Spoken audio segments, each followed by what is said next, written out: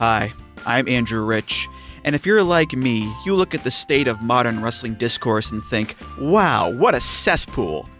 That's why I'm here to tell you about Music of the Mat Remix.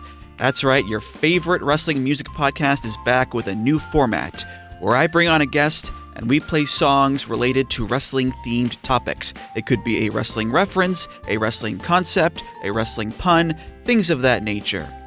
Now you might be saying, Andrew, that is a very, very tenuous connection to pro wrestling on a wrestling podcast network. Is this just an excuse to hang out with your friends and talk about music and ignore the rest of the wrestling landscape? Yes. Yes, it is. So listen to Music of the Mat Remix on the Voices of Wrestling Podcast Network, available on Apple, Spotify, or your podcast player of choice.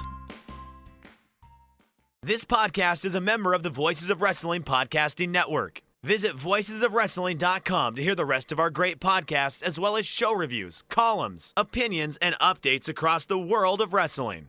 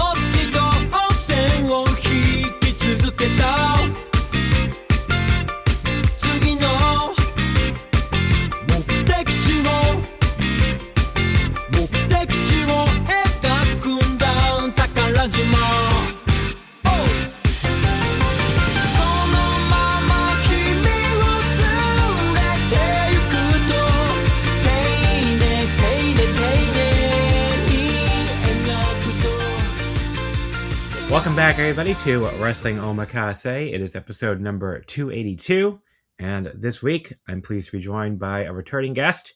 Once again, it's Arametha. How you doing, buddy? Hey, how you doing, John?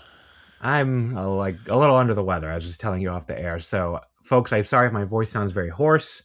I seem to have got a cold or something. You know, it's been fucking freezing here in New York. I don't know what it's been like out in Iowa, but a balmy 60 degrees. Thanks for asking. Oh, Jesus Christ. I'm so jealous. I had to fucking...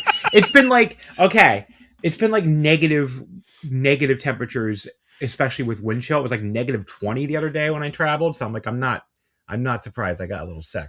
I don't really feel that bad, but it's just like my sinuses are flaring up and I have a little bit of a sore throat. So, you know, I apologize for how hoarse I sound on this episode, but I'm going to power through for the people.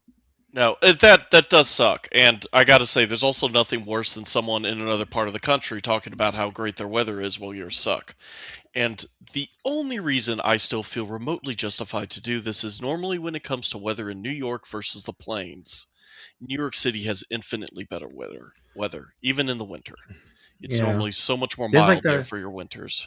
This is the coldest winter in eons. I mean, it's been so bad. Yeah. It's so bad that this week is all in the 30s, and I'm like, wow, that seems fucking hot compared to what we've been had lately. So, cannot wait for this fucking winter to be over. And we got buried in snow a few weeks ago, and it's still all on the ground, and I don't know, just fucking. So now it's slushy and dirty. And it's just dirty. It's not even slushy. We got like a foot and a half or something. So it's like it's still massive everywhere. So yeah, I mean, it sucks to walk in.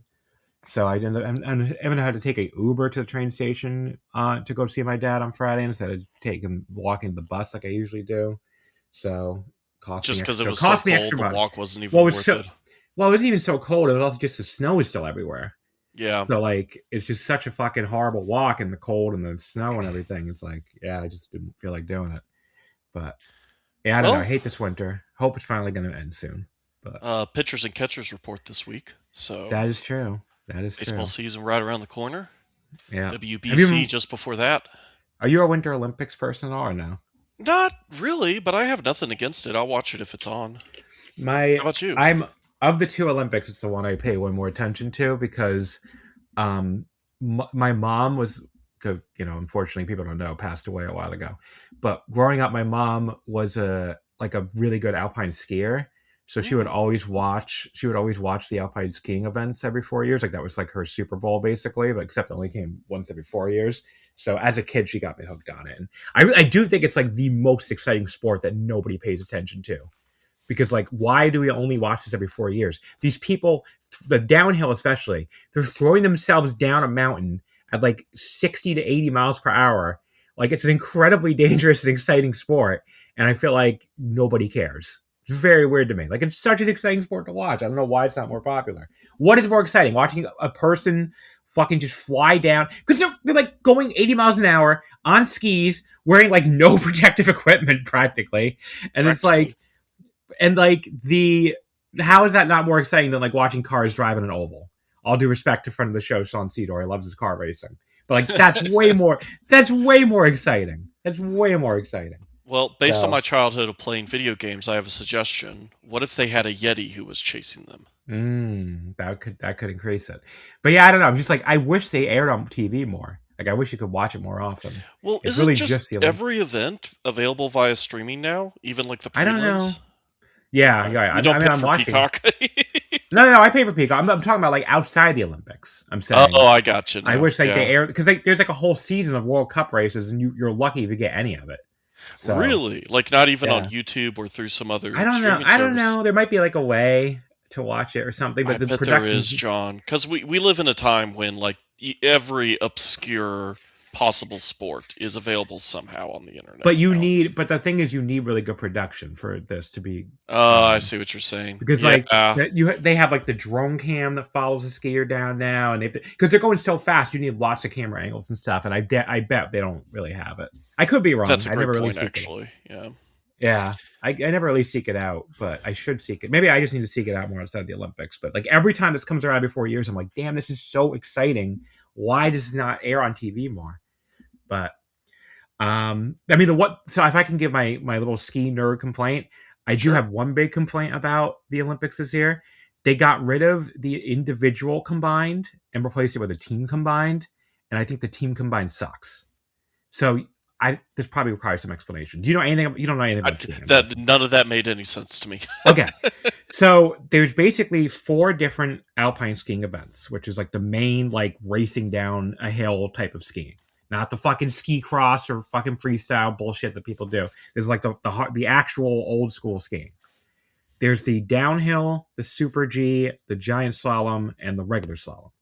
So downhill is the fastest with the least amount of turns, where you're going down. You're basically going down a hill. That's why it's called downhill.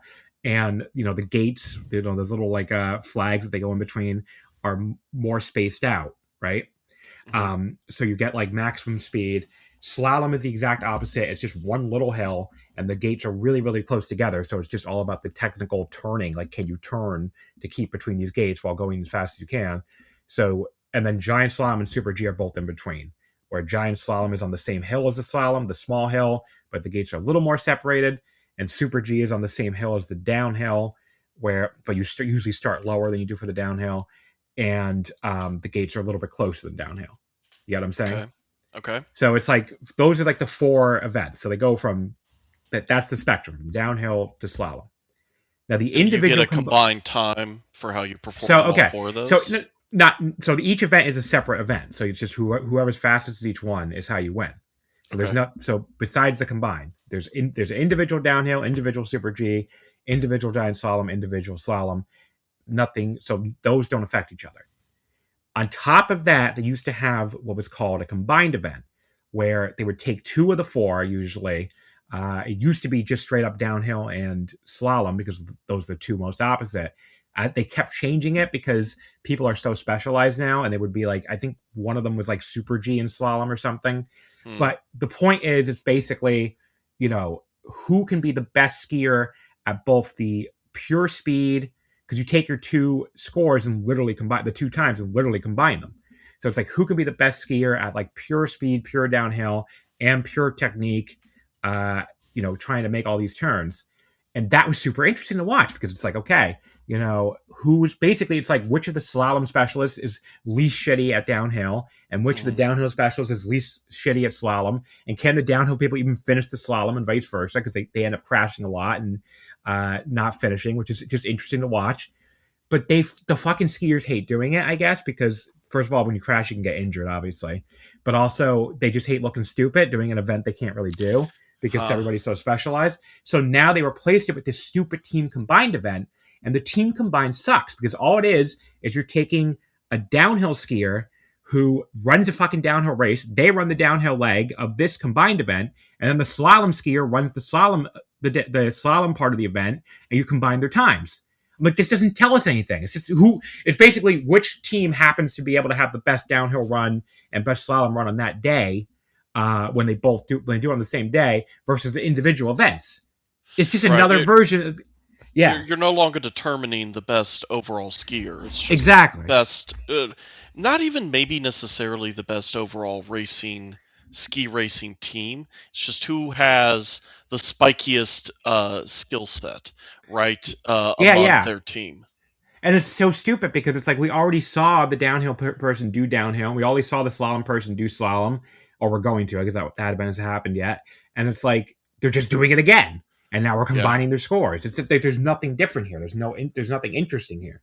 So this pissed me. When I saw about this change, it pissed me the fuck off. And I'm like, they're ruining alpine skiing, and I don't like it. I'm very mad. This is kind of a reflection of the professionalization of sports in general, right? Everything is specialized. Everything is like, people do whatever they're really good at, and they don't try anything else. And it's the same reason why like MMA got really boring, is because everybody just flattened out into, because I used to watch like old school MMA when I was a little kid. And, it was kind of interesting when you watch these pride fights and stuff and you see if like, oh, can this karate man beat this amateur wrestler or whatever? And now everybody just does everything. So it's like flattened out. Right. And the style has like become very prescribed, right, for how you win in an MMA match. And while you might have specialists who are like good at grappling versus striking, it's not the same variety there was at the early days of the sport, where actually the whole conception, right, was which is the best fighting style. So we'll have masters of different fighting styles face off. Yeah. I mean, it feels like everything in modern society and modern sport is just very flattened. It's like very flat, and it's like everything is, specialized or whatever. And I don't know. It's just another example of that. So that sucks. And I hope they're never going to change it back now because the skiers don't want to do it. But I was really mad when I saw that change. I was like, okay. I mean, but this is to bring it back to wrestling. Part of the appeal for wrestling to me is that the skill that's being tested is just how entertaining are you, not necessarily how good a wrestler you are. So intrinsically, doing a really good job in your sport is going to be entertaining by definition. Unlike, say, this football game that I watched on Sunday at the Super Bowl that was extremely one-sided because one side had an extremely optimized and well-run defense that completely overran the other team. Yeah, you'll never believe this if I didn't watch it. So you didn't watch the Super Bowl? Yeah. I never watched it. That was a good choice. It was not a good game.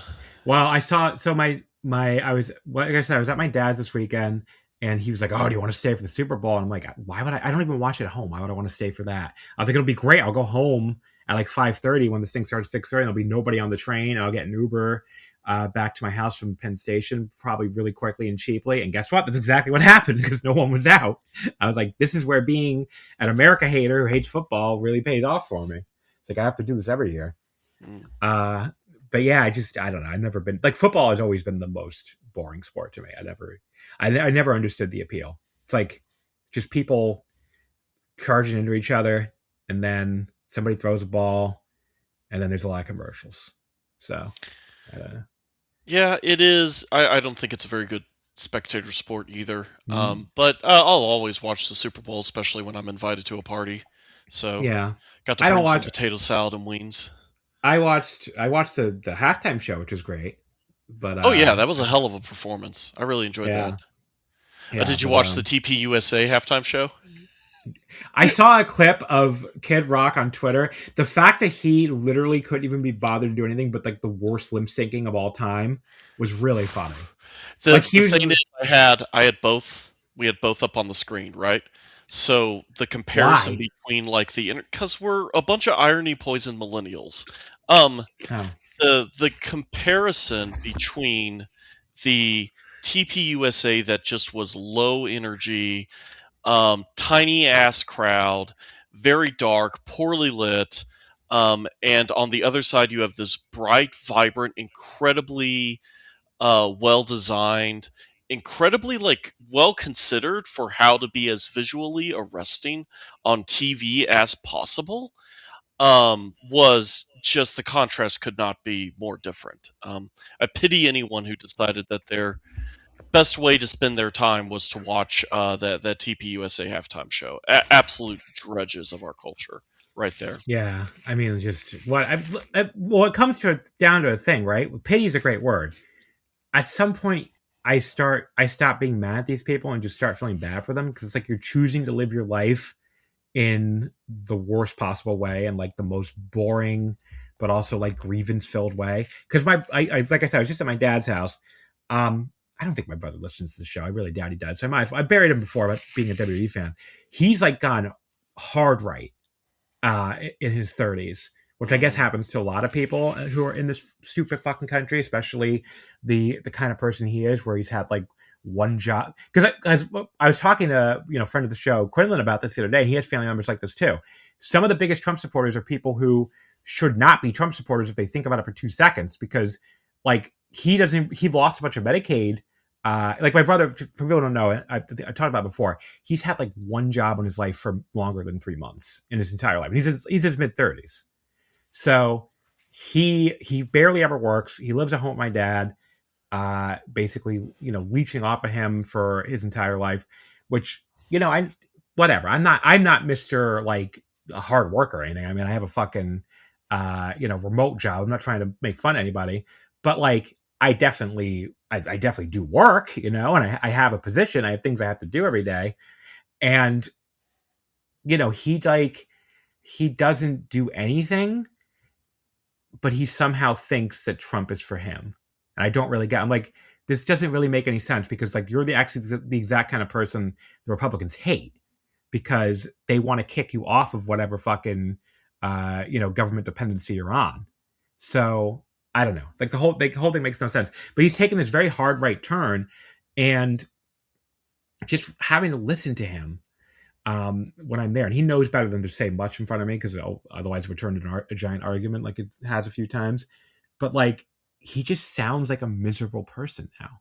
Like he sounds like an unhappy, miserable person. And for as much as I don't like America, and for as as horrible as it is watching what is happening in this country, I'm not a miserable person. There's a lot of stuff that brings me joy and that I, enjoy watching. I don't have to turn off the fucking halftime show because Bad Bunny's singing in a language that I don't necessarily understand. It's like all they do, it seems like to me, is deprive themselves of like so much of the things in life that actually do bring any entertainment and joy, just to like be very mad at the world and be very like, bitter about how they've ended up. And I don't know. It seems like a very shitty way to live to me. But Yeah. I'm kind of rambling on this. But like, I just like, they don't seem happy. So I kind of wonder, maybe that's the whole point. Maybe that's why they end up, as the Trump supporters, because they were unhappy. But like, I don't know. You could just choose not to act like this and just choose to like educate yourself, or like there's so much information out there, obviously. And I don't know. It's just like, why choose to be, a fucking racist ass Trump supporter? I don't really get it, but who knows? Can't really. I guess I'll never really understand it. But I mean, there's a lot to be said for people like that resonating with Trump and current Republican politics, because it is as miserable and angry as they are. yeah. And they don't necessarily hear the content, but they get the tone, right? And so it strikes them as it must be truer than a more optimistic view of life. Yeah, I mean, I wouldn't say I have an optimistic view of life or America, but I don't know. I'm just not. I'm But not more angry all the optimistic time. than Trump, right? I guess, yeah, I guess. I Like, just kind of think what could possibly be more cynical than that shitbag? yeah. No, I get it, but yeah, I don't know. But it's the same kind of thing. I feel like when we talked about this with Joshi, where like the people choosing to deprive themselves of the best wrestling going right now, it's not. At some point, you just kind of feel bad for them. And it's the same way I feel with like the people who watch that Turning Point thing instead of Bad Bunny, where it's like, yeah, I mean, I just kind of feel bad for you. I don't know. It's like you're choosing to watch Kid Rock lip sync, badly because you want to own the wokes or whatever, and like that's kind of horrible. I mean, it kind of sucks for you, not more than anything else. Now, of course, then they go out and vote for Trump and make the world worse, which then they take their misery becomes everybody's misery. But at the end of the day, these are just very like lost people. So what are you gonna do? And that was a weird comparison to the people who don't watch Joshi, but it's kind of how I feel about both of them. It's kind of how I feel. It's just like, yeah, you're kind of like depriving yourself for no reason. So, what else has been going on before we get into any wrestling? I guess not much, right? Yeah, I mean, has the hockey started in the Winter Olympics? Is that something you're following? The women's has, the men's hasn't. Okay. But I think. What are the odds we're going to get like Canada versus USA in the final, and we get to kind of recreate that particular feud they had last year? Well, in women's, it's always like almost guaranteed. In men's, there's a lot of other good nations, so there's no guarantee. But I hope America loses both, because fuck them. Pretty much how I feel. The women's team, whatever. I mean, maybe I don't really give a shit. The American women win actually, but the men's team, especially being like filled with Trump supporters, I'm like, I hope you guys lose. So, what are you gonna do? It's how I'm not a big fan of the old U.S. of A. But there's an increasing. I've noticed this genre tweet now. People get really mad. I saw people get really mad at this guy who basically said, actually, he made a great comparison. He was like, going to Japan even once is very radicalizing. As an American, it's pretty much impossible to come home without hating at least a lot about your country. And he compared it to like Russian soldiers who were stationed in Napoleonic France and then came back and like became Decembrists and like tried to overthrow the Tsar and everything. Because it's like, yeah, you come back and you're like, you go over there and you see like a better world or whatever, and it's just like a more functional society. You're just like, oh yeah, things don't have to be this shitty. But yeah, I was talking to you about the comparison while we were in Japan, right? And the thing that struck me the most about Japan was just the sense when you are buying something or shopping or eating, just interfacing with commerce in general, that you're not being exploited to the maximum extent possible, right? In America, we've kind of there's a sense I have now that we're beaten into accepting the fact that everything will just gradually get shittier and shittier and more expensive. And in Japan, at least, there seems to be an attitude from the people running the businesses and running the restaurants that their highest priority is first to provide the best service and the best experience that they can, and then the money will flow from there. And it's not about trying to trick anyone or capture an audience that then doesn't have a choice, but to continue to use your shitty service. Yeah, Nicole and I basically talked about the exact same thing when she first went there. She's like, oh yeah, this is like just not hyper capitalism. It's just actual just regular capitalism, which feels fucking crazy now as America because we've been in hyper capitalism for so long. But yeah, what I was saying with that tweet, he got a lot of pushback, that guy, and a lot of people are like, whoa, these Americans don't understand that, really all they're experiencing is the fact that they make way more money than the Japanese people, and the dollar's way stronger. Oh, that's part of it too. Okay, well wrong. Sure it is. But what my whole point here is, when I first went to Japan, it was 2016. And the dollar was stronger than the yen, but it wasn't that much stronger. It was like 110. So like every dollar gave me 110 yen. That's not that big of a fucking difference. So, obviously today it's way higher, and that helps a lot. But like when I first went there 10 years ago, like, the dollar and the yen were way closer, and my own salary was way less than I make now. And I still had the fucking amazing time, to the point where I've been going back every single fucking time, obviously. So like all those trips pre-2020, when the dollar to yen was still much closer to par, I still had, like I said, a really amazing time. I think people don't. First of all, you have a lot of people who don't want it to be true that Japan does so much better than America, so they look for this easy explanation. But on the other hand, it's like people are just like yeah. As a person who, if you're a certain type of person, if you want to own a big house and you want to drive yourself everywhere, then you're gonna fucking hate Japan probably, unless you want to move somewhere where like there's nothing around you. But if you're like a very urban minded person, if you love like drinking out and eating out and doing stuff in the city and being able to get everywhere without having to drive, of course Japan is going to be great. Like that's very, very, like, people always look for these either stupid explanations or this whole like, oh, they're just orientalizing it or whatever. Just like, well, like it's not that deep. It's really fun to go somewhere and be able to get around without having to fucking rely on any cars, and eat and drink out and have a great time. Like that's not a complicated thing. I'm sure if I went to most Chinese cities, which by all accounts are very similar now, I'm sure I'd have a great time there too. I had a great time in Spain too, where the transportation wasn't even quite as great as Japan, but was still way better than America. And the food and the euro is stronger than the dollar, but their food and drink was still cheaper than ours here in America. But yeah, just like America is just kind of shit when it comes to the stuff that, like, compared to most overseas places, when it comes to the stuff that I personally enjoy. So I don't know. I think people, it's like I come back to like it's just not that deep. It's like you're making all these like weird excuses / like fishing around for explanations when it's really just, it's fucking cool. Like the typical night in Japan of like, starting at an izakaya, going to a wrestling show, going to karaoke, going to an arcade. I went to this fucking darts bar at one point on the last trip. That was great, with like this weird electronic dart thing they had. I mean, like they just have so many really awesome places in Japan to enjoy. And even like you have like onsen everywhere, like even the fake onsen. Like they just kind of have the urban life down.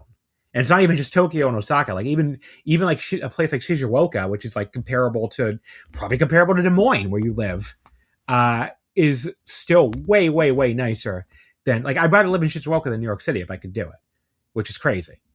But New York City is just so expensive, and what we actually get for what we pay is fucking ridiculous now. And the moment you go overseas, you pretty much understand. And again, it doesn't have to be Japan. It could be a lot of places, and you can see how much worse we do urban life. And New York is like obviously one of the best cities in the country, if not the best.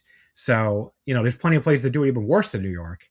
But I don't know. That's my little rant, because I saw that tweet and I saw people like fucking going crazy about it. I'm just like, no, like, first of all, if you've never been there, then like, I don't know why you're commenting, because it could be the greatest thing of all time for all you know.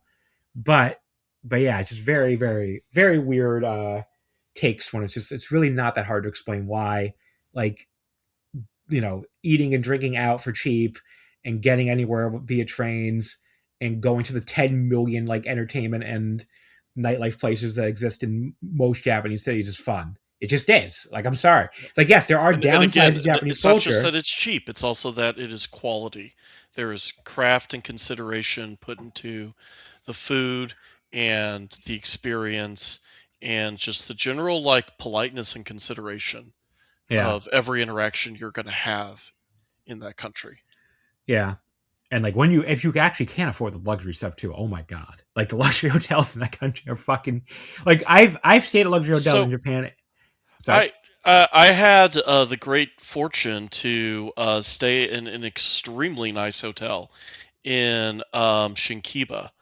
That was like right across the street from the Tokyo Metropolitan Capitol building. So this was also probably like a place that is frequented by diplomats and such. What was the name of the hotel? I don't remember the name of the hotel off the top of my head. Hmm. But it Just was one curious, of I've stayed a lot. I've stayed a lot of them and also know a lot of them. So I'm just really curious now. You said by Shinkiba? it's in Shinkiba, I think. Shinkiba Luxury Hotel. Let's see. What was it? I think it was the Teo Plaza Hotel. Okay. Ko Plaza. Oh, you mean Shinjuku? Oh, Shinjuku. I did mean Shinjuku. Yes. Okay. Thank you. Yeah, Yeah, Ko it was Plaza. the Teo Plaza Hotel in Shinjuku. Yeah, I mean that's not even like. And that may not be top luxury, but it's just Right. I booked it on Booking.com, and Well, that's they the point I asked wanted me to when I make. come in. Sorry, I have an anecdote here. Okay. Let me finish it. So they ask me when I come in, oh, did you book normal? Did you book MVP? And I'm like, well, I booked on Booking.com and it was kind of cheap. So, as you're probably guessing, while I had guessed that I must have gotten the normal booking, they were like, no, you got the special MVP booking, which was a experience that was just on another level that I had never seen before.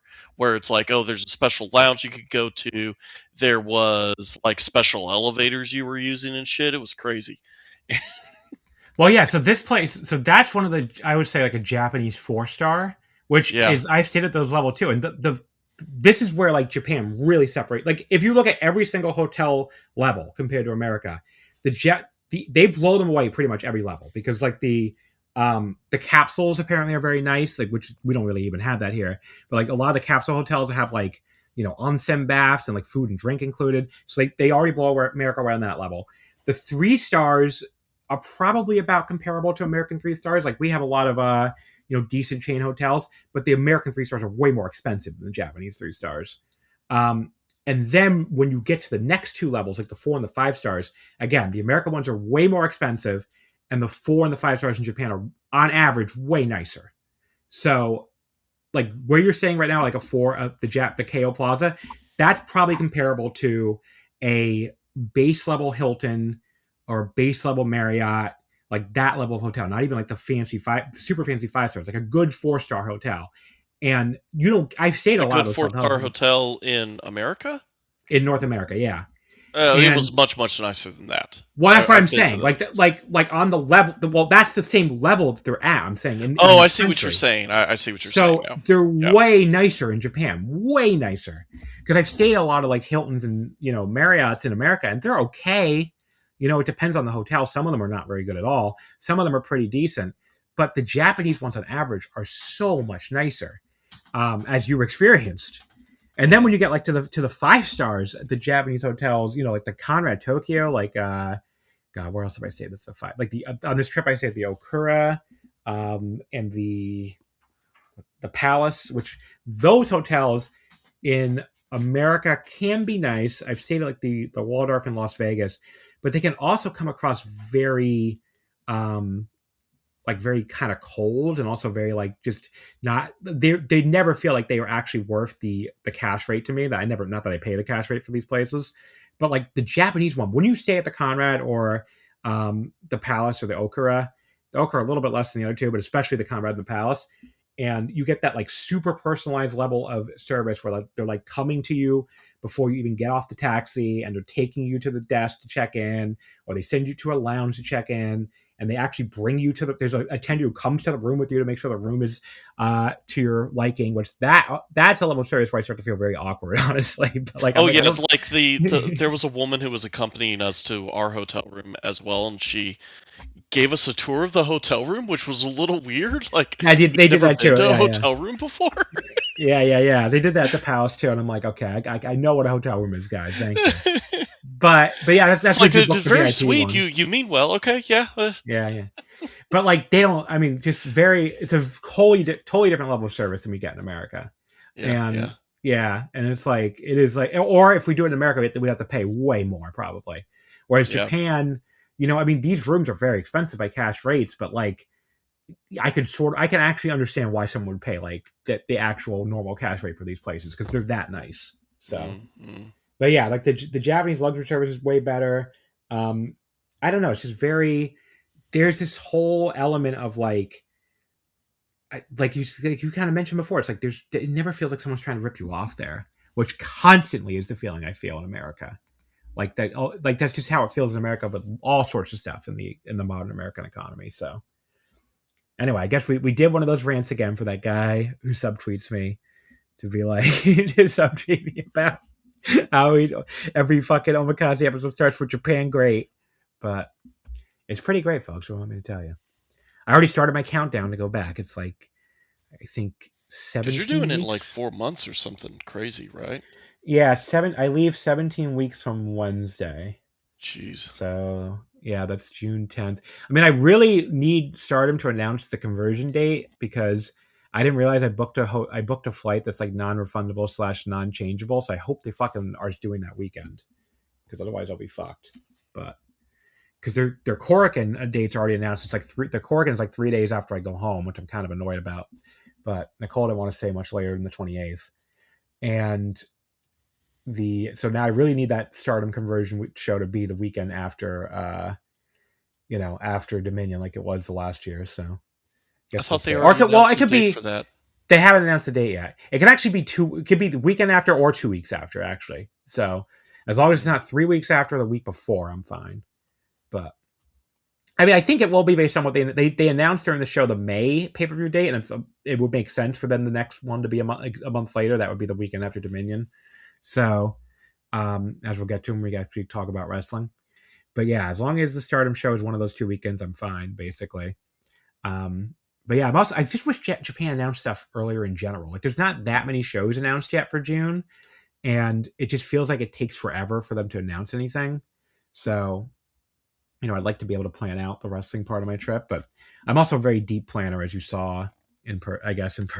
Like, oh yeah, I really like to have my stuff planned out. So, like did the thing I teased about on the last time we were on that I teased that I did without saying it out loud again for someone who didn't listen to that episode because it's embarrassing. That thing only lets you book 2 weeks in advance, which drives me crazy. So, like, I get it. It's not the most I don't know what the word is. I guess it's a profession where they enjoy their freedom or whatever, or their flexibility. But it just feels weird to me that I can't book something like that until 2 weeks out. It's just kind of like, okay, my planning brain doesn't like this. I like to know everything I'm doing. Like, I already have every single hotel booked and paid for. But yeah, I pretty much know what my train times are going to be. I just have to, again, you can't buy that until a month out, which annoys me. But yeah, Japan, get your shit together. Let people book stuff earlier. But if it goes by last year, they'll announce the conversion date during the Cinderella, I think finals. I think they announced it last year, which makes sense actually, because last year the ticket pre-sale opened April 1st. So I guess it's a good transition. Let's get to Stardom here. They ran 2 shows since we last did a normal episode. 2 interesting shows. The first one was the Korakuen Hall show, a little old now. It was January 31st, the New Year's Stars 2026 in Korakuen. But I wanted to make sure we talked about it because it was a really good show, I thought. As far as like a hype Korakuen goes, like, this is about as good as it gets, I thought. So this show was, like I said, Saturday, January 31st. It did an attendance of 1,332. Which definitely not bad at all for a show that was just a hype Korakuen without any big draw matches at all. And the opener was the team of Maki Ito, Yuna Mizumori, and Sayaka Kurara defeating Aya Sakura, Saki Kashima, and Rana Yagami. It was Sayaka pinning Rana in 10:57 with the Tokimeki Spear. Very interesting teams here. It was Maki teaming with Kozen and Aya and Sakura on opposite teams. So that was interesting. I really like the so they come out together for the entrance, and we got dancing Unimon. She was like dancing to Maki's entrance. It was fucking fire, but Maki got mad about it and kept trying to literally kick her out of the spotlight, which I thought was funny. She was starting to kick Sayaka too, and Sayaka's barely even doing anything. I was like, Maki, girl, calm down. The spotlight doesn't belong to anybody else but her, as far as she's concerned. So. Well, she wasn't even trying to take it. She was just standing there. How dare anyone upstage her? Sayaka versus Aya, the big showdown, indeed happened very quickly. Yep. Sayaka somehow made taunting your opponent to give up in a camel clutch look adorable. And I'm like, how is she not in the fucking feud to determine the real cutest in the world? The real cutest in the world is right here. It's the unicorn. So I don't know what the fuck. Like, why these two other girls are fighting over the cutest, and the cutest is right here. Maki did tag in. Sayaka stopped her from doing the cutest in the world thing and tried to do it herself, but seemed to forget what she was supposed to say, which was also adorable. And then Unimon leaped in to try to do a tropical kawaii no wa, she said, which I was like, what? You just added the word tropical. It's like tropical. She's cooking. She's cooking. Let her cook. I was like, what? Maki stopped her too, though. But yeah, incredibly fun, good vibes opener. Both had both comedy and also people still hitting each other very hard. So 3.5.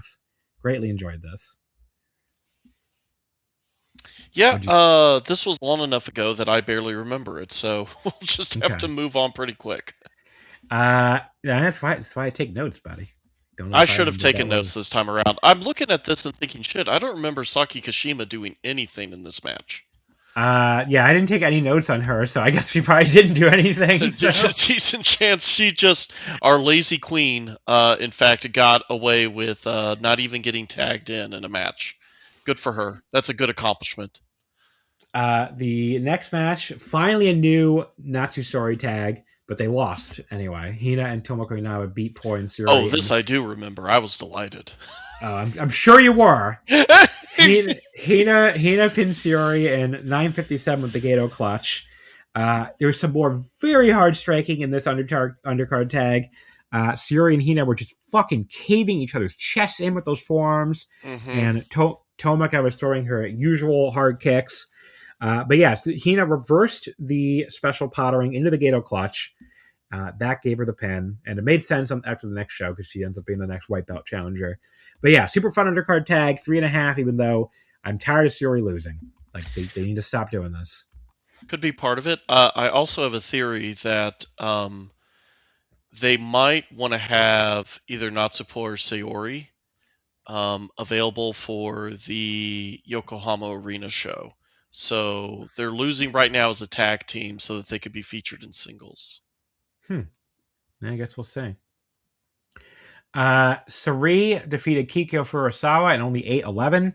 This fucking ruled. So originally this was supposed to be Sari against Lady C, but Lady C got sick, so Kikyo got to be the sacrifice to the sun god instead. She got a huge fucking Kikyo chant for attacking Sari before the bell. Also, I don't know why Tayo Shin was muted again, but that made me upset. It's like I got used to hearing it now. But yeah, just amazing one-sided ass-kicking match here. The crowd was so into Kikyo.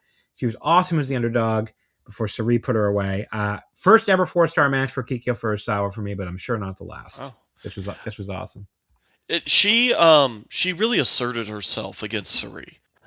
Which I think is a very, very hard thing to do when you're a wrestler as new in their career as she is. It is one thing to just kind of take your beating and lose after doing maybe a few moves. But Kikyo, I think, attacked her early, right? And also kept trying to, when she was getting beat down, she would still try and find a way to get back on top. It was, probably her best performance so far. And I think when you have that much confidence in yourself that you can stand up to Sari like that after like not even a year, there's bright things ahead for Kikyo. Then we had the 6-woman tag. This was Azumi, Mei Sierra, and Miyu Amasaki defeating Hazuki, Ane Kanaya, and Fua-chan. It was Azumi pinning Fua-chan in 10:58 with the diving foot stomp. So this was hyped up a bit on Twitter. Azumi said she was incredibly excited to beat Fua-chan to a pulp. That is one very scary tiny woman. But yes, it took her a while. But did she lie? No, she did not. Eventually, she started like torturing Fua-chan's arm when she came in. Fua came back with this running boot to the face after she got some help from her teammates, but Azumi quickly took back control with the locomotion suplexes. But then Fua reverses out of nowhere into her own suplex in the middle of that sequence. Very cool spot. But yeah, Zumi puts her away anyway in the double stomp. This Korakuen at this point, I was like, wow, 3.5, 3.5, 3.5. All this just and then 4 stars, now 3.5 again. Just banger after banger here on this Korakuen. Rina, though, suddenly appears out of nowhere in the post-match, hits a double dropkick on both Fuwa and Hazuki, and then grabs Fuwa by the hair as the crowd chanted Rina's name. They were very into this. And she challenged Fuwa to a match on the February 7th Osaka pay-per-view, which we'll, of course, get to in a sec. Oh, I think the match was announced already at that point. Oh, yeah, you're right. She's just saying she's going to beat her up more. Yeah. She was reminding the audience that, hey, we also have this coming up, too. Yeah. This was a really, really high-energy match. And I thought it was just as good as the Suri match just before, just different, right? I've talked about it before, but I really think as great as Stardom singles matches are, the promotion really, really shines in these high-speed 6-man tag matches with lots of complicated, coordinated teamwork and people constantly going in and out of the ring or trying to take out the other partners while someone is locking in a hold and so on. It is just, they're very good at every second in a match, especially a tag match, feeling like it matters. If out of this show, this would probably be the match I would show someone that I think best encapsulates what the appeal of Stardom is to me. Then we had the 8-woman tag. This was the first thing on the show that I wasn't that into. It was the Stars team of Hanan, Saya Ida, Momo Kogo, and Yuri Hime, defeating the Hate team of Natsuko Tora, Uraka, Fuki Gendes, and Azusa Inaba in 8:23. Ida pinning Fukigen with the Ida Bashi. It was, first of all, it was weird that B. Priestley was neither in this match nor on this show at all when she was challenging for the tag titles 8 days later at this point. So I don't know if she went home for a bit or what, but that was just strange. But yeah, this was the first thing on the show that was just kind of there for me. It was like, it was all right, but just, I don't even have any notes on it, so nothing really grabbed my attention apparently. But 2 3/4, it was all right. I have no memory of this match. Yeah, for good reason. Then we had the 5 versus 4 unit battle. It was the same exact group that would be in the unit battle, 8 days later, but this is just a regular tag match. So it was a 5-on-4 handicap. Yeah, match. it's an elimination match, not a tag match. Yeah. Oh, you're right. Elimination. But it was Micah, Hanako, Xena, Waka, and Rion from the E Nexus V unit that definitely is still around. Oh wait. And Mivi Taloka. Don't celebrate too early, jeez. Rina Yamashita, Itsuki Aoki, and Akira Kuragane. But yeah, they went to a draw in 19 minutes and 7 seconds, although it was a fake draw, as we'll get to.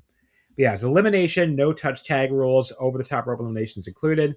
Basically the same rules as Osaka, except not a gauntlet. So everybody just yes, kind of. But I also think the element of having like who is named the captain, like the order that the captains keep track of, also really mattered. So originally Kika was supposed to be in this to make this even, but as we mentioned, she had to take Lady C's sacrificial spot against Suri earlier, so now it also became 5-on-4. So Suzu was somewhat shockingly the first elimination, as Hanako just booted her in the face and pinned her out of nowhere, which made it 5-on-3 for EXV.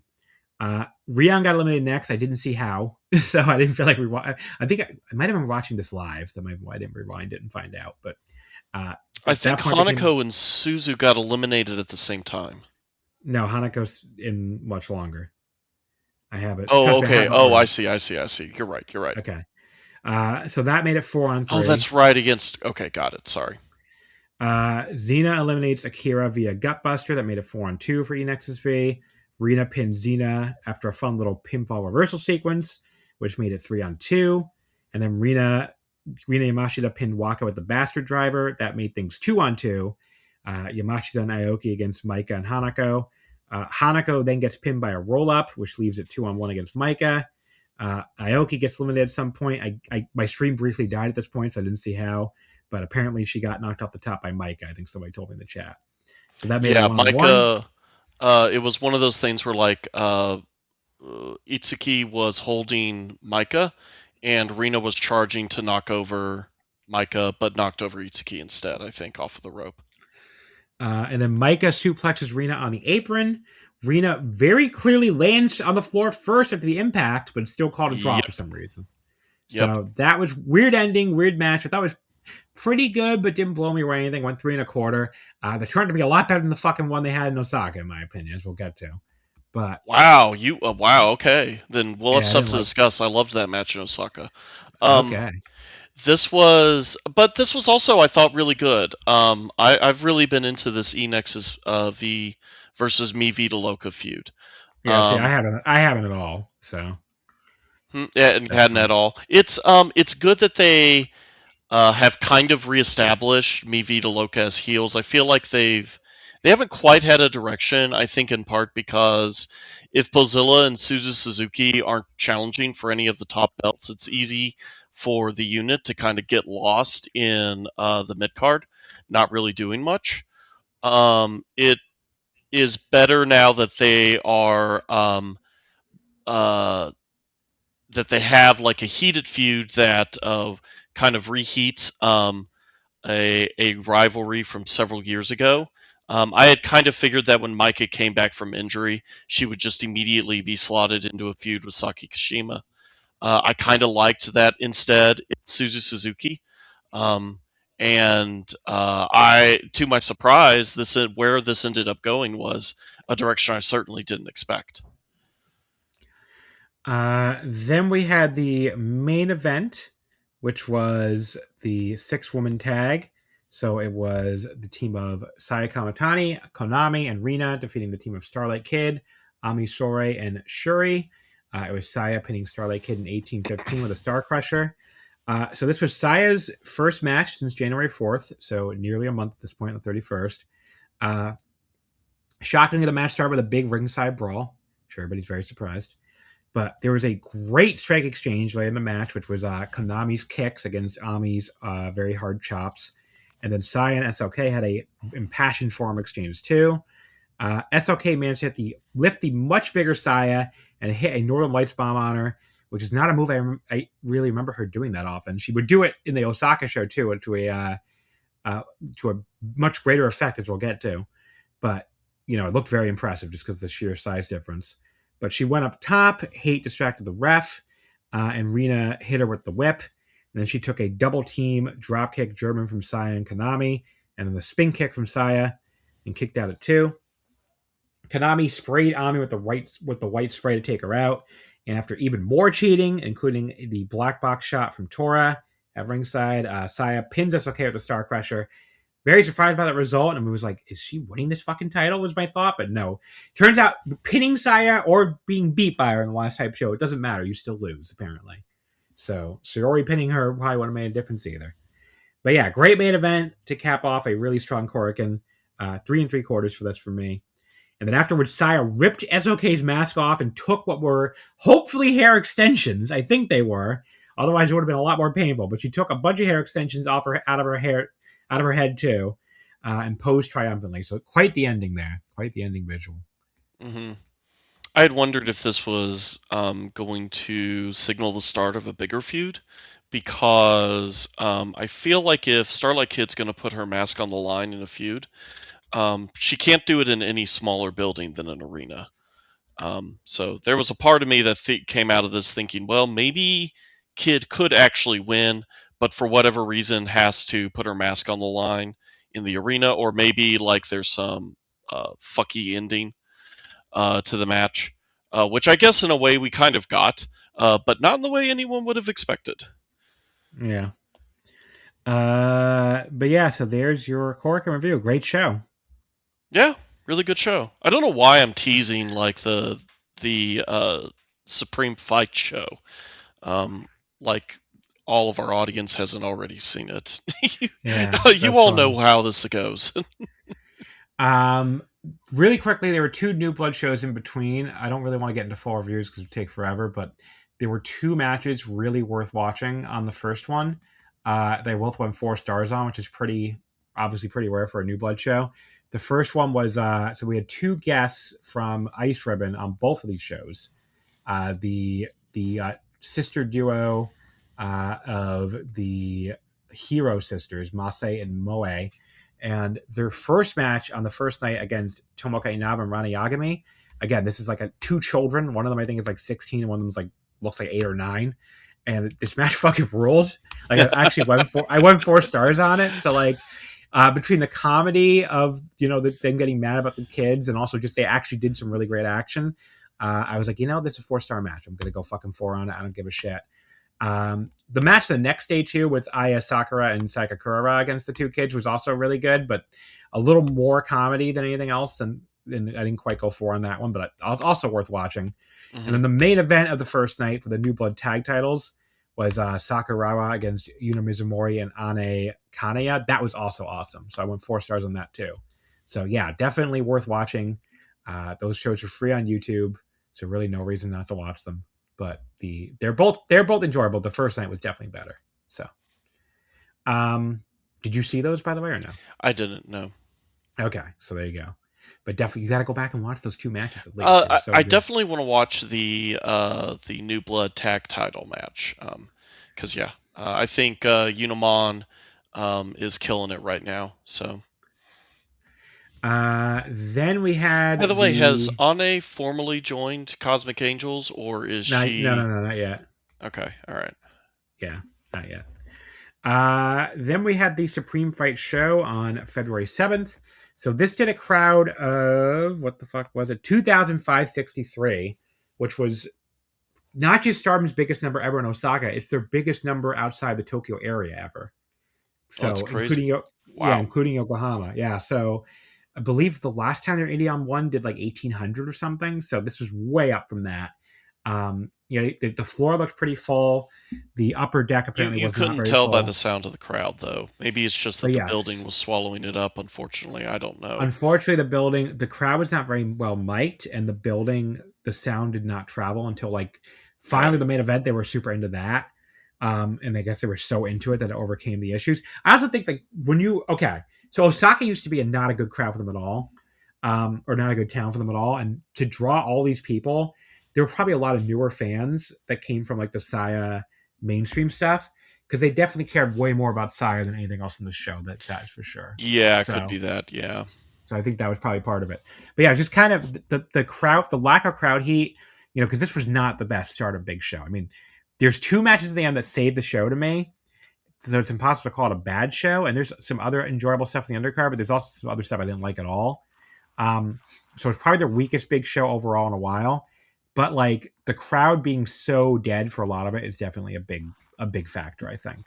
So, yeah, it definitely detracted from it. We opened up with the high-speed 5-way battle. There were 2 dark matches here. So the first one was Momo Kogo pitting Yuna Mizumori, the high-speed champion, in 6:27. Lady C, Kyoka Kitatsu, and Azusa Naba are all in this. The highlight of this was Kyoka and Azusa just like teeing off on each other at one point.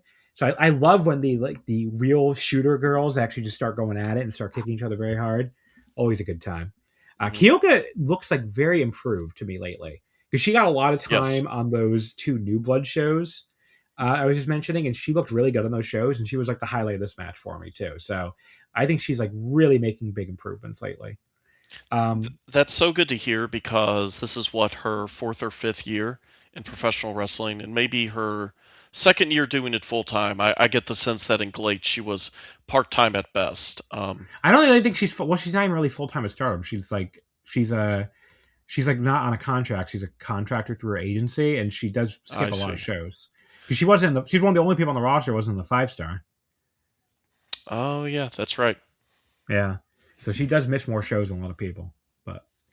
But yeah, so that might be one of the reasons why her development was a bit slower. But yeah, she looks a lot better lately, I think. So doesn't look awkward doing anything to me.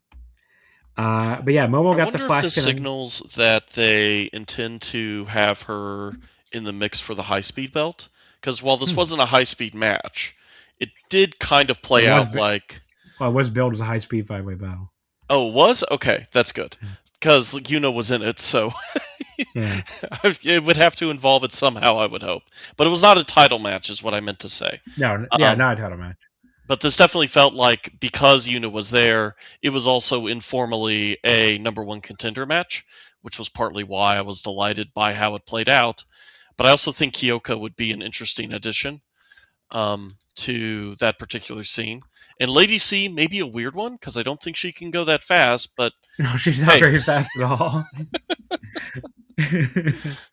she's a little slow, actually. I mean, I like her. if anything. Yeah.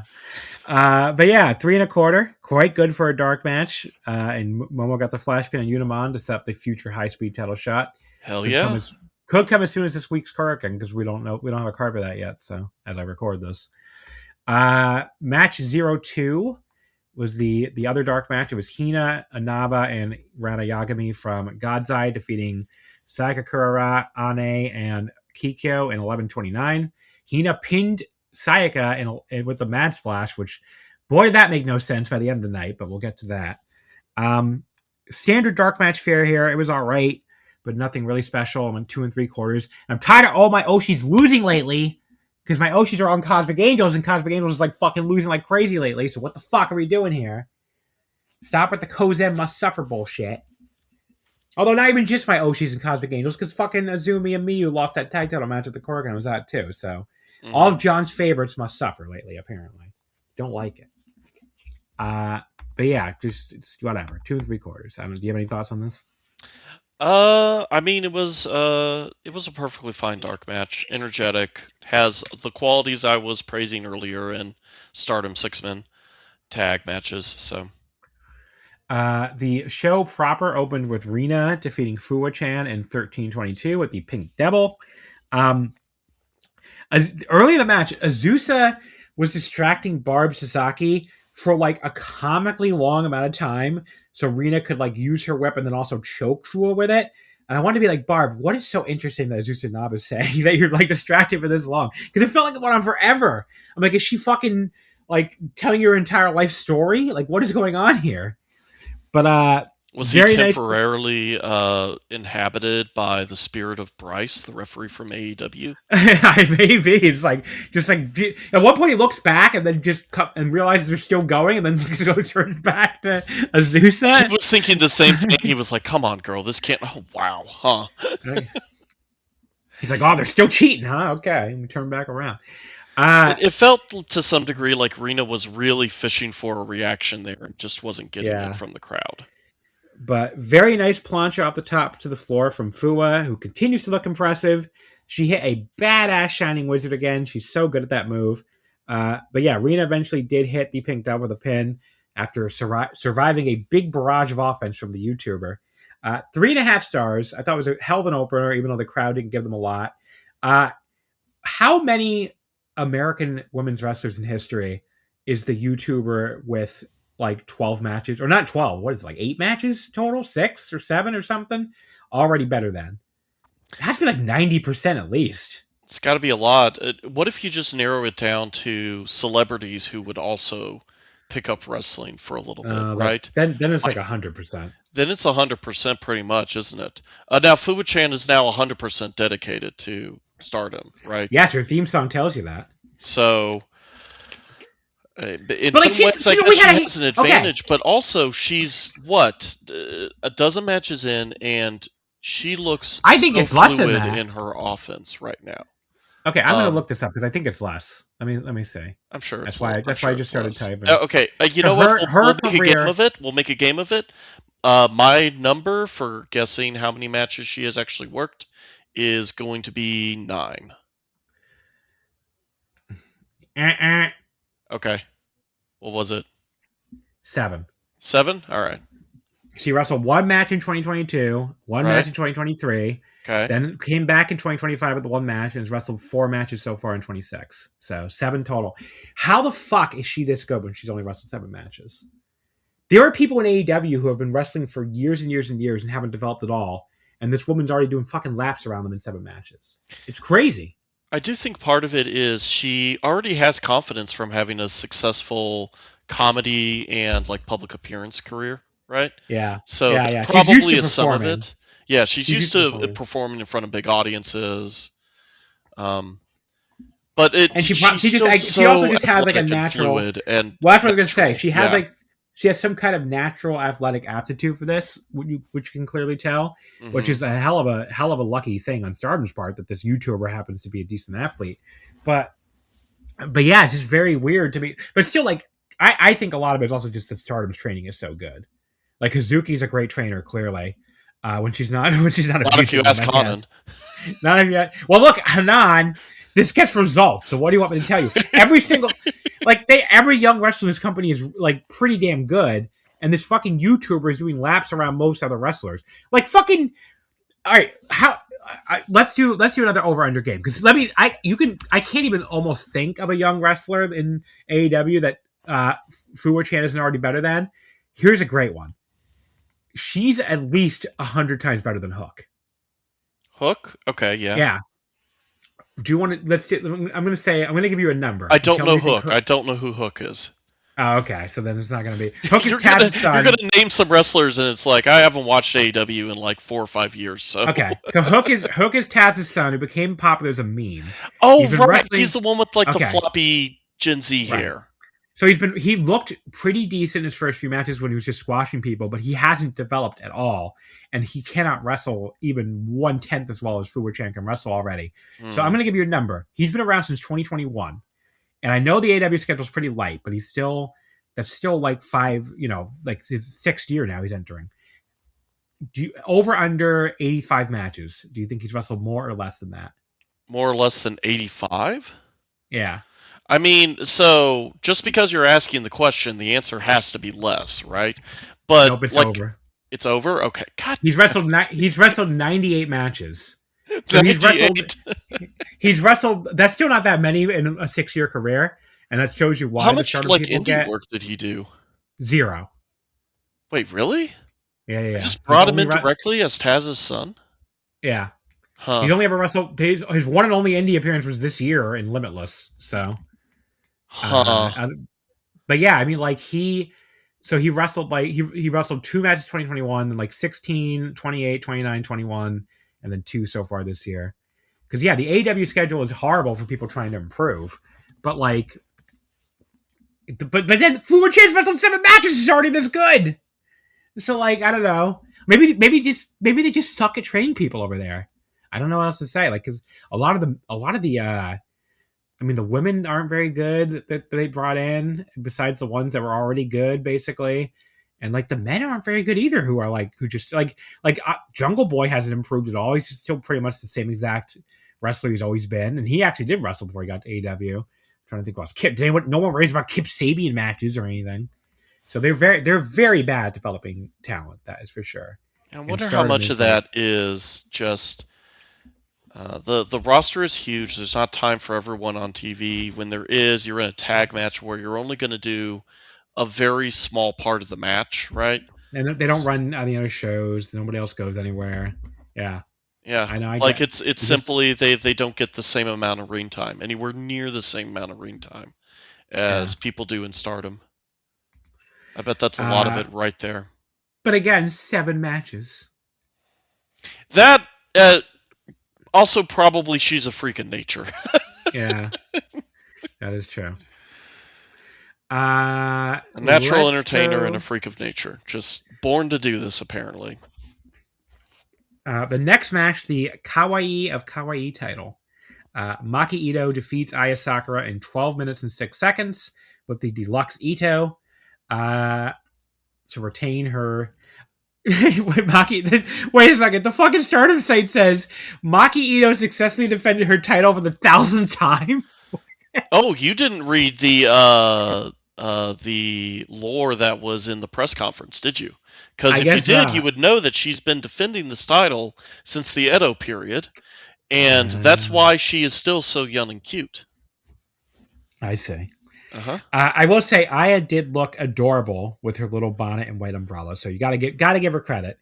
I wasn't sure. I mean, she you don't think of the Karate Girl as like, cute immediately, and Sayaka I still think is a little cuter, but she sure as fuck looked cute as hell here.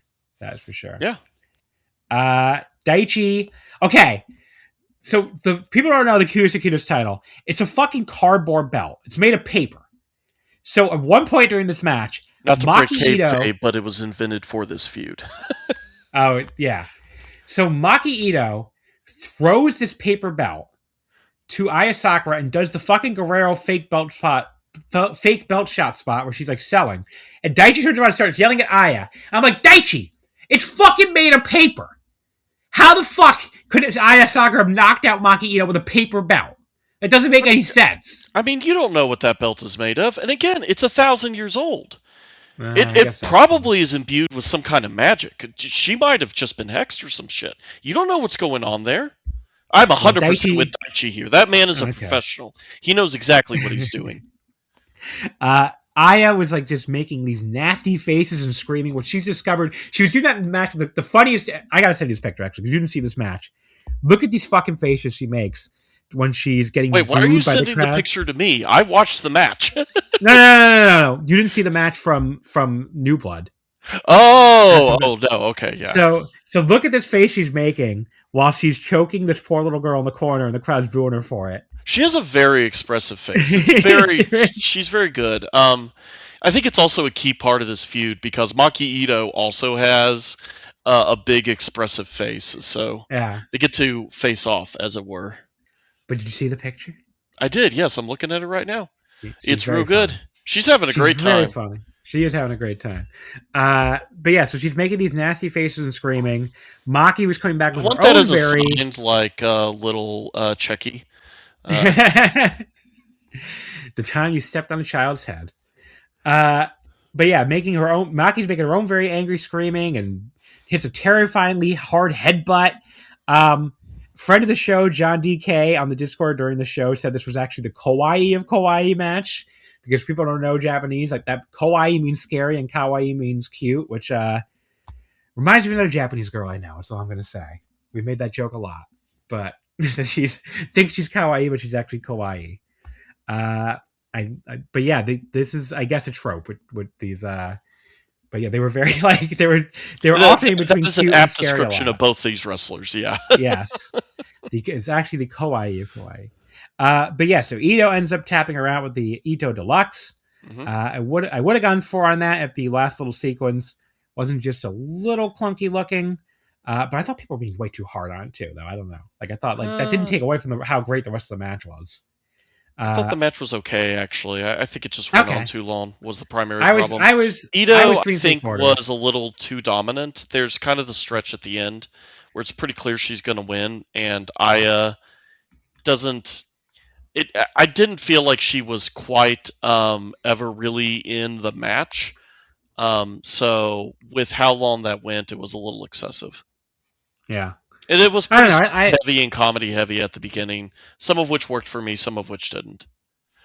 I don't know. I really liked it. I went 3 3/4. I was. And really also, I can never condone Aya Sakura putting Maki Ito's life in danger like that by hitting her with the belt. That was just. She didn't hit her with the belt! It's very dangerous. It's a very old belt. Ito and Aya started to hug it out at first, but the Maki gave her the stunner anyway, because she's Stone Cold Steve Austin now, apparently. So, since you didn't watch the press conference, there were stipulations attached to this match. Did you know that? She had to do whatever. You had to do whatever Maki says. Yeah. Since Aya lost, yes. So, have they followed up on that? Not that I've seen. Okay, so might see that later. Then that's worth putting in your back pocket for now. They announced a new big show on May 23rd for Aichi, the Queen's Dynasty show. Does that replace something from last year? I can't remember. What did they run last year? And did they run a big show last year in May? I can't. Let's see. In May.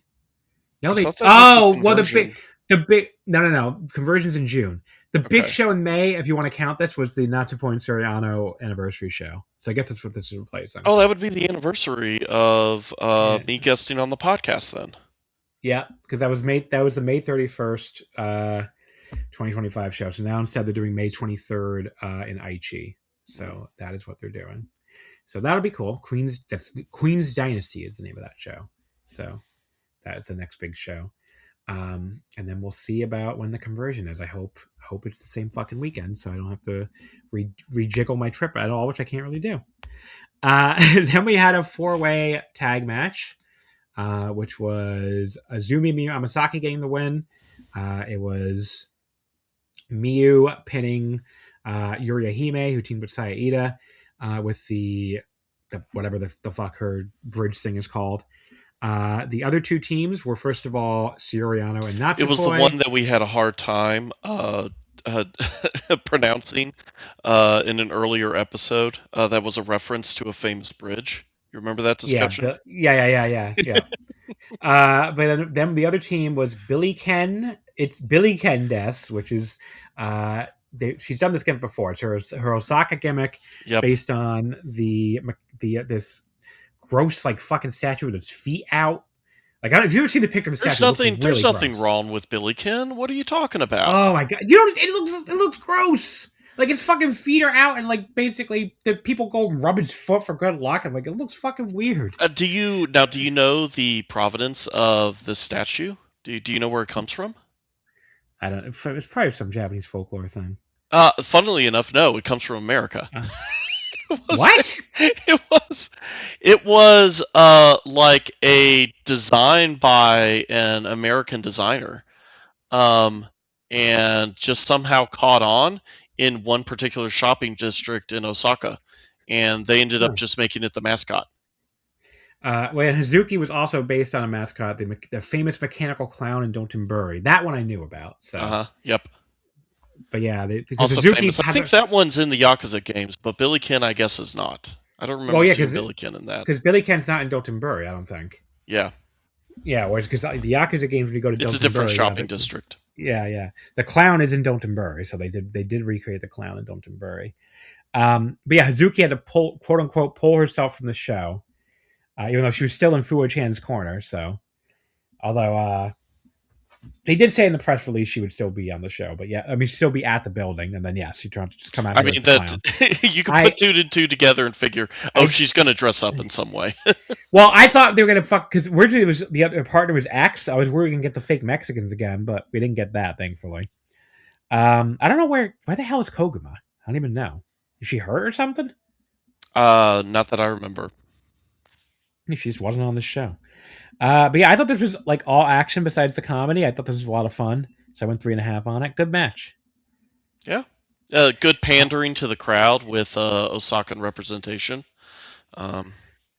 Miyu and Shiori are doing like the regional rivalry thing, and they've been doing a lot of funny stuff on social media where like Shiori keeps saying she's basically like hitting on her, and Miyu had like a really funny tweet where she was like, "A creepy guy is after me after all," or something. It was like calling Shiori, yeah.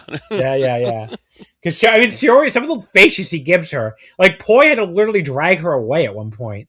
I'm like, girl, this is kind of getting problematic age gappy for me here. Like, you're 36 years old and she's 23. Like, come on. I think the funniest part of this is thinking someone on Tumblr is going to cancel you for that. I think the funniest part of this is thinking of Natsupoi as the adult in the relationship. That is funny. The Poi is the adult. Well, she's married now. Yeah. Yeah. But yeah, I think that they haven't announced anything yet. I would bet that some kind of match is going to be the main event of the big show in Shiori's hometown in Otsu. That's coming up in it's like a couple weeks from now. Yeah, February 20th. So like 11 days from now on a Friday. So yeah, that I would guess either maybe Shiori versus Miyu in a singles match, or maybe Zero Knee Line versus Poi and Shiori or something. So we'll see. But that seems like what this is leading to. The Shiga versus sweet either way, because she calls her Kyoto-chan, which I like. The Shiga versus Kyoto rivalry, because everybody doesn't like Kyoto. That's like the whole thing, and Kyoto also doesn't like everybody because Kyoto thinks they're better than everybody. So, which I guess I get why they have their little complex about it. But also now your city's overrun by tourists. So really, who won this round? I think Shiga. Next match. This was something. Yeah. Shuri versus Saki Kashima. Shuri beat Saki in 7 minutes and 6 seconds. We get this fucking Pachi slot themed video to introduce us, and the bonus that I led up to, because people don't know Saki loves like pachinko and slot machines, and she used to literally get paid by the because it's a real thing apparently. Like the Pachi slot companies will pay attractive women to just sit in their fucking little mini casinos and play in the play for free, basically, because they think it makes the places look nicer, basically, and make men want to spend longer time there, I guess. I don't know. It's like, oh, there's a hot woman here, it must be cool, basically, kind of, as I guess the idea. I mean, clubs do the same thing. They pay women to show up for the same reason. So I guess it makes sense. Saki Kashima also had, when Sammy was releasing a new Fist of the North Star machine, she was using the theme from that machine as her 5-star Grand Prix entrance, and would come out with a big sign advertising the new Fist of the North Star Apache slot game. It was pretty fun. But yeah, we got like basically the entrance video was like a whole like reel of like a Apache slot going to a bonus, but the bonus in this case was a live rendition of her theme song. That was awesome. Yep. She tried to pin Shuri immediately with flash pins. It almost worked, but when it didn't work, she ran away. So the rest of God's Eye stopped her on the ramp. But they also had to stop and enrage Shuri from like murdering her with a German on the ramp, which I thought was really funny. They're like, "No, Shuri, don't kill her." But yeah, they go back to the ring, and Shuri, in an act of mercy, instead of killing Saki, she just pins her with her own roll-up instead, which that was so sweet. She's like, she could have killed this woman.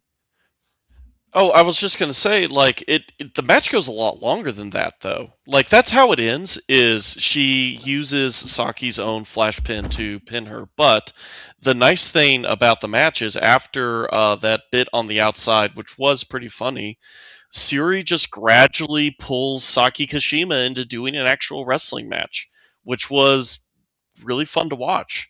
It was also kind of sweet because as much as Saki Kashima is dedicated to the bit that she would like to work as little as possible and experience as little pain as possible as a professional wrestler, it's nice that Syuri was kind of able to work Saki into actually working for 5 minutes or so before, pinning her with her own move.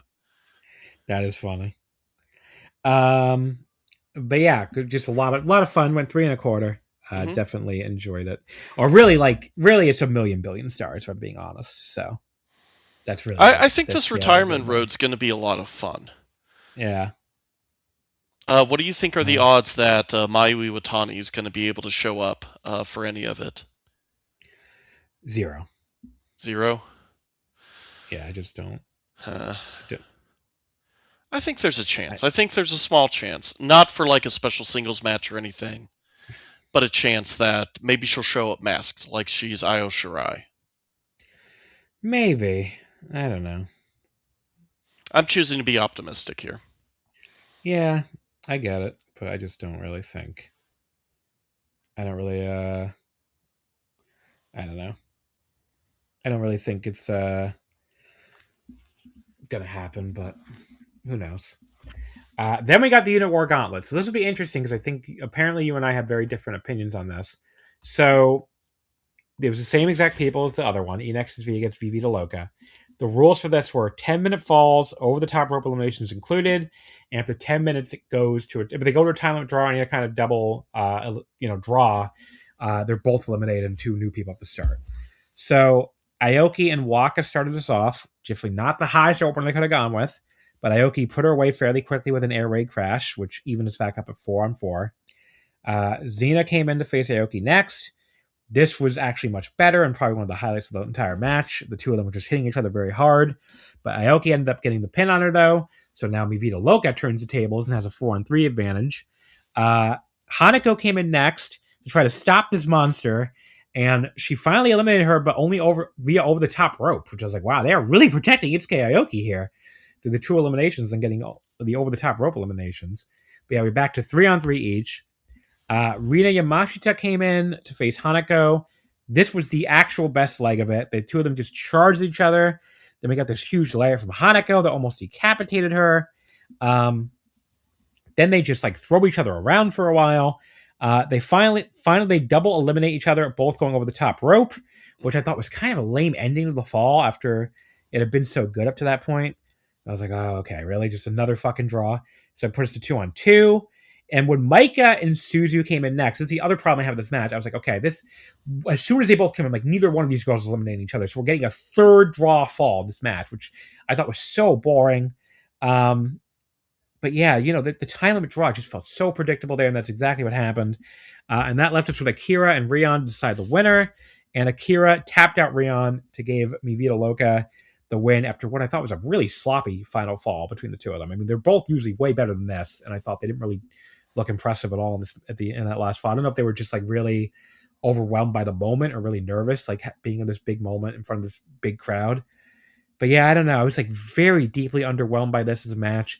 Again, you're going to give the opposite opinion because you were into the feud. I was not into this feud at all. So maybe if you were more invested in the feud, you're more into this. But the live crowd didn't seem to give a shit either, which never helped. And this was where I thought the crowd reactions really went in the toilet for the rest of the show until the main event. But yeah, I went like 2.5 on the whole thing. It just very average and just wasn't into it at all. Yeah, it dead crowd doesn't help. Never helps. But otherwise, I thought this was a great match because it built really, really well. Normally for this kind of gauntlet match, you would expect each side to start with their weakest wrestlers and build up to their strongest.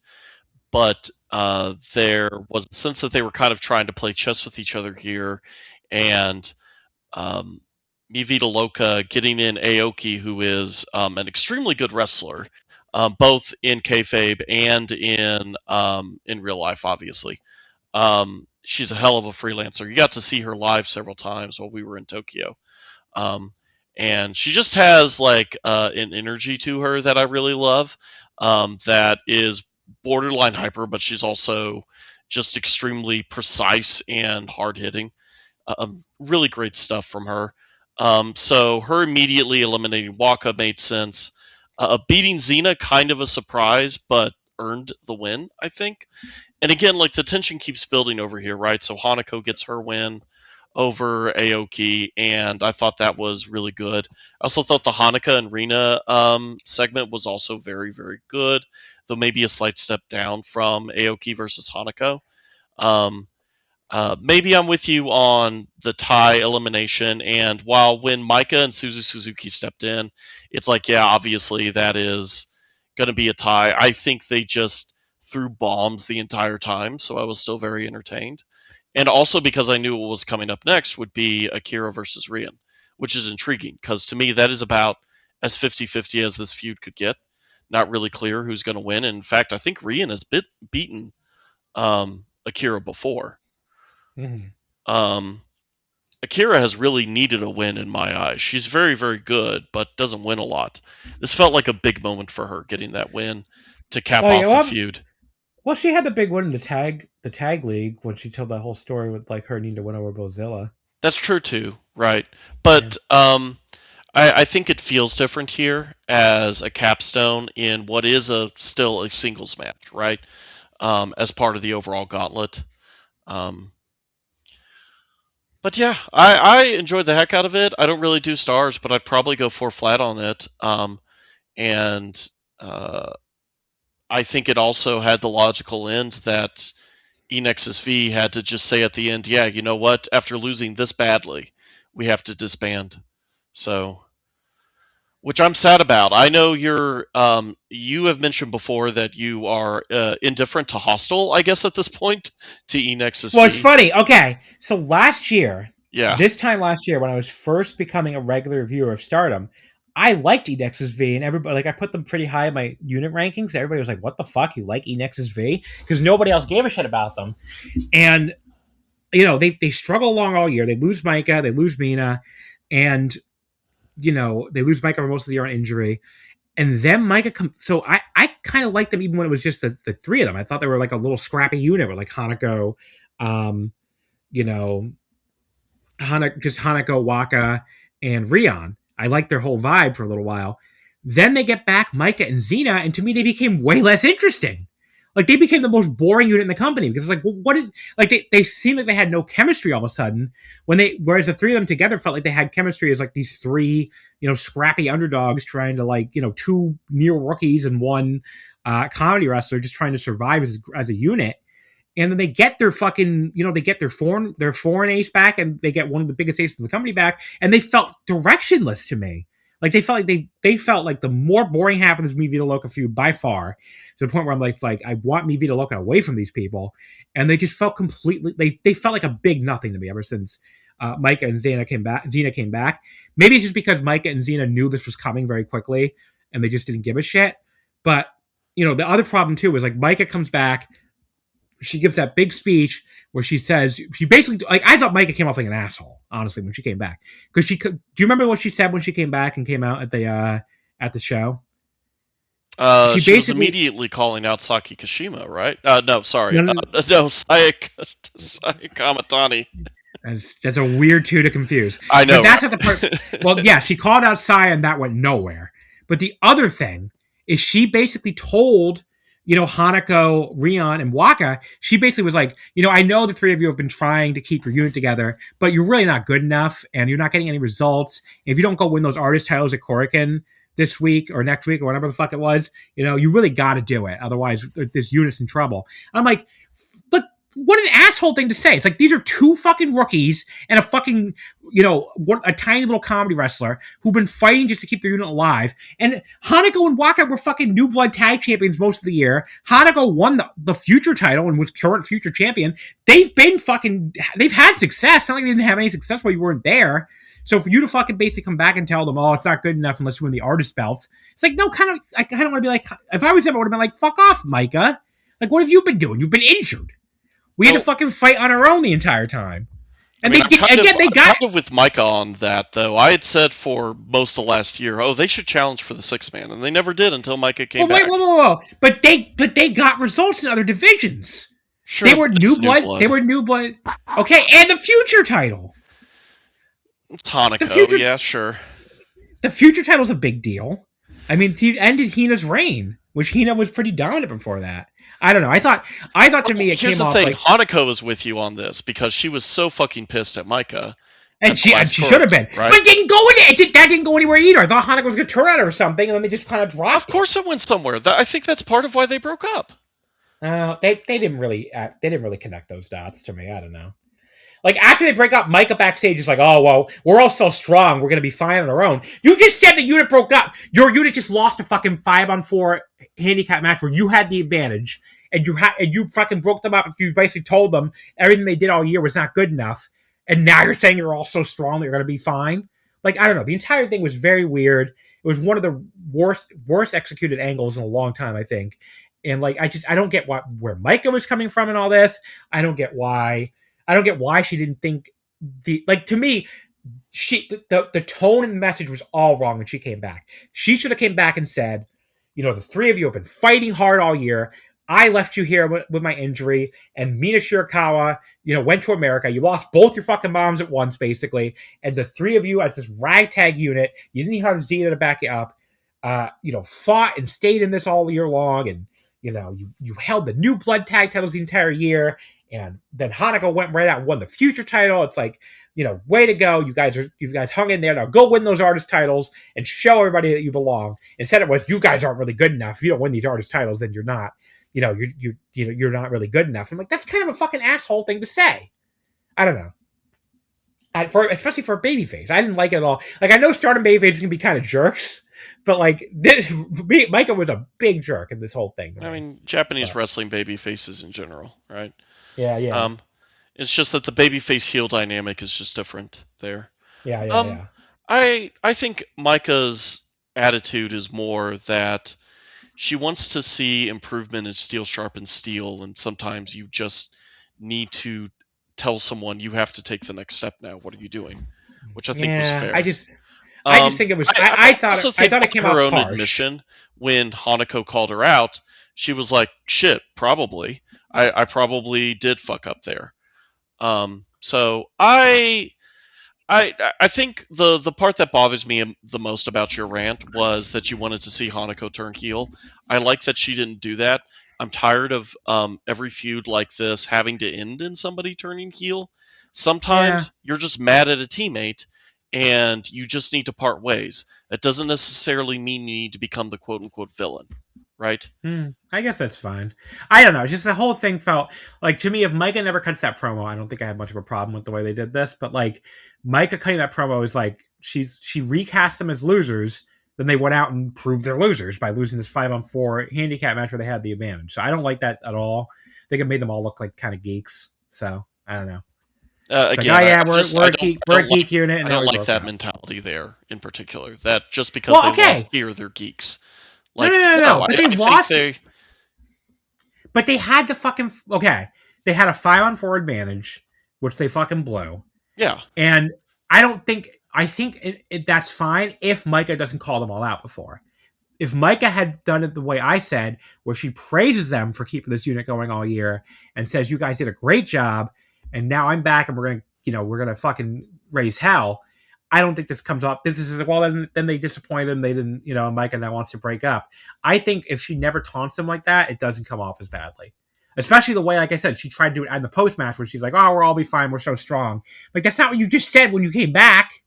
So, I don't know. I will say I don't 100% think that was the most sincere speech from Hanako either, right? That to some degree, this is her trying to buck up herself and everybody else after Micah? a crushing loss. Right, Micah. Yeah. I don't know. And also, do you know anything about this injury or the neck brace? No, I don't. So that I'm worried about. My running theory had been that how this was going to play out was Enex's V actually wins, and Micah turns the momentum from that big win into a title shot against Saya. And it is far more interesting now that instead, Mi Vida Loca comes out much stronger, and Micah doesn't have a unit anymore, has isolated some of her old friends, and unfortunately is injured. I would have loved to see what the Micah storyline would have been, with her either trying to find a new home or reestablish herself again after a really humiliating defeat. But if instead, like, she has to be injured and take time off, that's a real bummer. Yeah, I don't know. I haven't seen any update, so haven't either. Yeah, because they were really icing her neck. And I don't even see in the match like where she got her neck injured. Yeah, I didn't see either. So I guess we'll have to wait and see. Yeah, but yeah, bummer. But no announcement about her missing time, so maybe it's nothing. Maybe we're freaking out over nothing. Yeah. But I don't know. Well, like, there were some photos that looked real rough. So I guess we'll see when the Korakuen card comes out if she's on it. But yeah. So then we came back. Oh, so before we move on, do you want to try and play out? Okay, where does everyone go after this? Because I really have rookies no out idea. there who need a home, right? Yeah, you think there's going to be some kind of new unit? Yeah. I mean, Hazuki, Fuwa-chan, Koguma too are all out there. Yep. So Hazuki and Fuwa-chan feel like a great basis for a new unit, and so does Maki Ito and Kyoko, and maybe Ito cashes in her chips on Ayasakura and pulls her from Cosmic Angels. I'd be really upset with that. I know you would. I hope not. But I think it's actually pretty fun. I think that's a pretty interesting direction to take it. 7,000 thumbs down for that, in my opinion. I would not be happy. Also, not break up my... By the way, how dare you say Empress Nexus Venus is the worst unit in Stardom when Stars is right there? No, Enex's V is worse now. I don't like either one of them, but like there's like well, my ranking is like 1 Cosmic Angels, 2 Little Gap, 2 Neogenesis, Little Gap, 3 God's Eye, then a big, because I love all 3 of those units, then a big gap, then Hate 4th, and Mi Vida Loca 5th. And those 2 units I like. It's not like I don't like them. And then a giant chasm gap, like the biggest gap of all time, then Star 6, and then Enex's V 7th. Although now Enex's V is no more, so. But yeah, just like there's like 3 units I love, 2 units I think are fine, but they're not really units I root for, really. And then 2 units I didn't like at all. And they Stars and Enex's V by the end were both the 2 units I don't like at all. So I'm looking forward to what new units come out of this. And maybe like Hanako would be better off if she was in a more heelish unit. Like maybe she switches to Mi Vida Loca. I think that'd be interesting. Because Bozilla's out the rest of the year, probably. Yeah, probably. So, I mean, I would kind of want to see Hanako and Hate, but Hate already feels so overpowered. So it's like, I don't know if they need her. Is the Yeah, problem. I don't feel they need that. Maybe Rian and Waka in Kozuin? Cosmic Angels, really? Yeah. I I don't know. mean, Waka being in Cosmic Angels is not that weird because she was in Club Venus and in when Cosmic Angels and Club Venus were one. I'm not So into that. Waka would be a natural fit, I think. Rian, I think Rion. No, I think Rion and Cosmic Angels is fine. I mean, she has a thing with Poi. Waka's the one who feels weird to me. But I would say I would keep them together, and I put them in Stars because Stars could use anybody. Yeah. throw them in the unit you don't care about. Yeah. I think they can do better than Stars. I think both of them can. Xena she should just write me Vita Loca. She does such a great job when she does the mocking me Vita Loca pose. Yeah, she'd fit in great in me Vita Loca. Yeah. Seems like a party girl. I don't know if she is in real life, but she seems like she could be. So, I don't know. You can see her hanging out in the back alleys with me Vita Loca. So, hanging out with Daga. Yeah, hanging out with Daga. The Goddesses of Stardom titles. This was the first match back from intermission. Natsuka Tora and Muraka make their fifth defense. They beat Hanan and B. Priestley in 15 minutes and 4 seconds. Tora pinning Hanan with the Swanton Bomb. This sucked. And it's very rare now that on a big Stardom show I say a match sucked. I mean, this was 2-star special, maybe. This was a bad match. Totally disinterested crowd. Just bored the living fuck out of me most of the run. It just felt like it never got going at all. And then Tora just pinned Hanan with a senton after blue misting Priestley. It just never got out of first gear. Yeah. I don't know what the point of this tag title challenge was. It didn't feel like it did anything for Hanan. Didn't do anything for B. It didn't feel good, like an interesting team. I mean, it was so weird because Hanan has a fucking tag partner already. So why is she challenging with B. Priestley? All of it felt so strange. I don't know what the fuck they were thinking with this one. Yeah, and why didn't B challenge with Ida or anyone else in Stars? Like, I would have accepted B and Momo, for instance. Yeah. Just B very and boring. Hanan was probably the oddest. I guess the logic being they're the two strongest members right now in Stars, kayfabe-wise. But it's just so... it's such a weird way for Hanan to come back. I don't know. It was very weird, very bad booking, I think. And like the other problem too is like, Tora made fun of them when they challenged. I think she said something like, after facing an actual good team in Zero Knee Line, you're going to be nothing. No challenge to us at all, I think is what she said. Like something like that. Basically what she said, like Zero Knee Line was an actual... Well, I was saying, she said something like Zero Knee Line was an actual challenge and you're nothing. And she was absolutely correct. That's how the match played out. Like they didn't they felt like they barely broke a sweat. So I'm like, I don't know what the fuck the point of this was. It was a big step back for BMI 2000. I really liked both their, I loved the match with Zero Knee Line that I was there Korakuen for. And I thought the match with, with Kurara wasn't like as great, but it was still very good. And the tag league final with Kurara, Sakura. Sakurara is what I should think just heard me. Yeah, with Sakurara, I thought that match I thought was great. The actual tag league final, the title match was still really good. So yeah, big step back for them, unfortunately, and just I don't know, just didn't work on any level. No, it didn't work for it. It didn't help that the crowd was not invested or making noise in any match, right? But it especially hurts it when it's primarily a heel heat match, right? The crowd still sat on their hands for most of it. But I think the key mistake that they made was that Hate never really let Stars get any convincing offense going. Like, not even once. They completely smothered them. Can I ask you something? Yeah, what's up? Did you hear me blow my nose just now? No. Okay, because I muted it. You're going to leave that in? This happened... No. This happened last week, too, because I mute the thing. And I'm going to leave it in because it's funny because this happened last week too, where I mute the thing and, I think I'm muted and apparently I am muted because the guest said they couldn't hear me either. And I do something and then it fucking still shows up on my waveform. Like, why does it show up on my waveform when it's not being recorded? That's really weird. Because when I listened back to the actual episode last week, the thing I thought got picked up by the waveform, according to my visuals it did, was not on the recording either. So I don't know. It's very. I gotta remember whenever I hit the mute button and to like blow my nose or tell the fucking thing I can't say the name of without reacting to set me a reminder to buy Snazzy's tickets or whatever. It doesn't actually come through, even though the fucking waveform reacts. Anyway, sorry, I didn't mean to cut you off. Just like before I forget, I wanted to ask if you could actually hear me, which you can't. So it means neither can the listener. So. No, all I was saying was that the match just was boring because Hate never gave Stars any shine at all.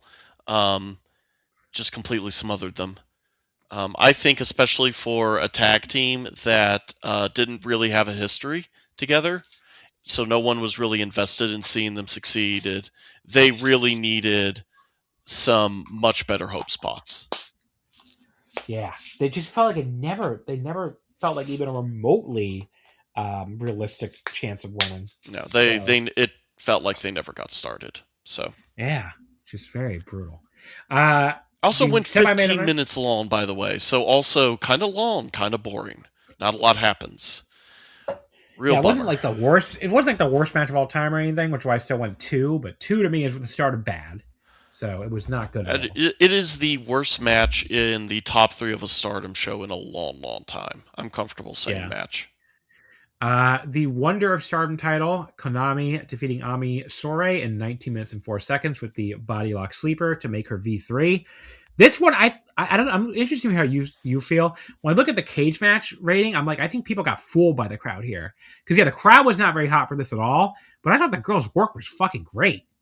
I think the crowd also got into it by the end. They did finally get into it a bit by the end. But, yeah, the crowd was dead for a lot of it. But, like, at some point, obviously a hot crowd helps. But you got to separate the crowd from the match a little bit in a match like this. Because I thought the work was really good. Konami was like beating down Ami to start, and she was working over her arm, and Ami sold it really well. And like we got some really good striking from both girls, even as the crowd was still dead. Ami hit this great fucking lariat after no-selling a high kick from Konami at one point, then bust out a Rainmaker for a near fall, and it looked great. She had it won with the like thunder, but Azusa pulled the ref out of the ring. Konami used the black spray, but Ami still managed to block the big kick and hit this huge black hole slam. That also looked great. Then another great lariat. Konami kicked out, though. A second like thunder was countered by Konami into a cradle. Then she pulled her by her hair into a sleeper. Again, that looked great from Konami, the way she's just like yanking her by the hair right into the sleeper. Dumps her on her head with a German suplex. Puts her in the triangle lancer. Ami gets out, though, hits a big Samoan drop, but then eats another high kick. Then a buzzsaw kick, and then the punt from Konami, which I thought was going to be the finish, but Ami kicked out again. But Konami got the sleeper back on, and the ref finally stopped it. I couldn't tell if Ami actually submitted or not, but either way, I thought it was an awesome fucking match. I thought they fought their way through. They fought their way through the crowd issues. I went 4 1/4. I was kind of annoyed with how low. Like Cage Match had this at like 7, like a 3.5. I'm like, this was way better than that. I don't know. Like, I'm like, Ami is one of my Oshis, and Konami is fast becoming like someone, like she might be I was not that into her before this reign started, besides like, I thought, well, actually, you know what? Actually, she was really good all year last year. I don't know what I'm talking about. Because the 5-star, she was really good. Mm-hmm. She had some good artist stuff, and she had the title challenge against Starlight Kid. Like, I don't know where this Konami hate comes from. Is it just people who only saw her in tag matches occasionally? I don't get it. I don't know. Maybe she has a tendency not to try that hard when she's not doing anything, but so does everybody else. So I don't know. Right, exactly. She wasn't asked to rise to the occasion, so she didn't. What are you mad about? But yeah, she's awesome now, though. I mean, she's like one of the best wrestlers of the promotion. Tremendous singles champion. I love her. Yeah. Hina stepped up to challenge next, and then Konami. I love what an asshole she is, because Saya. Okay, obviously they're both singles champions right now, and I can see some people being very. I know. I mean, you see this on Twitter. You see this all over the place. I haven't listened to the audio yet, but I know the Jumping Bomb audio guys. They talked about. Apparently, in their description, they basically said they're really sick of Hate's dominance. And I'm not a Hate stan. That's not my unit, as I just talked about. I actually, this is one of the only promotions where I don't really like the heels. They're not like heels that I root for at all compared to other promotions. It's just because I love the baby faces a lot in this promotion. But I'm not sick of them.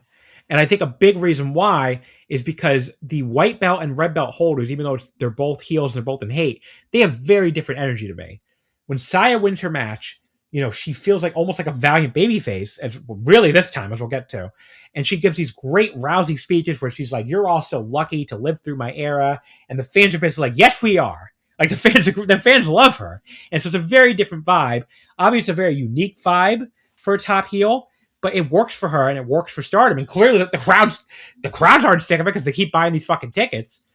But Konami has the exact opposite vibe. Konami is a fucking asshole. Okay? Mm-hmm. She is a piece of fucking shit. She gets in Hina's face and they're doing the stare down. And just when you think, okay, here we go. I can't wait to see this match. Konami just gleefully takes the belt and fucking hits her in the face with it in the middle of the stare down just because she can. And that's such a great asshole move. It's the complete opposite energy of Saya Kamitani. The only thing these two women have in common is they're both technically heels and they both hold a top singles title in Stardom. That is it. Konami is a gleeful heel, a gleeful asshole, where Saya is a very non-traditional heel, who embraces how much the crowd loves her. So it's just completely different vibes. So yeah, Konami's awesome. I'm not sick of this at all. She's having great matches every time out. The Endo. So yes, this was a terrific match. I'm with you on that. It is a good example of the kind of hate match with cheating that I like, partly because the ref pull was extremely well timed, and also made that extended sequence that John described there for a bit much more impactful, because we have seen this all the time, right? Where the babyface gets cheated out and of the win, and then the heel gets their win through cheating, right? So we're familiar with this match structure. That it went for so much longer just seemed to amp up the feeling that, oh, maybe Ami's going to pull this out. And made for a very memorable match at the end that also was a great example of losing but looking stronger in the process. Ami, I think, is just so good at throwing huge bombs. So building her comeback around refusing to go down and somehow getting up and continuing to hit big moves on Konami really, really worked. Ami has great fiery babyface energy, so that helps her a ton. Yeah. She is going to be a great singles champion one day. It's not today though. And yeah, like you said, Konami is also very, very good at getting as hated as possible. And yeah, she just loves being an asshole. She loves being an asshole. Yeah, she doesn't care if you like her. She's just here to fuck around. She's gleeful about it. She's fucking gleeful. Yep. Absolutely loves being a piece of shit. And, God bless her. This was kind of her character when she had turned on Jungle Kiona. And it is fun to hate on this character, too. There's a part of me that is extremely sad. We will never get to see Jungle Kiona finally get her revenge on Konami for turning on her like that. But it's awesome to get to see fully powered heel Konami just be an absolute asshole to a lot of great talent in Stardom right now. About Hate's dominance, I do kind of have a problem with it, but I suspect it's slightly different than Jumping Bomb Audio's. You're right that the matches don't feel the same, and they've been great about having great matches at the top, even if all of them have come from the same faction, more or less. I think what annoys me about Hate continuing to win everything is it feels like anyone who challenges between now and when they start the build towards Yokohama Arena just doesn't matter, because they're not going to change the title until then. They're going to ride this hot hand until they can get what they think is the biggest crowd with what feels like their hottest unit right now that seems to have contributed the most to their growth. So it means a lot of the title matches between now and then are going to feel predictable, and also makes it feel like the Yokohama Arena matches are going to start to feel predictable, because any baby faces who are nominated to challenge at that show feels like they're just inevitably going to win. Like, I feel like there's no way Saya Kamatani walks out of that arena as still the champion. See, I don't know. I sort of disagree. I think she's so. I think for the lesser belts, yes. I think there's no way Hayes can do a sweep. I think, especially after this, because they might want to consider changing it if there is a plan. As we're going to get to what happened in the main event. I think Saya is so hot, and I think this reign is so legendary at this point that they can keep this belt on her for like 2+ years and just make it like the go full Kobashi 03, Okada 2016 with it. So I think we could see, and I would not hate this. Haha. I didn't mean to do that. I could see a scenario where, okay, the Yokohama Arena comes around. We think we're getting that. They lose the tag belts. They lose the white belt. We go to the main event, and it's like, okay, well, Saya's going to lose the red belt too now, and then she just fucking wins. I could see it happening. I think some people would be very mad, but I don't even necessarily think it would be the wrong call. I think you are going to be some people when it's Natsupoi who loses. Okay. I think you're underrating how much of my anger at Dream Queen was because I was there. Yeah. Like, I was really pissed at Dream Queendom because it was me and I was in the front row and I wanted to see Syuri win. I also got over it in like a day. So it's not like I was that. By the next day, I was already saying the match was like 4 3/4 or whatever. So like, that really, really pissed me off at the time. Getting further away from that moment, now, especially if we're going to get to what happened in the main event, it feels like this run is now so legendary. I mean, I could still end it All-Star Grand Queendom, and that would still be legendary, but I would not blame them if they're just like, we're just going to keep going. Because it's like, she's so popular, she's so good right now, and things are going so well, that it's almost like, why would you want to take the belt off her yet? Like, there still feels like there's more room to run with this. So, I don't know. I guess we'll see. But I will say they are running out of top talent to challenge. So they are and they aren't, though, because like, yes, they're doing Sayaka a second time, it looks like, but like, I think they're telling. I don't understand why people are so mad about this, as we'll get to. I think they're going to tell an interesting story about it too. But like, okay, first of all, you can give people rematches. There's nothing wrong with rematches, especially when it's been a while. Like, I'd be mad if they did Saya and Azumi again after the match they had last year. No, I wouldn't. There are some people still who... Suzu Suzuki, I think, makes a lot of sense as a challenger now, too. I wouldn't be mad about that at all. Micah is still there. Micah probably has to happen at some point, considering Saya turned on her to begin with. Yeah. I don't want her to be the one that wins, though, because to me, that's such a waste. To have Micah win again? She doesn't need it. Like, I think you need to end this reign by making somebody. And Micah does not need... She does not need to be made. So... I mean, maybe you could look at it like, okay, well, the Kobashi reign ended with Takashi Rikio, and it didn't really make him at all, actually. But also, Takashi Rikio was never going to work anyway. And Noah, in that situation, when Kobashi lost that title for 2 years, they were in a situation where he held that title for so long because they had nobody else. Stardom has 1 million people who could step up and be in a big spot, and you got to make a new champion with this. I think just going back to Micah to me makes no sense in that situation. Like, you got to try to make somebody else.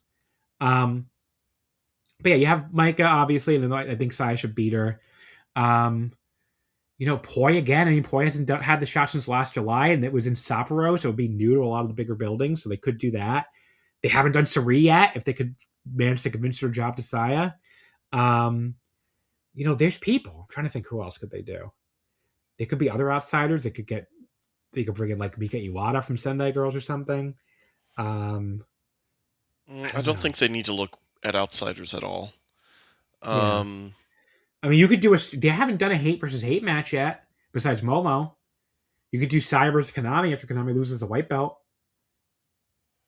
Somehow don't find that idea of that very exciting, but I didn't find the idea of Momo challenging exciting at first either. So yeah, I don't know. Maybe I mean, look, there are definitely fewer challengers remaining. That is for sure. It's been over a year. But there's still names. I'm trying to think. Hazuki would be interesting. Hazuki would be interesting. Yep, she hasn't gotten a shot yet. You could do Hanan. You could do Maki Ito. I mean, Hanan would feel like a big deal actually if you built it correctly, because people would be like, "Oh my god, they're just going to give her the red belt and have the one to beat Saya." I think that would. I mean, once you get to a certain point too, once we get to All Star Grand Queendom, I think because here, okay, I don't think a lot of people thought Starlight Kid had a chance here because it just didn't feel like they were going to do the change. Do you want to talk about that match first and then finish this discussion? Well, let me just finish. Well, let me just finish this part. Once you get to All Star Grand Queendom, like you were saying, that's going to feel like it's going to feel like she's going to lose the title, if anything. So if she retains it there, you're now at the point where every defense will feel like she could lose. Because we passed All-Star Grand Queendom, right? So like you will no longer feel like this feeling of waiting for All-Star Grand Queendom. So you'll be in this zone where every defense it'll feel like she could lose the title. So I think that'll be, if anything, that'll be a really cool period for the title reign. So I don't know. I think it would depend on the challenger at that point, and also like the venue. I think it would be weird to, for instance, like I wouldn't believe after Kamatani retains in Yokohama Arena that then she would immediately lose it in a smaller show, like wherever they're going to host the conversion, right? So I think this could be Yogi. She could lose it there. How big is that? I don't know. It's like 3,000 people or something. 3,000? Yeah. That's so much smaller than an arena show, though. Yeah, but I don't know. I don't necessarily think it couldn't happen, but yeah, I don't know. Anyway, sorry, we have somehow not talked about how great this match was. So, and by the way, so I have something to say before you ask me my opinion, because I am an interesting scientific experiment here. Okay. I knew about the injury, and I knew that Saya retained before I watched the match. Oh wow! Okay. Yeah. Because I thought if you know that going in, you're not going to enjoy this that much. So that's interesting.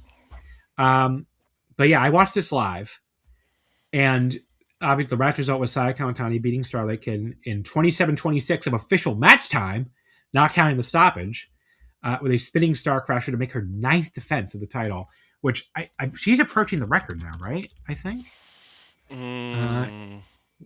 What is the record for one reign? By number of defenses or number of days? Yeah, well, defenses, because nobody really cares about days in Japan. I think okay, she's a ways off. This is what she's approaching. If she makes one more defense, which she almost certainly will, she'll be tied with Shuri for 3rd. Because Shuri has 10. She'll be tied. Oh no, sorry. She'll be tied with Shuri and Io Shirai for 2nd. Because both of them, Io Shirai in one of her reigns, the 2013 reign, made 10 defenses.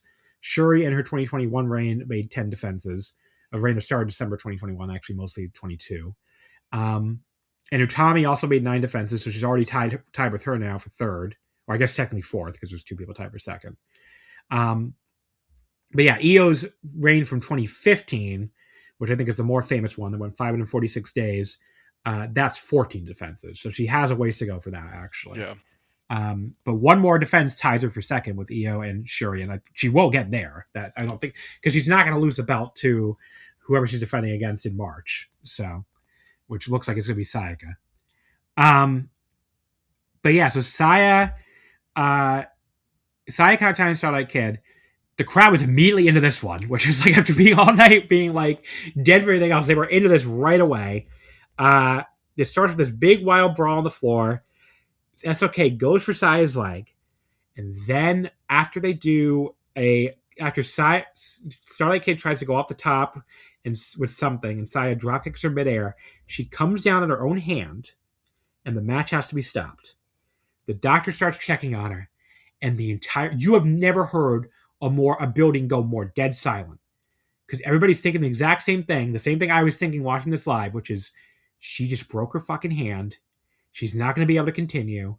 And this fucking already legendary reign, this 14-month reign, is going to end on an injury stoppage like fucking 6 or 7 minutes in to a main event on a big show.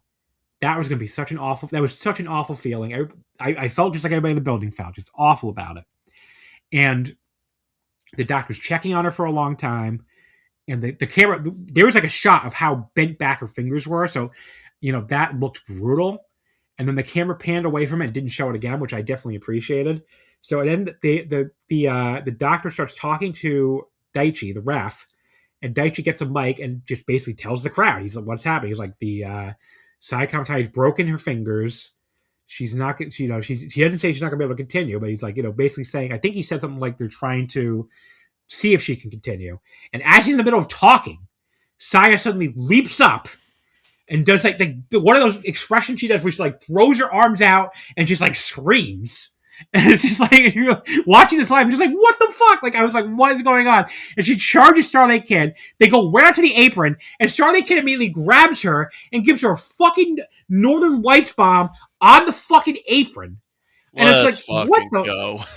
And I'm like, it felt fucking surreal. Because, like, you're watching her, like, thinking this match is going to end on a fucking injury stoppage, and Starlight Kid just drops her head in the fucking apron. And then fucking goes back in the ring and gets her Tiger Driver. And now, for the entire rest of this match, the thought going through your head is, they're going to have to end this immediately. Because Saya Kahanari is really fucked up. They're going to have to call an audible, and someone's going to have to win this match right away. And they went for like another fucking 18 minutes in actual match time. Because the stoppage time did not count towards the actual match time. So this went 27 minutes and 26 seconds, like I said. So they just kept going and going and going. And for the entire rest of the match, with Saya Kahanari with her fingers in this fucking like a cast or something, or no, a splint is what they call it. She has her fingers in the splint. They're like taped together so she can barely move her hand, and she goes on to have this incredible fucking match while she's probably in so much pain. You could see her gritting her teeth. When the moment the adrenaline would wear off even for a second, when she'd be in between moves or something, she would grit her teeth so hard because you could see how much fucking pain she was in. And they just keep fucking going and going and going. Saya kicks out the moonsault. Starlight Kid kicks out a Star Crusher. Saya goes in for her mask again, and Starlight Kid goes fucking crazy and starts teeing off on her with slaps. She fucking headbutts her while she's fucking mounting her, and she's just enraged.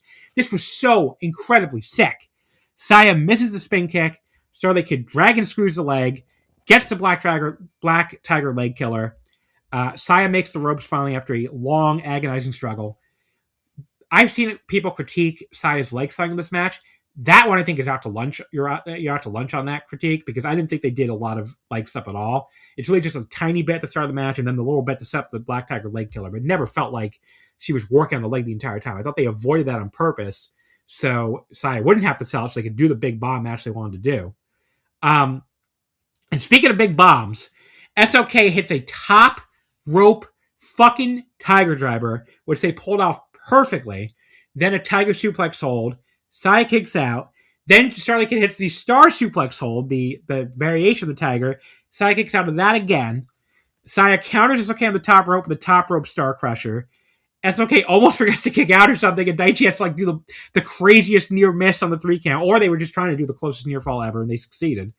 3-minute call at that point, 3 minutes remaining. I'm thinking, okay, are they actually going to go to 30-minute draw after all that? But then, no, another spinning Star Crusher from Saya gets the pin. Saya fucking pins Starlight Kid. She's laying there with her broken fingers, crying as they give her the red belt. The most insane fucking visual. This was the easiest full 5 I have ever given in my life. This fucking match, I think it was fucking incredible even without the broken fingers. I just think as far as like crazy bomb throwing matches, it was fucking insane. But watching this live, thinking this woman was not going to be able to continue, and then what they did for the rest of that match, I mean, I was so happy I stayed up all night like a sicko to watch this because it was indescribably awesome in the moment. And again, I'm going to be very interested to hear what you thought of it, having it spoiled and already knowing what happened. I showed it to my buddy Quinlan the next day. He was not spoiled, and he's not normally as high on big starter matches as I am, and he thought it was 4 3/4. And I think part of that was just living through the, getting to sit through the fucking injury and seeing what happened. Yeah, I've seen some people be lower on it, and I've seen some people not be as into it, but I think it has like an 8.89 on Cage Match or something. I assume some of those people are people jumping in afterwards and already knowing what happened. But it was way higher before that, which I assume the people were watching it live. But yeah, I thought this match was incredible. It's definitely my match of the year so far, the only match I've given 5 for. And it saved the show. I mean, the semi-main event was great too, and there was some good stuff on the undercard, but if this match hadn't delivered, or even worse, if this match had ended on an injury stoppage 7 minutes in, this is going to be like a really, really bad start of a big show. And as it is, it had a match of the year at the end, so you can't call it bad. Maybe a little disappointing in places, but still a great show. Yeah. For this match, I had mentioned I knew ahead of time that Saya was injured because I made the mistake of opening Reddit and seeing a headline that said something like "Major Stardom injury at show." And I was like, well, shit. If this is Saya having to end her reign like how she went out of the 5-star 3 or 4 years ago against Tam, where she broke her arm, that would just kill me. I would just skip the match entirely. And I was instead like, I looked at it. I looked at the injury because you can just see a photo of it online if you look it up, and it's just that her finger seems to be out of the joint. Right? They can just you can pop that back in. And I also saw that she had successfully defended. Having that described to you doesn't really capture the experience of watching it play out, because there's the pop from Saya after she has her finger presumably popped back in and put in a splint. The ferocity with which they played out the rest of the match is still engrossing to watch. It is also played at an insanely fast pace. These are two former high-speed champions who continue to take that style into the red belt, right? And it is also, they keep escalating in a way that even if you know Saya wins, it's really hard to tell when you're watching where that point really is, because Kid is in it the entire time, constantly raising the stakes, constantly pulling out bigger and bigger moves that she hasn't done before to finally kill this monster that nobody else has been able to defeat. And it is deflating, but in the best way, when Saya pulls out the spinning variation of the Star Crusher and finally gets the 3. It's like it's something else to watch. I can see where 5 stars is coming from. I don't think I would personally go that far. I might have like a couple matches I saw live in Japan over it, but it's a hell of a match. Like, absolutely must see. Yeah, I mean, just like, it is incredible. I thought this, like you said, absolutely must see, and I feel like, again, the anti-Saya, like anti-Stardom people are really out to lunch on this one, because like, how could you not think, like, okay, the ones on Twitter who I shouldn't even pay attention to, because a lot of them are just like, the people who just hate on whatever other people like, the same way a lot of people did that during the New Japan hot run. It's like they sense the Stardom is the hot thing right now, so they're going to hate on it, basically. And it's not like any people, reasonable minds can't disagree about stuff, but the difference is, like, there's some people who had like nuanced critiques when stuff like this is going on, like things where you can understand where they're coming from. And there's the people who are like, oh, Saya Kamitani is the worst wrestler in the world. I'm like, yeah, you just are not a serious person. I shouldn't really take you seriously, because obviously she's not the worst wrestler in the world. That's an insane thing to think. But yeah, these people can like it or not. At this point, this reign is legendary. This is now the reign where Saya Kamitani broke her fucking finger in the middle of a match, taped it up, kept going, and retained her title. Yep. Like, at that point, and this is now legendary. It was just breaking a finger, by the way. That's recoverable in time, right? That Kurawa can challenge. I was so worried that her reign would end in injury, man. I know it sucks to break your finger. I'm so relieved that this is how it played out. Yeah. So yeah, like you said, Sayaka Kurawa. But I just wanted to say, but like I said, the people who are like on the hate zone, like, you're officially delusional if you don't think this is a legendary title reign. It's a legendary reign in kayfabe and out of kayfabe. So what do you want me to tell you? Sayaka Kurawa came out. By the way, one final thought. Saya also had the legendary run for the white belt. This is a much more engrossing run. I've talked about this before, but I never really cared for her as white belt champion. And how long she had it was, if anything, frustrating. She wasn't delivering matches as good as this. It is so welcome to have an actual star, to see her become an actual star and get to do it at the top of Stardom right now. It is such a privilege to be a fan right now. Yeah. But yeah, so Sagakura comes out to challenge, which is very weird because she did get pinned by Hina, the one who's challenging for the white belt in the pre-show. Now, they're going to do a story apparently where because Saya basically told her, get the fuck out of here. You're not worthy of a title shot again. Right. Which she's right about, basically. So they're going to do some kind of story where she has to earn or convince Saya to give her the title shot. So, I think people were really quick to shit on this.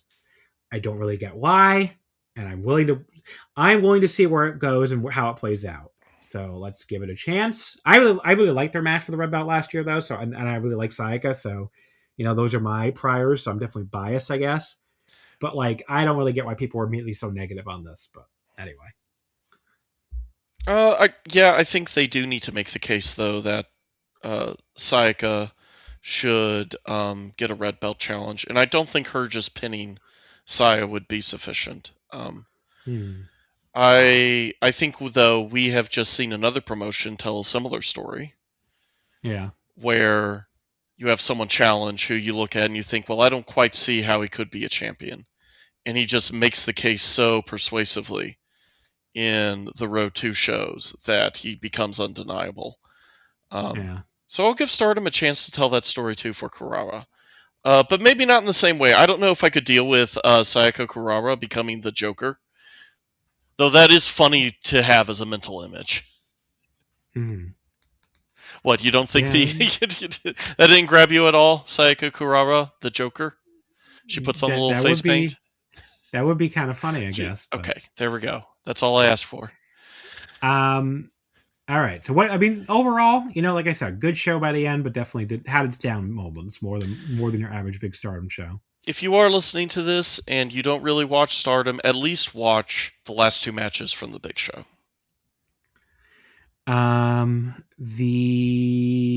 What's coming up for Stardom? I don't have cards for any of it, but if you're in Japan and you want to go to the Darkness Party 2026 in Tokyo at the Toda Hall and Conference Center on Wednesday the 11th, too bad it's sold out. So you can't go to it. I would have loved to go hang out with. That sounds like a fun time. Yeah. So yeah, it's the Darkness Party. But yeah, so the next actual show is this coming Friday, the 13th. The Stardom Nighter in Korakuen. Again, we have no matches yet. We have no idea what's happening, except it's going to air live on Stardom World. Wonder how tickets for this are doing with nothing announced. Let's see. Did you say it was the 13th? Yeah, this coming Friday the 13th. Okay. How are ticket sales going with nothing announced? Yeah, there's still a lot of tickets left, so we'll see. The only thing sold out is Front Row. Arena S and Reserve B are on few remaining. A and C are on regular availability. So this might be too close to a bunch of other shows too, with nothing announced. So it's a national holiday this Wednesday, right? This Wednesday, yeah. Okay. Sunday, Stardom will be in Fuji that's a VOD show. So one of the only 2 VOD shows this month. Then the weekend after that, they go to the Suriano Homecoming show. That's Saturday the 20th, or Friday the 20th, I mean, and then Saturday the 21st, they're in Osaka 2 again, and then Sunday the 22nd, they're in Kobe, and that's pretty much everything coming up. So there you go. We'll talk about the Korakuen on next week's show, and then also I have the Suri and the Suri Homecoming Osaka shows down for the following week's show too. So we'll get the big ones. The house show is not going to talk about, but the bigger shows. But the next big show is going to be the opener for the Cinderella tournament, right? Yeah. So that's on March 6th. Friday, March 6th. Okay. Yeah. So we'll see. But yeah, this year's tournament, they're doing a little bit of a different format. So the first round will be on the first 2 nights in Nagoya on the 6th and 7th. The second round will be at Korakuen on the 8th.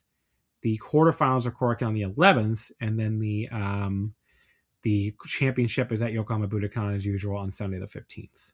So a little bit. I think last year was only 3 shows instead of 4. So could be wrong on that, but I think that's right. Anyway, so there's your Stardom talk, which of course went forever like it always does. But My voice is already dying, so let's try to get through the rest of this now as I try to struggle through. New Japan Pro Wrestling, that's what we're going to talk about next. The Bad road news, to the I'm new like beginning. twice as excited for New Japan Pro Wrestling as I am for Stardom right now. I could talk Okay. twice as long. The road to new beginning. Well, you can talk then because I need to give myself a break. The road to new beginning Korakuens. First of all, the Sunday, February 1st show did an attendance of 1,234, which is decent but not amazing for a Sunday. But these road to new beginning shows always seem to be a struggle for whatever reason. So, because I think the Japanese crowds they need a little time to recover, I guess, from all the Wrestle Kingdom craziness. But yeah, the opener of this show was the Young Lion Cup final. Katsuya Murashima defeating Shoma Kato in 11:15 with the Boston Crab. Very good match. I would go 3 3/4. I love the spot where Kato reversed a power slam attempt by Murashima straight into the Fujiwara armbar. That had the crowd going totally crazy too. And I wanted my boy Kato to win, but the chunky Murashima got the pin with his like jumping up and down Boston Crab. Hell yeah, we're in big boy season. This Murashima represents the future of New Japan, which is big boys, which is fat boys, which is as much meat as possible. I really like Murashima. I think between the two, he was my favorite, so I was really happy to see him win. But just in general, I thought this Young Lion Cup was tremendous. Definitely better than I remember the preceding Young Lion Cup to be, which was during COVID, so it didn't really have anywhere near a fair comparison, I guess. But this one was just a reminder that even wrestling done very, very simply is just one of the great pleasures in entertainment right now. Very clean, great match. And I'm into just Murashima being a big boy who does the hopping like variant of the Boston Crab. I think that's a really cool way to make someone submit. Do you want me to, since your voice is tired, just kind of go through the rest of the card? No, I can still set them up. It's okay. Okay. Match 2 was Unbound Company, Oscar, Yuto Ice, and Gato, defeating Shota Umino, Yu Uemura, and Tiger Mask in 9:03. Yuto Ice pinning Tiger Mask with the KOB. I'd like to give a request to Chris Charlton. Can you please say Yuto as shorthand and not Ice? Just speaking for Americans who don't ever want to hear the word ice again, please just say Yuto. I was wondering about that. Just say Yuto. I wonder if that request is from Yuto Ice himself. It's like, no. If you have to choose between the two, I like Ice as a nickname because he likes diamonds.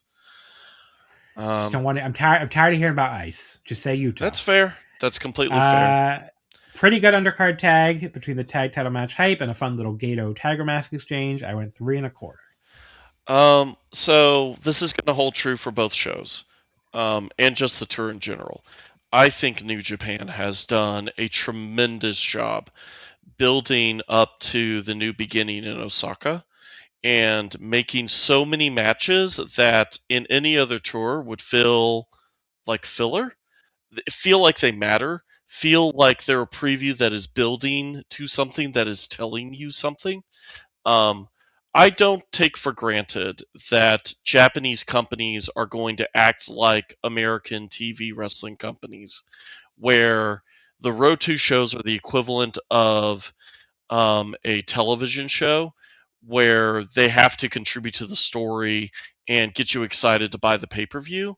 That's an element of a touring company's priorities when they're putting on a show, but they're balancing that against other things, right?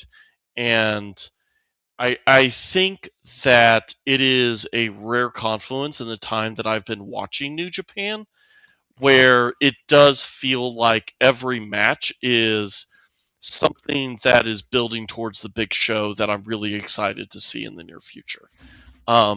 So even when it's a kind of like, yeah, that was a match, that was cool, it was still part of the larger overall story that they're telling with this feud.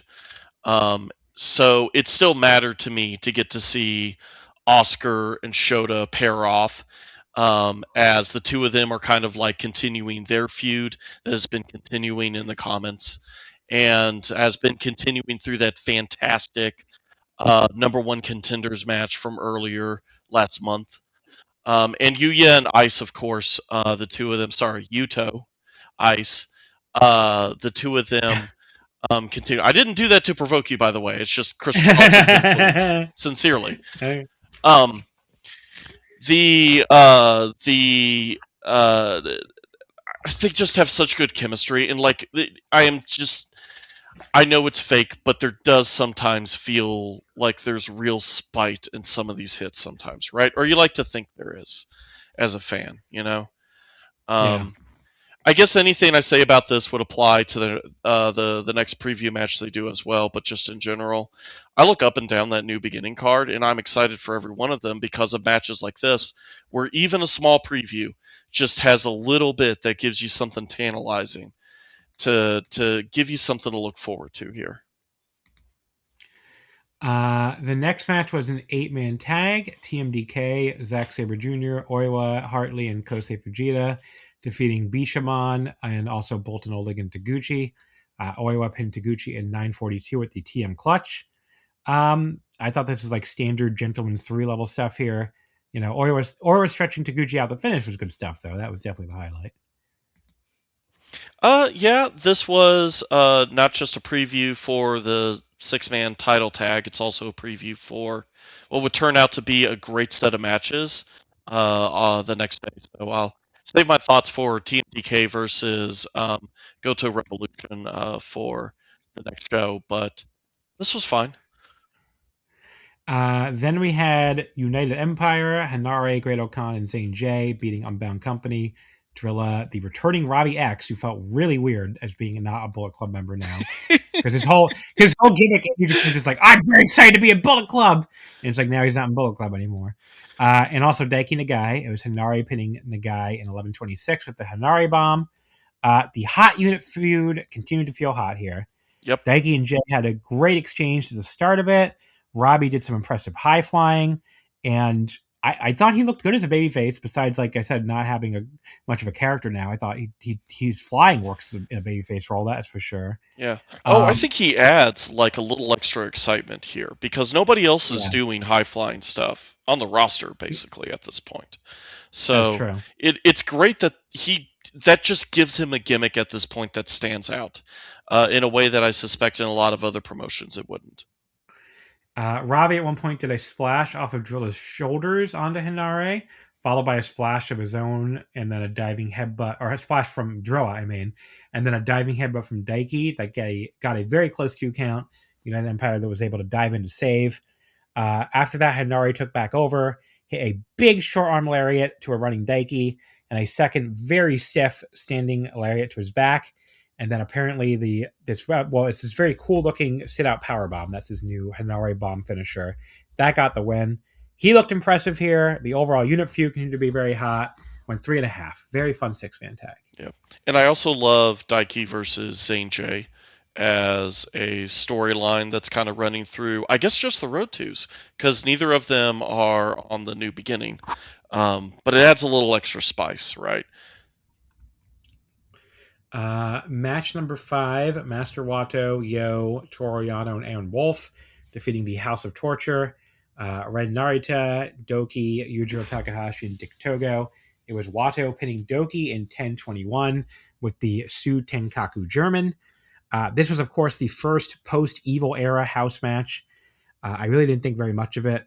I liked the finish a lot, though, with Wato using Doki's own pipe on him before just hitting the big German suplex hold for the win. Because it's like, as you're saying on commentary, you got to fight dirty to beat the house sometimes, which I like when they're just like, you know what, fuck you guys. You're going to cheat on us, we're going to cheat on you too. I also love one of the widest meat baby faces in Master Wato just having enough of this shit. And snapping. That's so good. I was very much, I love Wato, so I was very happy for him. I hope he wins the belt. But the match was just there. I like 2.5 on it. Yep. But, the crowd was super into him going for the junior belt afterward, though. They are, and I feel in general that even though us at home may not feel like the House of Torture versus Aaron Wolf feud has been all that hot. Like, it has provoked some really hot reactions from the crowd. I think I get the sense they love this feud, or at least they do in Corkin. Though I do feel like they're at risk of the feud itself being kind of overshadowed by with Evil leaving what happened to that what's going to happen to the house being a storyline. But in some ways, like, that just makes me more excited for it. That added a little something extra. That just, I feel like now I could see them having Rin get the first win over Aaron Wolf to establish him as the new leader. Yeah, I guess we'll see what happens, but I don't know. I'm not really into the post Evil house, so I've been at the house at times. Kind of a point I wanted to make, and I forgot when we were talking about all the hate interference. I've never been the type who automatically hates cheating heels. It kind of depends. Interference heels. It depends on what how they come off to me and like whether they're annoying or not. And I don't find hate annoying at all. There are times I don't find. I feel like that's good heat. It doesn't ruin the matches for me, especially since they tend to do very long sequences after the interference. There's times I found the house annoying, other times I found them charming. Right now, they're just kind of there for me. Honestly, they feel like it feels like they're in a holding pattern, right? And yeah. But I think in some ways that just adds a little extra meaning. We'll talk about it in the preview, but that adds a little extra meaning to that Never match. Yeah, I will say up until the Evil left, it felt like Rin versus Aaron Wolf was just a free V1 to help establish Aaron Wolf as a champion. Match 6. So R.I.P. Hiromu Takahashi. He's apparently going to the Fed, which I would be way less upset about him leaving if he was just going to Noah to hang out with Naito, but it doesn't seem like he is. But yeah, this match was David Finlay and Hiromu Takahashi beating Callum Newman and Jacob Austin Young. Finlay pitting Young in 1852 at the Overkill. The match started with this big wild brawl over Korakuen, which ruled. The crowd fucking loved this Finlay, or I guess still loves because it's still got a few more days. But I think they're done as a team now. But yeah, the crowd loves this Finlay Hiromu team. Callum was just repeatedly stepping on Hiromu's dick in the corner at one point. That was nasty. He's such an awesome dickhead now. I love heel Callum Newman so much. Hiromu went to suplex Finlay off the top rope into Callum and Jay on the floor, only for Finlay to block it and hit his own partner off the top with an elbow instead. That was so funny. And he got a big Finlay chant going after he dove off the top onto everybody too. And yeah, Finlay put Jay away at the Overkill. Super fun tag match. Only some mild sloppiness with Jay and Hiromu at a couple points. Kept it from the 4-star level to me. I was like 3 3/4 on it. And yeah, Hiromu exhaustedly afterward said he can't team with Finlay anymore. And then not long after, we found out he was leaving the promotion. So just awful news. He's probably going to WWE. Just yeah. They're going to turn him into such a cartoon character. Let me say a nice thing really quickly about someone you didn't mention much. Jacob Austin Young, I think, has really come into his own now that he's allowed to be a sneering heel in a way where when United Empire didn't really have a direction, but he was just kind of happy to be there as the guy eating the pin. It's given him a little more personality, helps also stand out more that he is like a talented junior in his own right. And frankly, like, the division needs juniors, so I hope he's sticking around for a while, at least through Best of the Super Junior. And yes, Callum, you know what I keep thinking about when I see current Callum Newman was Will Ospreay once said, have I told you this before? Because Will Ospreay once said in an interview that he thinks nobody should be a champion without first being a heel, because being a heel helps round you out as a top wrestler. Which both illuminates like some of his decisions that he made near the end of in the last few years of his wrestling at New Japan Pro Wrestling, but also I think probably tells us a little bit of some of the shoot advice he's giving to Callum right now. And you know what? It seems like it's good advice because it's really, really working for United Empire. Yeah.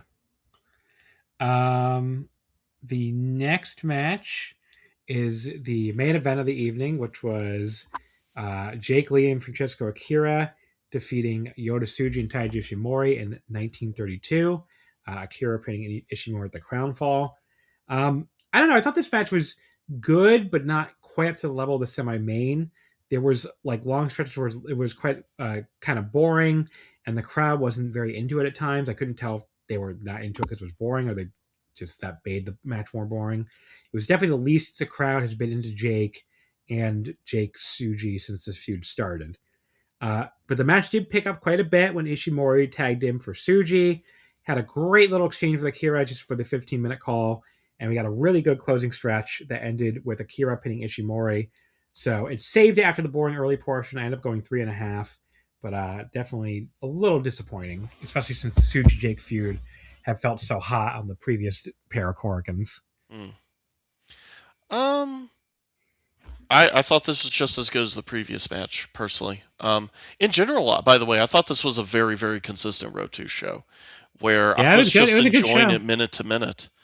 Like, no ratings, just pure vibes. This was as perfect a Road 2 show as you could ask for. The other thing about the United Empire versus Unbound Company feud that I want to talk about is just the insane depth of both units, where I can look at any combination of the two of those units, and I'm going to find like a little something to be excited about. And in this match, it was just how crisp and how ready Francesco Akira looks. And they got to give that boy his crown this year. I feel like he is more than ready, and just looking especially vicious right now. So yeah, good show. Definitely enjoyable throughout. And this was the weaker of the two Korakuens, so. Yeah, I'd agree with that. They just had a hell of a stretch here. The next day, Korakuen Hall, Monday, February 2nd, did 1,073. Again, not great.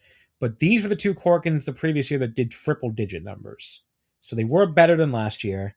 And, you know, I think these are just a hard sell for people coming out of the dome and everything. Because people, like, if you're a New Japan fan and a fan of something else, you could have gone to a lot of different shows during the Wrestle Kingdom season. Like, obviously, I went to 20 of them. And, you know, I mean, I think these are easy ones to take off, basically. Well, this was also on a Monday. Right, no, I know. And I'm saying, you know, it's not a horrible number for a Monday coming out of Wrestle Kingdom. Right. Yeah. Because last year, this show these were the two shows that did triple digit numbers, like below 1,000. Gotcha. Last year. So because I saw some people being like, "Oh, I thought New Japan was back," and I'm like, "Well, you can't fucking base it on two Korakuens in the post Wrestle Kingdom season in the super served city of Tokyo." Like, there's a million shows in Tokyo people have to decide between, even if you only follow one or two promotions. So, you know, what we got to look at is the fact that New Beginning in Osaka is already sold out. I mean, to me, that's way more notable for trying to get a feel for their post Wrestle Kingdom momentum than, like, you know, this Korakuen doing 1,073. Well, and also the shows are just good. I keep saying it, but these Road 2 shows are so fucking good right now. Yeah, well, that's why I say New Japan's back. I'm just enjoying the heck out of it. These people don't actually watch the shows, so besides big shows, because they don't actually know anything to know that the Korakuen numbers here are not super important, and it's really the New Beginning number you should be looking at. So they're only robbing themselves, sadly. Yeah, that seems to be the theme of the episode: people robbing themselves. Opener here was Shota Umino, Yu Uemura, and Masutara Yasuda defeating Yuto Ice, Oscar, and Daiki Nagai. It was Uemura pinning Daiki at 8:37 after the Lariat Dragon Suplex combo. Pretty good opener here. Some good action. Didn't really blow me away or anything, but I did love that double team. I did love the double team Lariat Dragon Suplex from Ueno and Yuya, because it just, to me, maybe it's just the way they executed it here, it sounded cooler in concept probably than it actually looked in practice. I don't know. I just didn't think it was that cool looking, but we'll see. Maybe they can make it look snappier in the future. But yeah, 3.25. Pretty good little match. Just not like anything that blew me away. I do like Daiki, Oscar, and Yuto Ice as a trios. Yeah, So it's a I'm cool trio. thinking, hey, like maybe because Daiki Nagai has talked about how he doesn't want to go on excursion. He just wants to stay in New Japan.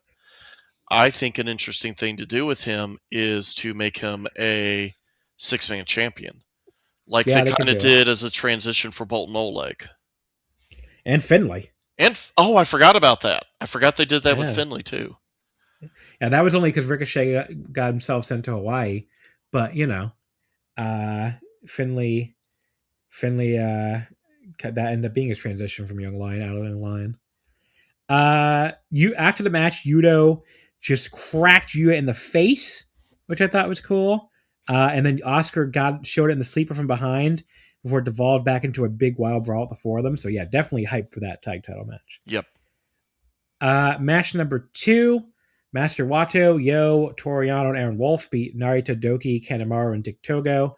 Wato pinned Togo in 803 with the Vendaval. Or he submitted him with the Vendaval, I should say. Nothing match here. 2 1/4. I thought even less of this than the one the day before. I mean, yeah, it's fine, but I don't have anything to add here. Yeah. Yo becoming like a Toru Yano parody is a little odd. It's very weird. Like I feel like he has better uses of his time. Does he? If he wants to, I guess. Well, I don't think he wants to is the thing. So, match number 3, Callum Newman, Francesco Akira, and Jacob Austin Young defeating David Finlay, Hiromu Takahashi, and Gato. Akira pinning Hiromu in 1030 with the crown fall. So yeah, this Jay came out. So okay, it's really funny to me. First of all, that a unit of all things that's called United Empire is the unit that has decided to copy the old LIJ trope of everyone gets a solo entrance to their own theme song. Like, your name is United Empire and you all get a solo entrance? Well, I wonder weird. if part of that is they want to get rid of that old face intro that they used to have. The sweet Sure. Spanish guitar. So yeah. But yeah, Jay has this. They're probably undergoing like an aesthetic redo as heels. Jay has possibly the most generic wrestling theme song that's ever existed. Like, I don't know if you remember anything about his song. It's just like, Nope. It's like, dun, dun, dun, dun, dun. Like, it just sounds like something that, like, God, what's the name of the Jim Johnson, the old WF guy, would have come up with, like, on the toilet or something. Like, given like 2 seconds of thought. Because Jim Johnson had some great theme songs, and then he also had some theme song that you could tell he sat down and the thing was like, okay, drum machine go dun it, dun it, dun it. There, it's the whole theme. And that's what he did here. That's like Jake Austin Young's theme song. It's like a drum machine going dun it, dun it, dun it. I'm like, this is not a song, guys. This is just a sound over and over again. Well, I yeah, have to commit to the gimmick and remind you, I don't know who this Jim Johnson is. I believe you. He does have some great themes though. Like my favorite old school WF theme, which is funny because it's for one of the worst stables of all time. The original Ministry of Darkness, before they merged into the corporate ministry, has such a fucking banger theme song that I've left it on when they released it officially finally, like it's on my iPhone up to this day because it's just such a cool. It sounds like the old Demolition song for people who know what that is, not you, but Could with be like making up all these unit names for all I know. But like an evil version of the Demolition song, it's like dun, dun, dun, dun, and it just keeps like going like that. It's just such a great theme song. John, I also want you to know that not only do I not know anyone who you are talking about, I refuse to remember them. So next time you bring this up, I'm going to say the same thing again. Okay, that's I'm great. not committing but any memory to this. But again, the Ministry is one of the worst stables of all time. Just you can take my word for it. Okay, like I believe you. It's just hard. It's basically like it was like the 1999 WWF version of the House of Torture, where they put all of their worst wrestlers into, like, they took fucking fat ass Viscera and Midian, who's like one half of a terrible tag team. His partner retired, and the team wasn't even good, but now he's definitely not good by himself, and like just all these shitty wrestlers and put them in the same stable to be Undertaker's underlings. But like, again, when you take some of the worst wrestlers in the New Japan roster and put them in one heel stable, they can still be pretty good. When you take some of the worst wrestlers in the fucking 1999 WWF roster, those are really, really, really bad wrestlers. So Sounds That's about as really bad as the logo for the Unbound Company T-shirts. Yeah, so we haven't talked about that. That logo's really bad. But yeah, so that's the Horribles unit. Great theme song. Anyway, as for but yeah, Jacob Elskins making his entrance to his incredibly generic theme song, and Finley, Hiromu, and Gato all jumping from behind. I thought that was awesome. It's like, you know what? Fuck you guys. We're just gonna attack you right now. And Callum and Kira run out, and a big brawl breaks out all over Korakuen again. But yeah, Kira pins Hiromu dead center, just like he did last year in the BO and the Best Super Junior. But yeah, then the match was quite good. I went 3.5 on it, and Finley and Newman quickly brawled to the back. And in the ring, Akira and Jay stomped and choked Hiromu some more in the ring for fun. And Jay put on Hiromu's jacket, which I thought was pretty funny. Gato tried to get in to save him, but they beat him up some more too. And then Akira even got in Despy's face when he was doing Japanese commentary. So I thought this was a really good angle to put Akira and Jay over as, new heel juniors. And yeah, the next day we got the official confirmation that Hiromu was leaving New Japan, and this made even more sense. So, oh yeah, they're really behind Francesco Akira, as they should be. The next match was Yota Tsuji, Drilla Maloney, Taiji Shimori, and Robbie X beating Jake Lee, Hanare, Great-O-Khan, and Zane J.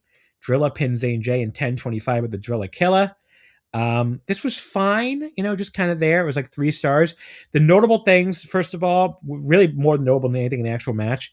Drilla didn't want to do the Unbound Company's weird new fist shaking pose before the match for some reason. So I don't know if this is leading to him turning on them or what, or he just finds it weird in real life or what. The other thing is Jake Lee's new Silent Jester nickname. I don't think that's quite as good as Smart Bastard, but that is an amazing run of nicknames in a row. Because Silent Jester's still a great nickname. Yep. He went from having like an A+ nickname to like an A nickname. So that's a really good, to still have that great of a nickname after changing it is pretty crazy. Neither of them are as good as Lee Espresso, though. Just saying. Okay. It's not a real nickname, though. It is in my heart. Jake, also, I loved him playing possum lying on the ground just to pop up and nail Tsuji from behind. That was really funny. So Jake Lee just kind of amuses me even when this is why I have a soft spot in my heart for him. Even when he's not like being awesome or something, he's at least being very funny. So he's like I enjoy him no matter what he's doing. Yeah, pretty much. Yeah, so. And that I feel like that helps him shine in preview matches, especially where the expectation of how high the level of work isn't that high, right? Yeah. I'm curious how it's going to play once he is in the main event in Osaka. I'm optimistic it's going to be great, but I also kind of feel like he's done so much great character work, but I'm not seeing that much in terms of work rate, which he doesn't necessarily need, right? Not every wrestler needs to have the highest speed, highest work rate to still be a convincing, entertaining presence. And Jake Lee, that might be true for him. But I just don't know yet. I'm not 100% convinced yet whether Tsuji versus Jake Lee is really going to deliver at the higher level. Though I feel like at this point, I'm kind of just accidentally getting out of sync with time here on the show, sneaking in previews to things that we know we're going to discuss later, and yet it's just popped in top of mind at the moment, partly because I don't really have anything to say about this match. I feel like all of the preview matches have kind of blended together for me in a pleasant way at this point, right? I think the vibes for, as we were talking about earlier, the vibes for this show were just as high as anything that was in the last show. This one also happened, though, to end on a trio of fantastic singles matches. So, if you couldn't tell, audience, I was stalling there for a bit. Yeah, so I have been downing fluid because I'm trying to keep my throat lubricated so I can actually talk through this, issue I'm having. And I was holding it for so long to wait and try and pee again. I'm like, okay, he probably doesn't have that much to say, but I gotta fucking piss. So don't worry. I can always just make some shit up for a while. Yeah, and I saw you. Then I heard. I kept my headphones on so I could hear you stalling. I'm like, oh, please, let's let him get through this. Because I'm like, I felt really bad, but I had to piss so bad. Yeah. So the three Well, singles matches. it's better than you talking to me while you're pissing. That would have been a little odd. Yeah, well, I can't do that anyway because my mic is separate from my headphones. So, the mic is just a separate actual physical mic. The next match was Bolton Oleg beating Hartley Jackson in 12:07 with the Kamikaze, starting that run of 3 singles matches. They started out with the two of them just charging at each other repeatedly before they walked up to the orange seats and decided we're going to charge each other up here with even more room to charge. That was fucking awesome. That ruled. Back in the ring, Hartley crushed Bolton with a running senton. Bolton no-sold it, and then somehow deadlifted him right in the Bolton shake. Holy fuck. This slammed Hartley down so hard that I think this is where he ended up with all those bruises on his back. You see all those gross bruises he has? Yes, now? I have, yeah. And yeah, they were both so winded after that. Hartley came back with 2 straight Germans, though, just dropping Bolton. And just when I thought the match had peaked a bit early and had slowed down, we get a superplex that Hartley bounces on. Actually, maybe that's where the bruises come from. Followed by the Kamikaze for the pin. The awesome finish put it back over the top for me, so 4 stars. This was such a great big boy battle. God, Hartley Jackson is such a gift, isn't he? I feel like he's immediately likable as a wrestler. He's just a big teddy bear, right? But he also is a 20-year veteran, something ridiculous. Been in Japan for 5 or 6 years at this point. And is the type of wrestler where a 6-man tag title, when he says that's the most important thing to him right now, you 100% believe it, right? Because he's just at that point in his career where that might be the highest accolade he can get. And his slot on the card is such that he probably shouldn't go any higher than where he is, and he's so good at where he is, so good at making others look good. But you also can't help but like the guy and just want to see him happy. Loved that he got a singles match here to get some shine in. Oleg Bolton, by the way, 100% knew that Hartley Jackson had just put on a beauty of a match that was going to made him look like a superstar, and gave Hartley Jackson so much praise at the end of the match, so much holding the guy's hand up and pointing to him, say, yeah, this motherfucker, this guy right here. That it was kind of a little embarrassing because it's Oleg, you're still in a feud with this guy. You still have to defend your belt against him. Yeah. So it was an awesome match, and I lost my train of thought there. But yeah, great match. Yeah, great match.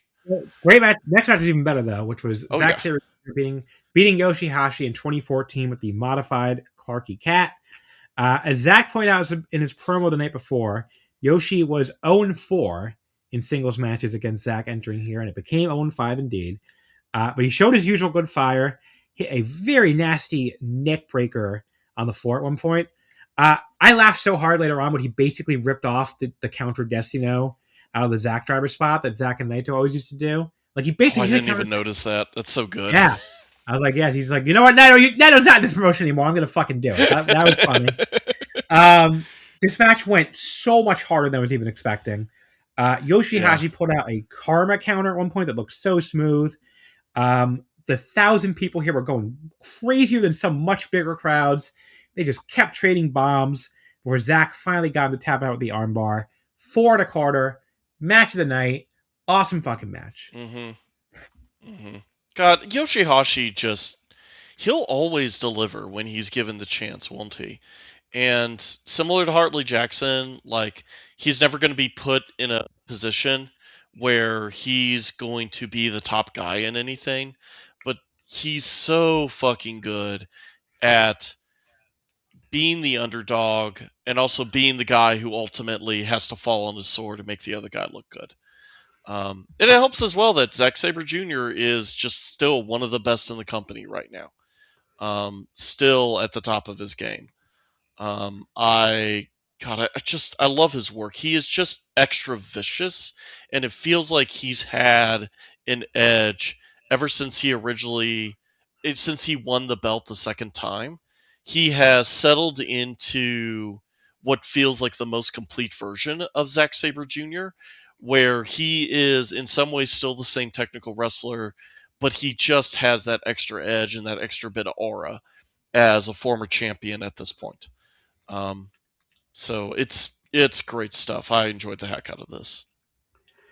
Then the main event, Hiroki Goto beat Ryohei Oiwa in 15:38 with the GTR Kai. A little bit surprised he got the pin on Oiwa again after he also pinned him in the 6-man tag title match, but I guess they're going to make Oiwa finally beating him a bigger deal than this, which I don't disagree with, really. We'll see. Maybe he gets the pin on him in the tag to win back the 6-man titles this week.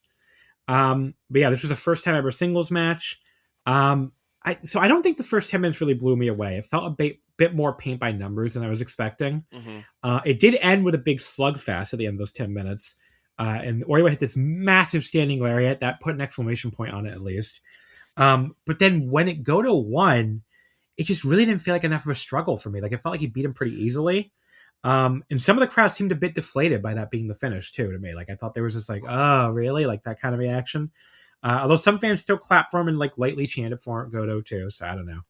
But yeah, I thought this was like a tad disappointing after how great the last two matches were. It was still good. It was still like a 3.5-star match, but not close to as good as the other two were. Yeah, it needed to go up another gear. It needed more extended Oiwa hope spots. In some ways, it was like the tag title match we were burying in Stardom, where Goto was a little that was dominant. much worse. But... Yeah, that was much worse. This was much better, but I think it had a similar structural problem. Is all I'm saying. Yeah, I think Oiwa should have gotten more from Goto here. Maybe that's by design, but I kind of doubt it. Like we've been waiting for Oiwa to break out and be a top of the card kind of guy. And I don't think they're doing it yet. Yeah, exactly. So yeah, overall great show though, and just great 2 days for New Japan. So I am salivating. Besides the fact they're losing even more guys on the roster. Yes, but also few of the guys are the ones that I'm excited about right now, right? Yeah. Like out of who they're losing, so we talked about Hiromu already, which is can I speak on that actually for just a minute real quick here as an aside? No. What do you think I'm going to say? Of course you can. What do you think I'm going to say? That was more me signaling to the audience I'm going to transition from one thought that I was on to another real quick. Okay? But we will go back to that other thought at some point if I remember what it was. That's the challenge. I've been drinking during this. But the thing I wanted to say about Hiromu was I'm with you that it feels like WWE was the worst possible place he could go. Not necessarily, though, because I'm convinced he's going to become like a comedy character and they won't know how to book him properly. I think just flat out, when a wrestler goes from a promotion like New Japan to a promotion like WWE, they simply will not put on as many good matches as they would have in their old promotion. It is a net loss to the wrestling world by any definition. And that goes for whether or not they're at the top of the card at their new company as well, right? Because WWE and to a small extent AEW are primarily, in terms of their matches, TV matches companies, where a lot of wrestlers are not going to have to put in anywhere near the same level of effort and are going to work an easier style for much bigger crowds and a lot more money, but ultimately a net loss to the amount of good wrestling out there. That's why it's disappointing when Hiromu leaves. I would have loved to see him be like a full-time junior in Noah, if that's what he wanted to do. But it's a loss for the wrestling world. It's a waste of his talent that he will go in WWE. And hey, maybe he'll have 2 or 3 good matches there. I don't know. I don't watch the product. Maybe he's going to become a WWE legend. I bet even then, he's not going to have as many good matches as he would have if he had still stayed in Japan. That's why I find Hiromu leaving very annoying.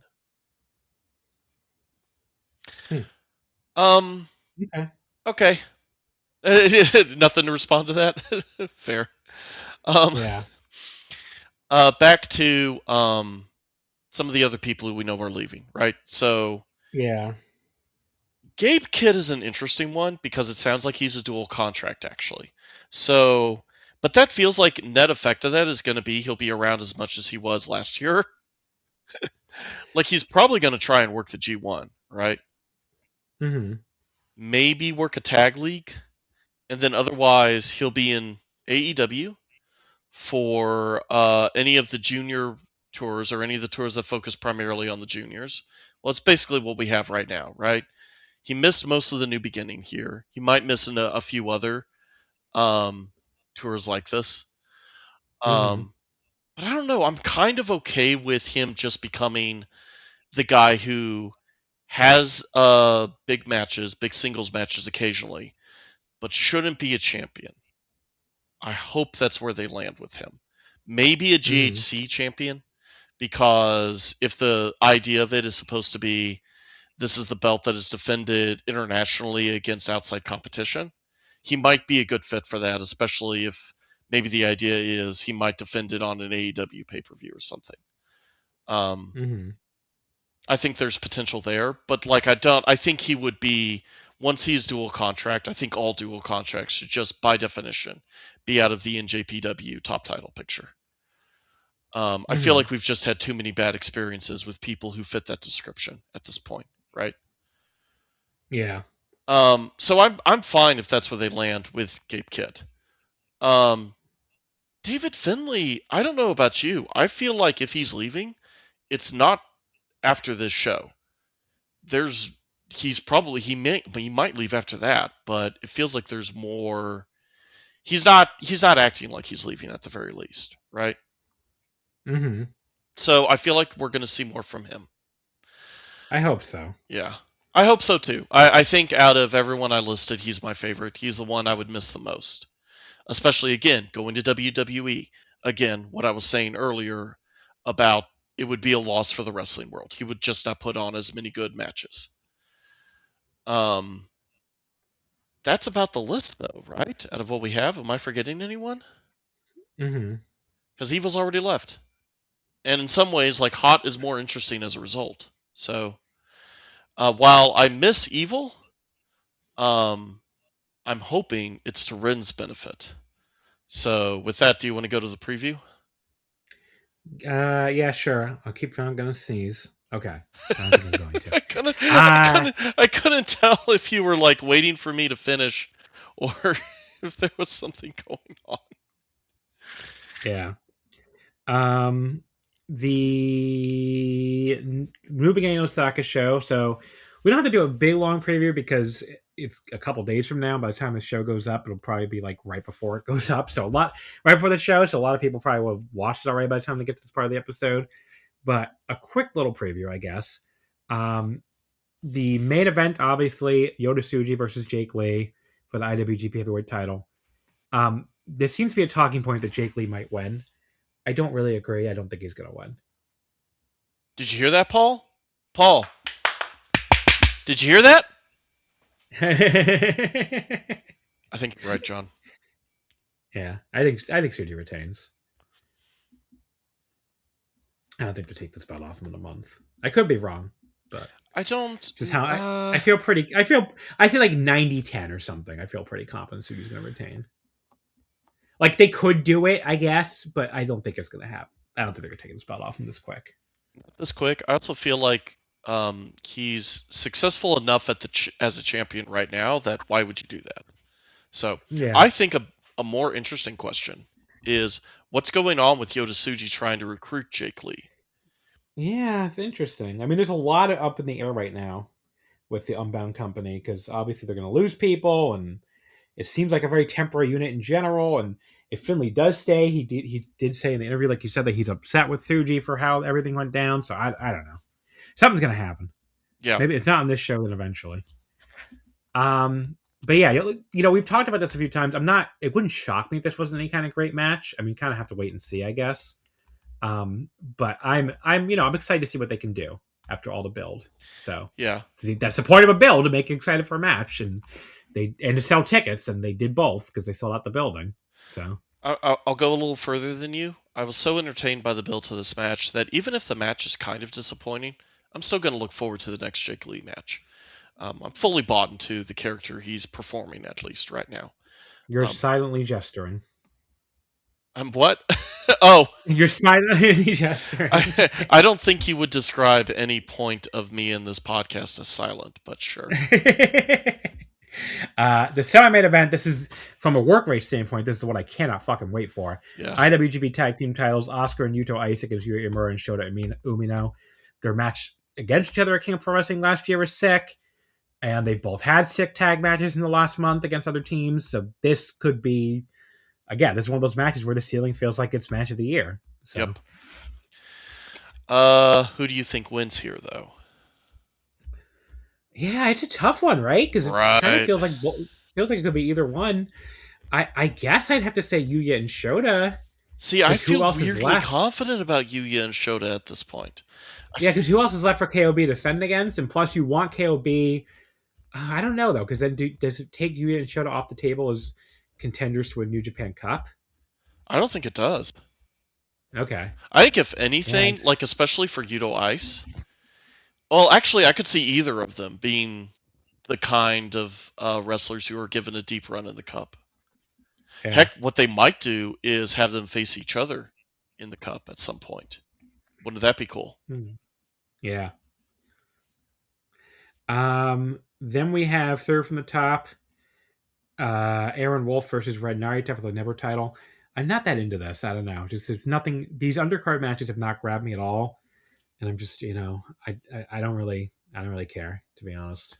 I said everything I wanted to say earlier. I am actually really behind the idea of Ren Narita as the new leader of Hot, if that's where they want to go. I think Ren is actually an extremely good wrestler. I think part of the problem, though, is he just needs to be given more chances to shine. But if it wasn't for Evil leaving, I would probably be just as down on this match as you are. Then we get into where this card feels really deep, because all these 5 matches feel like they could be really good. David Finlay versus Callum Newman. Again, the heat is off the charts with the way they built it, and these two have worked really well together before, so definitely excited for this one.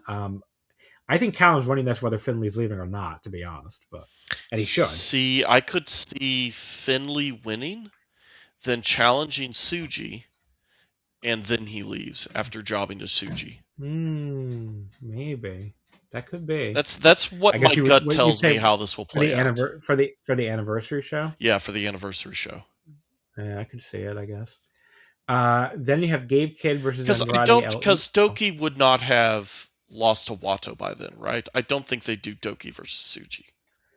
Yeah, Doki Wato is probably not going to be till anniversary show, because the card is already out for Fantastica Mania. It's not on there, so yep.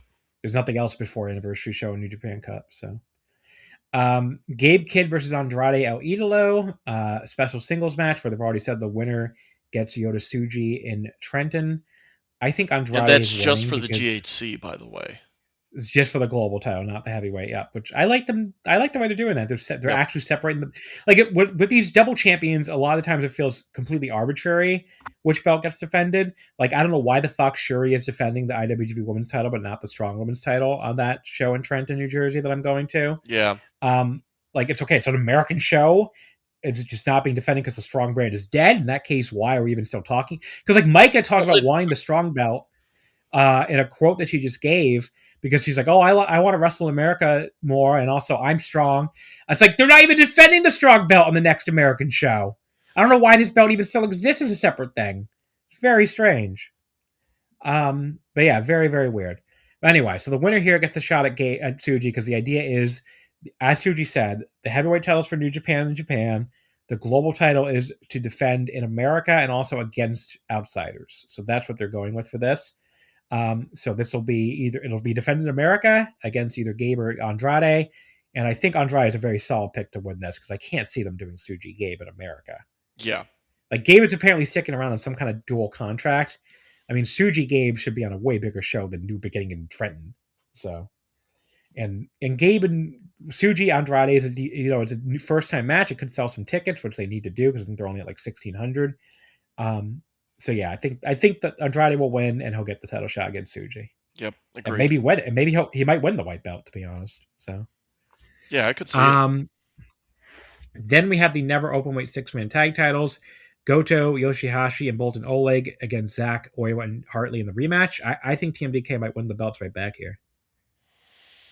Ooh, this feels 50-50 to me. Yeah. I kind of want TMDK to win the belts back. Even though I love both teams equally, like they're my children. But yeah, this after how great their title match was at Korakuen, this is only third from the bottom here, so that shows you how deep this card is.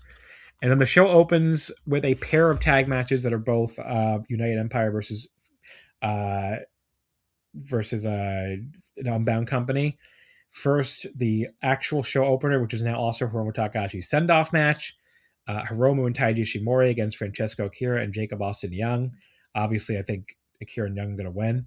I feel really bad for like the devoted Hiromu fans, of which there are many, because I think that this show was either entirely sold out or like practically sold out when they announced Hiromu was leaving and this was a send-off match. So like if you're a devoted Hiromu fan and like who didn't go to the show originally because you just don't live in Osaka, you didn't think it was a big deal, like you just got shut out of seeing Hiromu's goodbye. Like that's crazy.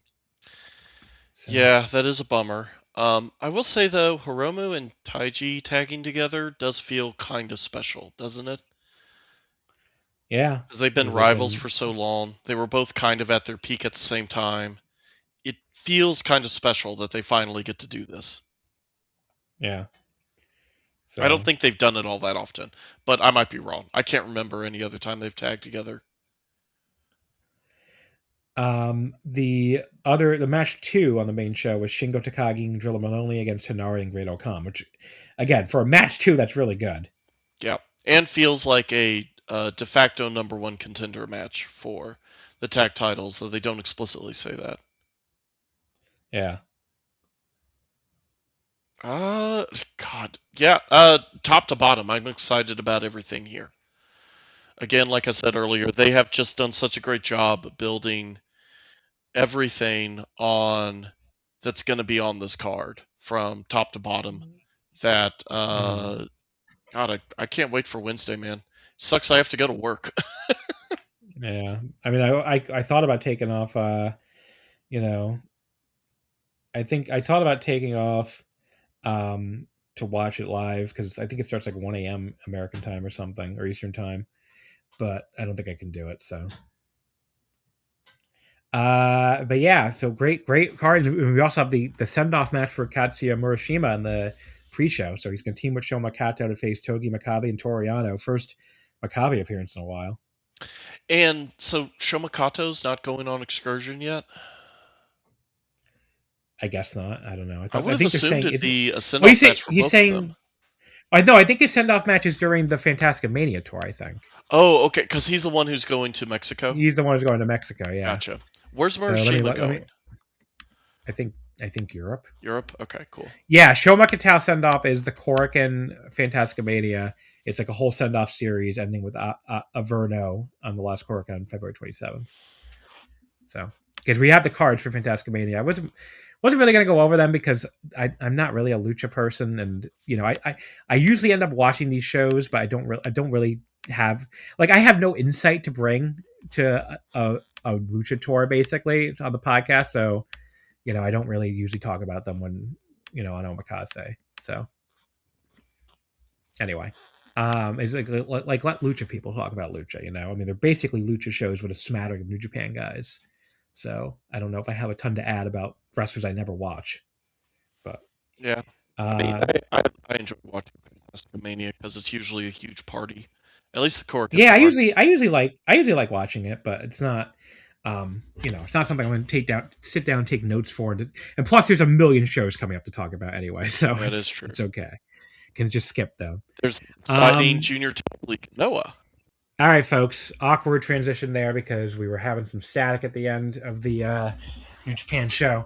But we're pretty much done with New Japan anyway, right? Anything else? I don't think there's anything left to say. Nope, it's an exciting time to watch New Japan. So I'm like feeling as strongly about it now as I was Stardom last year, pretty much. I wouldn't say I'm quite there yet. I'm still way more into Stardom, so I guess we'll see if they can fully get me. I like it, but I wouldn't say I'm not quite on that level yet. Maybe just losing so many people is still a little bit black cloud, which that black cloud doesn't exist for Stardom at all for me. So, but let's go over to Dragon Gate. So they had their Truth Gate 2026 at Korakuen Hall on February 5th.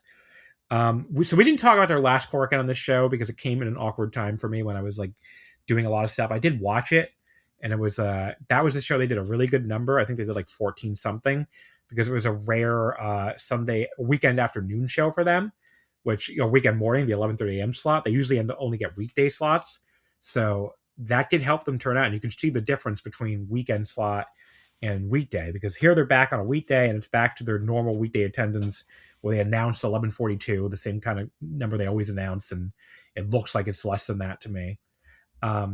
So yeah, you can see the difference of weekend versus weekday. It's a real thing. So the end of the last show, they two of the rookies, to the young wrestlers, Aki and Daiki, had joined Natural Vibes as new members, and they came out with their new group here with the two new members, to open the show. So Aki is now known as Atki. I think it's still pronounced. I think it's still pronounced. I think it's still pronounced the same way. But yeah, it's an at symbol and key. Some poor man on Twitter who has the at key actually locked his account after this started because he's just getting alert after alert after alert from people adding key, writing at key, which is so fucking funny. Was it a Japanese guy? Yeah, I don't think it was. I think it's just some random person. Poor at key is getting nothing but ads about Akihiro Sahara. And the other one, Daiki Yanaguchi, is now Gucci, I guess. It's G-U-C with wacky capitalization, but I think it's actually pronounced Gucci. So, yeah, they did a little promo. Not really much to the promo. We'll get into their new looks at the end of the show when they come out, because they didn't show them here. But, man, they were very different, as we'll talk about. Now, I will say, so this is my third Dragon Gate show. I'm still going to be able to keep track for a while, I think. So new thing I appreciate about this promotion was I love that they're hyping up a new look. I love a new look for a wrestler, but it's almost never commentated upon in any other promotion. But here they're like, hey, in our main event, check it out. These guys, they're going to look different. They're going to look cooler. And I'm like, well, they're looking real lame right now, so we'll bar across. So what other shows did you watch? Did you watch something else between the Korakuen and this Korakuen? I did not watch the previous Korakuen. I had watched the second show I ever watched was I think another Korakuen last year that was for this podcast, and I had watched the Kobe show last year, which was when I decided, okay, like Dragon Gate does seem cool. Actually, I do want to watch more. I'm just very lazy and did not watch any more than that. But yeah, now you got a new reason to watch it because you cover on this podcast. Now I will say, usually when I do these reviews, I deliberately try not to listen to other people's takes or read a lot of other people's takes. I did listen to the new Open the Voice Gate though, and they were pretty negative on this show. If anything, Mike afterwards said he felt more and more negative about it after the show, which is interesting because I don't think I was very negative on this show overall. I think there were a few things I didn't love about it. And I wouldn't call it like really a great show or anything, but I don't think I hated it the way they seem to not be into it at all. So it'll be interesting to like compare our takes here. The opener was Naruki Doi and Kagetora defeating Kenichiro Rai and Kazuma Kimura. It was Kagetora pinning Kimura in 9:35 with the Guruma Kakari. Very average opener, I thought. The only real highlight was Doi and Araken taking turns, tripping and pulling people out of the ring. Mostly because Doi is very charismatic and his reaction to getting booed was funny. But yeah, 2.5, just an average match. Yeah, not much to say about it. It's apparently part of the build towards a number one contender match later on in the tour, which kind of spoiled to me who was going to get the pin. since one of those people in the match was in the tag match. So Yeah, Kagatora but ended it up was losing the fine. number one contender match. He ended up losing the number one contender match, by the way. If you Oh, haven't he seen did? it. Okay, yeah, I'd never followed up on what happened there. Match 2. This was much better as far as old people matches go. It was Ultimo Dragon, Masaki Mochizuki, Don Fuji, who you missed this on the last Korakuen. They won the All Asia Tag titles from Sato and Oh, yeah, the commentary kept the other talking guy. about how they Yeah, have a combined age of 121 or something. 111. Yeah. 111, okay. Yeah, so Otomo Mochizuki, Don Fuji, and Punch Tomonaga beat the Paradox team of BB Hulk, Dragon Kid, Yamato, and Suzuma Yokosuka. It was Mochizuki pinning Hulk in 11:31 with a Dragon Suplex hold. Yeah, the veterans here decided to go super hard, pretty much right to the closing bell. And Mochi pinned Hulk at the end with this Dragon Suplex hold after a crazy little exchange the two of them had that, like, I don't know, it was a throwback to some of the matches they've had together over the years. So yeah, really good match here. 3.5. Definitely enjoyed this one a lot more than the opener. This match kind of irritated me because Punch Tominaga was in it. He did most of the work for his team, and would like briefly tag out for someone else, but for the most part, he was doing the most. He spent most of the time in the ring for his entire team, and I don't like that when that happens in a tag match. Well, sometimes I do, but I thought Punch was fine though, and then the he was fine. It was also just made the actual like exciting parts even more exciting, maybe. But yeah. Well, I might it be also overrated. bothered me that after that, then there was this really brief exchange between two guys I'm not as familiar with, and then one of them gets the pin. I'm like, okay, well, I guess that was that. So that whole time he spent in the ring went nowhere. Okay, cool. Yeah, no, I get it. Maybe I'm overrating this a little because I love that Mochizuki Hulk exchange at the end, but that was also nostalgia talking, but you don't have the nostalgia, so. Well, I do think Mochizuki is cool. I've seen him in other promotions. Match number 3, Luis Monte defeating Marcus Mathers in 9:21 with a Super Tigre. This was bad. The first 5 minutes of this were quite boring. Monte was just like slowly working over his arm in pretty uninteresting fashion. Like Mathers, I thought he was doing a pretty good job selling it at first, but then there were also like moments where he was suddenly fine enough to pull himself up the top rope for a leap off the top, which is a little dumb. But yeah, after all that artwork, Monte just rotters him for a flash pin right after he rolled out of the way of a top rope dive of sorts. I was like, what the fuck was the point of all that arm work then? And the finish just felt completely random and out of nowhere in a bad way. Did not like this at all. 2 stars. Yeah, this didn't grab me at all. Have you seen this Marcus Mathers guy before? No, I'm not. I don't watch American Indies. How the hell would I have seen him? Okay, all right. I just don't know if he has a reputation for being good or not. That's all I would ask because I I have didn't no think he clue. looked very good here. Yeah, American Indies, not a clue. Match number 4, Kai and Yoshiki Kato defeated Homari and El Cielo when Cielo was disqualified for hitting a chair over Kato's head in 5:49. So it started out with a great double dive from Cielo and Homari right at the start of the match. It went to a big wild brawl around ringside before the heels, the bigger heels, I should say, because they're really both kind of heel teams. They took over, and Kato went after Cielo's mask again. But then Cielo just broke a chair over Kato's head just as he seemingly had Homari pinned, then started punching the shit out of him after the DQ finish. I thought this was fine. You know, it was fun while it lasted. It only went less than 6 minutes, and the DQ finish makes sense for these two heel units going at it, and just, you know, Cielo being so mad over having his mask ripped. Now, they did way too many of these bullshit finishes. That I agree with the Open the Voice Gate people about, which we'll get to. But this one in particular I thought was fine. So yeah, 3 stars. Yeah, it this gets into a chunk of the card where it feels like nobody's really trying to have a good match so much as they're just working another angle for a different match in the future, which annoys me because I feel like you don't need to do that to be able to successfully sell a match. See all my comments about the Road 2 shows that NJPW have been doing. But otherwise, I am kind of enjoying what I've seen of Saipatra versus Gajudokuro. Yeah.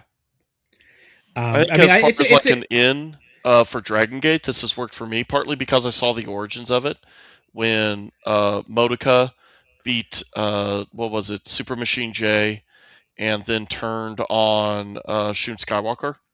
Yeah. I mean, the problem I have, I talked about this the last time I talked about Dragon Gate, is like Shun especially just feels like I don't know. Like they also again talked about this on Boy Skate, where it's like I kind of just want to cheer for him as a face at this point. I don't know why they're so insistent on keeping him heelish, but it works. It's not working. It works better for me on this undercard tag than it has in a while, actually, with Cielo just fucking braining him with that chair and like punching him. But like, so because that makes sense. It makes sense for heels to do that. It's when we're asked to be like sympathetic for Skywalker, when he's such an asshole all this time and hasn't really had any like moment of come to God or whatever. It just kind of feels very weird. And when they just act like assholes to each other, like, yeah, okay, that's a cool heel versus heel feud. I like heel versus heel feuds.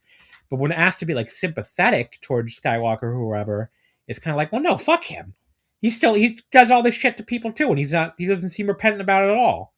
So like that's the bigger problem I have with the whole feud, I guess. Which you didn't see the last Korakuen or that fucking the Kobe show I went to where like, getting the heat on him was a big deal and getting a heat on them was a big deal. And just like it doesn't really work. But I don't know. I can see that. I think what I find compelling about Shun at the moment, though, is how he has these grand delusions about himself and everything else that compels him to act the way he does. And he isn't necessarily sympathetic, but I don't think he needs that to be a compelling protagonist in this story, is how I would put it. Or at least being interesting as just the guy who is the straw that stirs the drink, which is kind of a weird, now that I say that out loud, kind of weird that he's the face in this feud that's doing that, right? Because it's normally the heels doing that to the baby faces. But he keeps fucking with, from what I've seen, he keeps fucking with Gajadokuro. And kind of does multiple times, but that's not the next match we're talking about. So, but you get what I'm saying? Is anything I'm saying making sense here? Yeah. It is. So I don't necessarily find him sympathetic, but I do find him compelling, is how I would put it. The next match was a 6-man tag team match. Now, this is where I really part ways with the Voice Gate guys with Case and Mike, because they were not into this at all.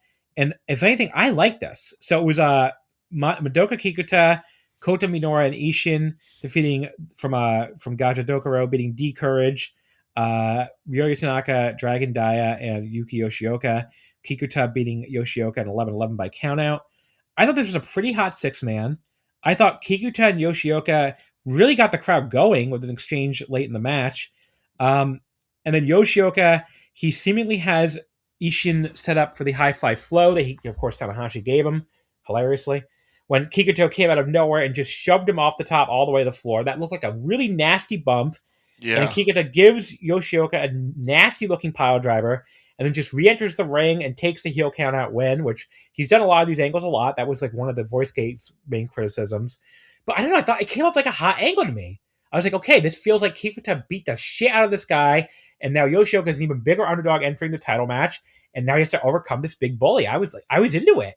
Now, again, 3 straight fuck finishes was a little much, but these 2 I didn't have a problem with. It's the third one, if anything, that was the big issue, which we're going to get to. But this one, I had no problem with as a finish. I think Kikuta, it makes sense for Kikuta's character. I think they're way more sick of Kikuta as champion than I am. I think Kikuta's, he's not lighting my world on fire as champion, but I'm not like down on it really either. And I'm usually not into Yoshioka at all. And I thought Yoshioka showed pretty good fire here, fighting Kikuta. And I thought the crowd was into it too. So yeah, I don't know. I was very surprised by their level of dislike for this when I listened to that podcast. And I guess the other problem is that the title match isn't selling tickets for Fukuoka. But what is selling tickets for Dragon Gate right now? Like, I wouldn't really... holding a Korakuen on Sunday seems to be the only thing selling tickets for them. So, like, I don't know. Like, I wouldn't really hold that against this match, per se. Like, maybe you could say, okay, you want to see these 2 guys coming back around to finally have a title match again, with all their history, feel like a bigger deal. But, like, I don't know, there just isn't a lot that feels like a big deal in Dragon Gate in 2026. I don't really think that's I wouldn't really put that on the two guys. I think they actually did a pretty good job, making this feud feel like a big deal here, and the crowd was into it. The crowd that was there at Korakuen. And they made me more excited for the Fukuoka match because now I'm like, can Yoshioka overcome this guy finally? It did added to my excitement personally. So, which is what the match was supposed to do. So yeah, this is where I really parted ways with them on this one. I thought this was a really cool little angle and a cool little match. I went 3 1/4 on the match. And yeah, I thought it made Kikuta look dominant as champion, heading into the big title match in a couple weeks, and made me intrigued to see what happens with Yoshioka now. So, my main takeaway from this was I'm glad Kikuta didn't do the thigh slapping that he had been doing before with his butt attacks. Didn't do any of that here. That it irritated me the last time we talked about him. Otherwise, I couldn't really remember much about this match. And Yuki Yoshioka, if anything, out of the Decourage team, seemed to stand out the least. Maybe that's just because I'm not familiar with his work, but doesn't seem very compelling as a challenger at all. But that's just based on this one match. All right, the next match. This is the one where I'm like, fuck this. So I was really looking forward to this. Shun Skywalker versus Big Boss Shimizu. The newly healed Shimizu against Shun Skywalker with this hot Gajidokuro versus Saipatra feud. Reasonably hot, I guess, by Dragongate standards. And they fucking only went 6.5 minutes in the semi-main event. And we got the cheapest fucking finish with Shun Skywalker removing his own mask when Shimizu had him up for the fucking shot put slam. This is the one of the 3 finishes. If they hadn't done this, I would have had no problem with the other 2 finishes being fuck finishes. That was totally fine. Doing a 3rd in a row, especially where Shun is supposed to be the fucking babyface in this feud. Why the fuck? I understand they're gone so over the top to still have him come off as a heel. And I get that they're trying to go for some kind of like, oh, he outsmarted him, kind of thing. But he just comes off like an asshole. He's not he's outsmarting us. He's also outsmarting Shimizu. He's also depriving the audience, depriving me watching at home of a match I wanted to see 6.5 minutes in with this bullshit. Like, Shimizu's dominating him and was going to put him away. And she was like, oh, I'm going to take my old mask off and hand it to you so you fucking get DQ'd. Like, that's not a fucking face move. That's, like, even heel versus heel, one side's supposed to be the face side of the feud. He comes, in this match, it comes off like, fuck this guy. Shimizu's going to beat him in 6.5 minutes and just fucking beat him then. So, I don't know. Like, this whole Shun Skywalker half face turn, but not really a face turn, has made a guy that I used to really like as a heel come off as a guy who I cannot fucking stand watching now. Because he just does this bullshit where previously it would have been like one thing when he's supposed to be the bad guy and you're supposed to boo him. But again, they're the fucking faces in this feud. You're supposed to like them. And it comes off like, earlier in the night it was Homare and El Cielo came off good. And I liked, Cielo breaking the chair over his head felt like, yeah, Gaja Dokuro deserves that for going after your mask or whatever. So it felt like, faces with an edge. This one, it's like, this guy was fucking beating your ass. He had you set up for his finisher, and you fucking pulled your own mask off like a coward and handed it to him. It's not some fucking Eddie Guerrero, Sheer the Trickster thing. It's just like, go fuck yourself. Like, this fucking sucked. So, I'm even more fired up about it than I thought I would be when thinking about this. When I'm thinking about this, you know what? Maybe the Voice Gate guy's on a point, because this, at least, did really fucking suck as a finish. And I'm so fucking tired of this Shun Skywalker, I'm a face but not really shit. Like, just fucking do something with this already. Like, I'm really annoyed. I don't know, but like, this is another 2-star match or something after that fucking shitty finish. And just, like, I don't know. It's just, I had to rewind even to figure out what happened at first. If I kept watching, I would have seen it right away. Jay would have said it right away, but like, I was like, what the fuck even happened? I couldn't even figure out what happened at first. And like, it took Jay a minute too, I think, because he didn't say it right away. He's like, I think Shun took off the bat. I'm like, if the fucking commentator doesn't even know what happened, it's a shitty fucking finish.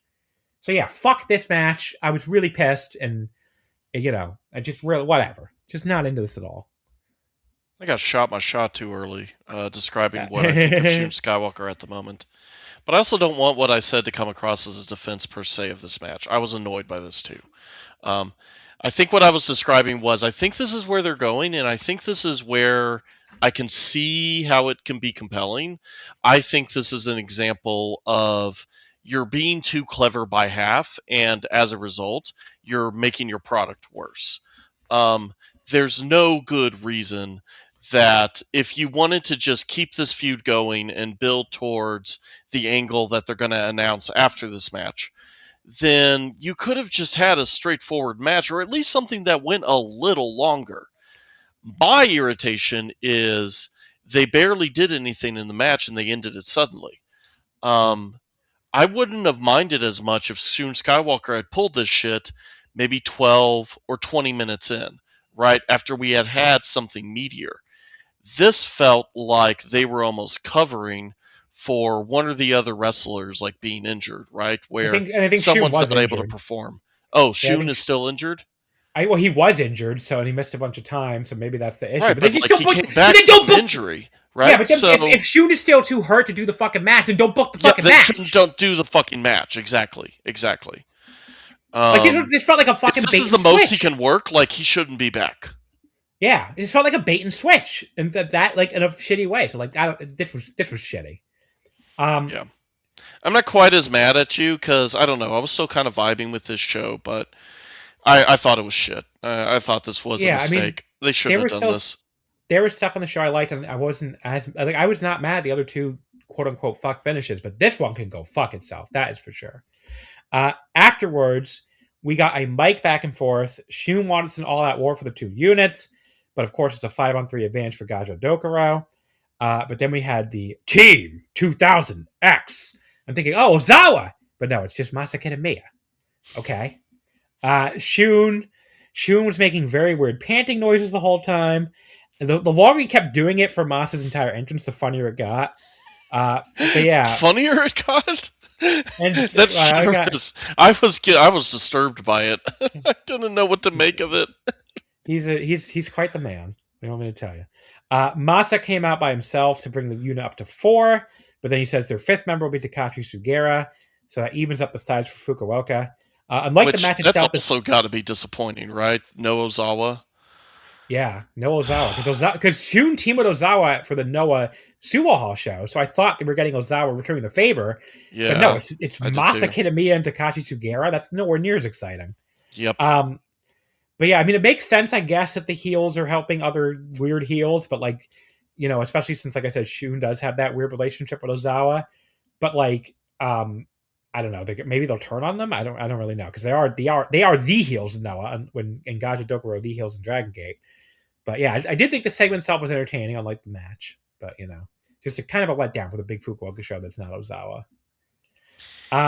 Yeah, I'm still kind of looking forward to that. But yeah, mostly couldn't get over my disappointment that for whatever reason, and they never explained it, but they kept mentioning Ozawa in the promo, which is a mistake if he's not going to show up at the match. I know, you're like, oh yeah, just so you know, guys, there's a way bigger star in this unit, but he's not going to be there, so get your tickets now. God. The main event did get things back on track, though.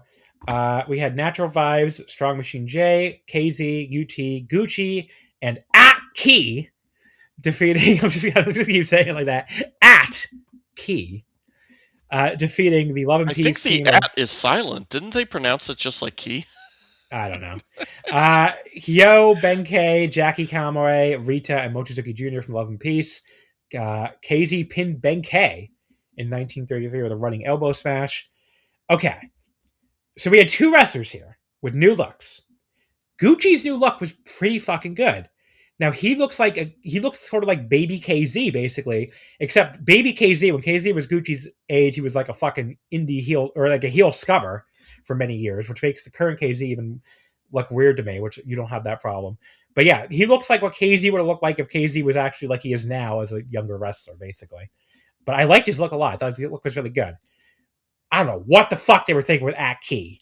He's a dinosaur. That's what they were thinking. He has cardboard scales on his back. He's a dinosaur.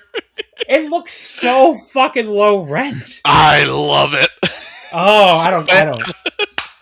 It looks so silly and so low rent. I was like, Jesus.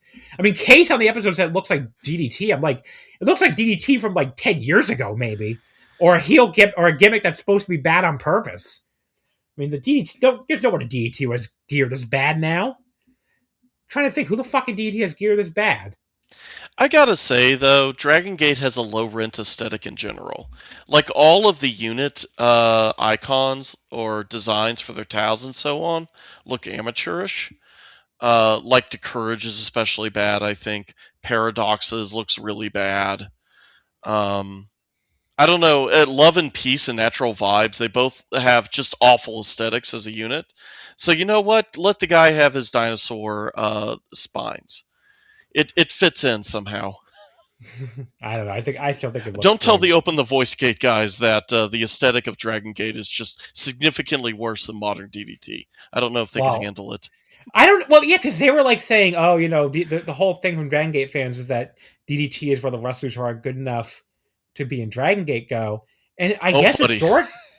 historically, that was probably true. I mean, there really are a bunch of like famous Dragon Gate dropouts over the years who are in DDT. I don't think that's true anymore. No, it's not. Yeah. Like Kazuma Sumi couldn't do Dragon Gate. Of course he could. There's plenty of DDT people who could hang in Dragon Gate nowadays. So yeah, I don't know. I mean, the Dragon Gate fans on both sides Pacific got to update their priors on that one if that's what they're hanging on to. But yeah, this is, like I said, Gucci's look very good, and Aki's look no buys.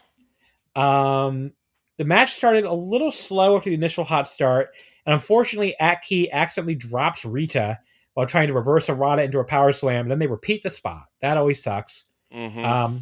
But then everybody does a bunch of dives. But then Aki later on, though, misses up another move. I guess like a Samoan drop of Mochi Jr. He somehow just didn't hit it correctly. A rough night for the new dinosaur. But then eventually we get into a very fun closing stretch. Everyone's running around and doing moves, exactly what you hope for from a big Dragon Gate multi-man main. So they overcame the issues, and KZ ends up hitting 2 enormous elbows on Benkei. They did look really good to get the pin over 1/3 of the Triangle Gate champs, which led to him, Gucci, and Aki challenging for the Triangle Gate in Fukuoka. But yeah, I went 3 3/4. I couldn't quite get to 4 here, given the 2 big botches. But when it was, and the big little boring stretch too. But when it was great, it was really fucking great. So, kind of matches like, oh yeah, that's why Dragon Gate's worth watching, because you're gonna get like crazy shit like this. But you know, Yeah, I think a key reason why I came away thinking, yeah, I wouldn't mind watching more Dragon Gate, especially if I just have to watch the Korakuens and the big shows, was because the second half of this match was really good. And I mean this as a compliment. The second half of this match was favorably comparable to undercard Stardom 6-mans. Probably because, like, for the Stardom wrestlers, Dragon Gate is an inspiration, right? yeah. So there might be some of that going down. But I think the thing is, with Stardom, they're very good about their 6-man matches like this, or in this case, a 10-man, being entertaining end to end. And this one just started really slow, and like we talked about, like, Key didn't look great. But otherwise, I don't know. I see stuff there that's enjoyable. And even though I rag on the aesthetic, I do kind of enjoy it in a low-rent, early 2000s tokusatsu kind of way. Like, I'm not knocking it. It's kind of something I'm digging. Okay, so overall, definitely a mixed bag of a Korakuen. That is for fucking sure. But there was stuff on the show I liked, and stuff on the show I very much didn't like. So, gotta say, I liked it a lot more than the last Korakuen I watched, which was the one that was headlined by Motoka versus the really big foreigner. Oh, yeah. Yeah, that show kind of stunk. The next big Dragon Gate show, which we'll talk about on this podcast, is February 23rd. Uno Dos Tres Dragon Gate, the replacement for Final Battle. They used to always run Fukuoka at the end of the year, or Final Gate, I should say, Final Gate. But now they're running it February 23rd. The matches signed so far, we have Open the Triangle Gate titles. Hyo, Benkei, and Mochizuki Jr. defend against KZ, Aki, and Gucci. Open the Bree. I don't think they're gonna do a title change there, but maybe they will, just to establish the new members of the Natural Vibes. But I don't think so. It feels too soon to take the belts off of Wait, why is it a 3-way now? It's not a 3-way. The Open the Triangle Gate title? It says it's a 3-way match now on Cage Match. Oh, you see that? Huh. I'm looking at it on Facebook, I guess, on the official Dragon Gate Facebook. Oh, I well didn't. then maybe Cage Match is wrong. It could be a thing where they hadn't updated it yet because when this happened, let Maybe me they say. did something during the tour. Yeah. Oh, now it has Paradox too. You're right. BB Hulk, Dragon Kid, and Yamato. I guess they must have added them to it. Okay. Well, that's not as cool in my opinion, but I mean the Dragon Gate Triangle Gate 3 gates can be really good some when they really hit. So who knows? But I thought I liked the focus on love and peace and natural vibes. We had the Brave Gate title, Ryoya Tanaka against Genki Horiguchi, who won the number one contender match. The Sai Patra versus Team 2000X in Gaja Dokuro All Out War. Shun Skywalker, El Cielo Homare, Masa Kitamiya, and Takashi Sugiura against Big Boss Shimizu, Ishin, Kai, Kota Minora, and Yoshiki Kato. And the Dreamgate title match, Madoka Kikuta against Yuki Yoshioka. Presumably we'll get more matches soon. Then we have That's the 23rd, which is still several weeks away, right? The 23rd, yeah. But the ticket sales are very bad so far. So, it's like 14 days away. It's not that long. And every single section is on Lawson is still full availability, including front row. So, so the 23rd is a Monday. Is it not a it's a holiday holiday in Japan? It is a It's It's a holiday. Yeah. All right. But yeah. Rough ticket sales so far. We'll see what the actual number ends up being. The March 3rd Korakuen, the next Korakuen, we have the All Asia Tag Title match they set up. We forgot to mention this. It was in the opening segment. They announced this, I think. It was Masaki Mochizuki and Don Fuji against Strong Machine J and Tatsumi Fujinami. Oh, they mentioned this in the post match, actually, of the main event.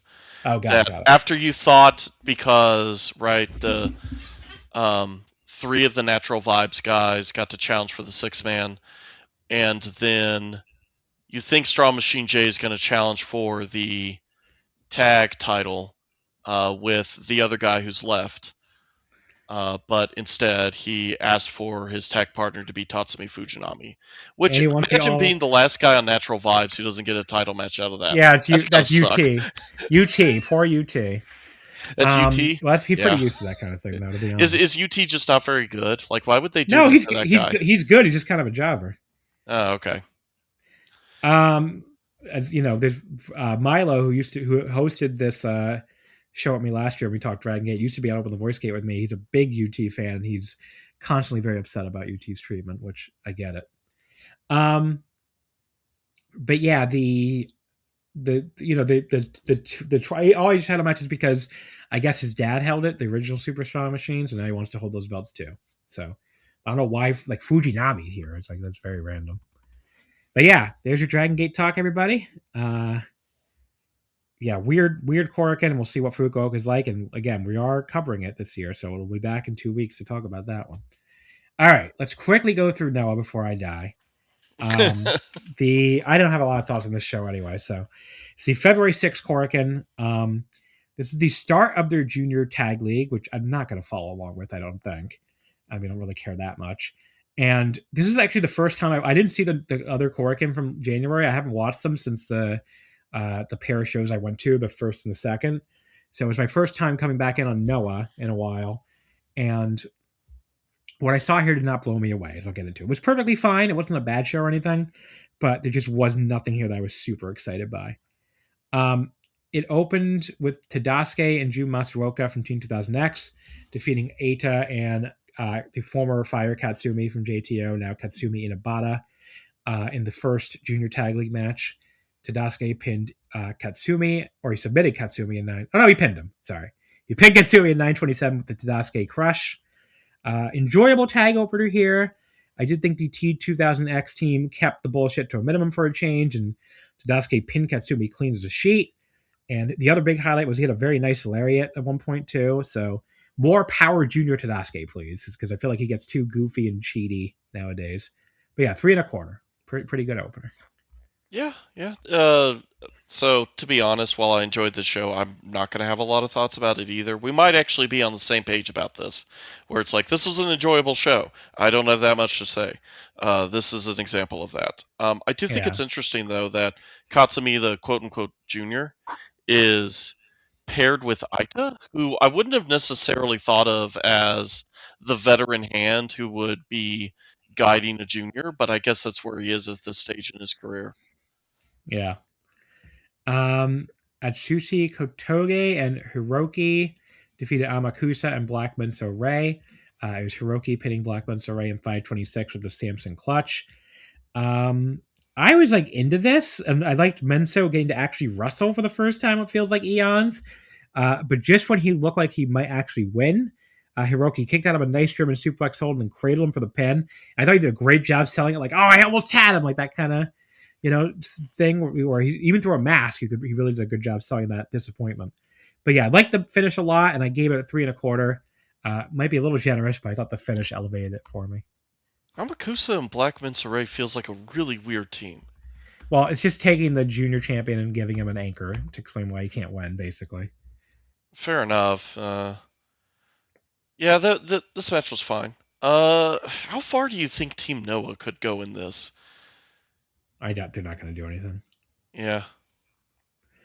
Then we had Marufuji, Kano, Hajime Ohara, and Hayato Koyanagi, one of the three rookies in this match, beating the team of Kaito Kiyomiya, Harutoki, Hiroyoto Tsuruya, and Midori Takahashi, the other two rookies. It was Kano pinning Takahashi in 10-17 with the PFS. It's all right, I guess. I can't even tell any of Noah's super skinny rookies apart yet, so that didn't help. But yeah, like 2 3/4. I really don't have anything to say about this one. I mean, the rookies I thought showed pretty well, but also are clearly extremely green and new, and also in that stage where it seems like New Japan and Noah and All Japan, when the rookies come in, they also have to starve them ahead of time, so they all look extremely skinny and bald, and they all look vaguely the same. I don't know what's up with that. They need to chunk these boys up, get some chonko in them. Then we had the White Raven squad, Kenta Hayata and Tetsuya Endo, beating Los Tranquilos de Japón, Naito, Bushi, and Ryosei. Ryosei making his Japan debut here. Of course, that's Masutaka Yoshida's brother, who was also in the New Japan dojo at one point and dropped out due to an injury, and now is with Naito. They stalled. Oh, it went 15-18. Kenta tapped out Ryosei with the game over. They stalled a lot at the start, like a lot, before Naito finally attacked Kenta from behind. Kenta was able to just fight off both Naito and Ryosei on his own, and eventually taps out Ryosei. I did think Naito looked really rough here still. He had one of those like time stand still moments with Kenta that just makes you cringe. I thought maybe if you want to say anything, he looked a teeny bit better than he did on January 1st, but I do mean a teeny bit. I'm not seeing it. Average match 2.5. Yeah. I don't like watching Naito matches right now. It just makes me sad. Yeah, understandable. Then we had the 6-man tag, Yoshiki Inamura, Galliano, and Manabu Soya defeating Ozawa, Masakitamiya, and Takashi Sugera. Inamura pinned Sugera, his challenger, on 16:52. This I thought was quite enjoyable. The face team worked off the heels very well. The crowd was into everything. The Inamura thing is so fascinating because the Budokan the first, they're not into him at all. They were really not into him at all. The Shinjuku face show I went to on the second, they were really into him. And the Korakuen, again, they were into Inamura. They were into Mr. Smack Daddy. And they were booing the heels like they're supposed to. So it's like when you get a crowd of like the 1,500 Noah hardcores or less, they give the reactions they want.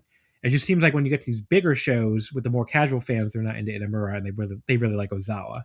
So, well, I also think this is the booking paying off of booking him as strongly as they do. Well, they already did that, but they were like that already on the second, is what I'm saying. But well, although on the first, right? You mean the show at the Budokan, right? Yeah, it was on the first, right? I'm not crazy. Yeah, it was. I think it was like so much longer than a month ago, doesn't it? Yeah, it's weird. Like I was in Japan a month ago. It feels like I haven't been in Japan in eons. Everybody listening is like, "Fuck you, John." Going back in June. Go fuck yourself. I agree, everybody. I agree. Sorry. What I was saying was, I think part of what's happening here also is they are so strongly behind him in the booking now that I think fans have just kind of accepted him as the champion in a way where I just don't think he had the same credibility before he beat Ozawa. That So, could be and true. I'm saying that in part to do the classic podcaster thing of calling back to a point I had made in an earlier podcast and saying, "Hey, I said this before. I was right." The finish here was surprising. Inamura just cradled Sugiura out of nowhere for the pin, and that's his challenge on this coming Wednesday's next Korakuen. Just when he had him at his mercy with the Olympic slams. But yeah, I went 3.5. I thought it was good. Yeah. And Team 2000 next immediately all jumped him. They beat him up before tossing him out of the ring. And Yoshitatsu cut a promo on Sugiura's behalf and says he tells Inamura should be embarrassed to win like that, which I thought was a good heel line, given that they obviously cheat all the time. But yeah, weird build, but they did leave him laying in the end, so I guess it got it across, even though Inamura did pin him. Inamura versus Sugiura, by the way, just doesn't sound remotely interesting to me. How about you? Well, yeah, this is my point. I'm going to make as a larger point. I guess we can just make it now, since the last two matches, junior tag league matches. The whole promotion feels like it's in a holding pattern to me. It's like, yes, here's the Inamura reign. He's running through the heels, but like, there's nothing else going on that's really interesting. I mean, the LTJ thing is not interesting because Naito can barely move. It would have, if it was leading to Hiromu coming in, it would be interesting, but Hiromu's apparently going to WWE, so it's not leading to that. Presumably, unless things change. But yeah, it's not leading that doesn't feel like it's leading anywhere interesting. And the Kaito Kiyomiya is a complete afterthought on this undercard as he's been throughout the last few months. Like, it feels like we got to shut the shit and get off the pot and do something here. Like, Ozawa needs to turn face, Kaito needs to turn heel, and a promotion that turns people left and right all the time. They're fucking taking their time, sweet ass time, with the only two people in the company that actually need a fucking turn.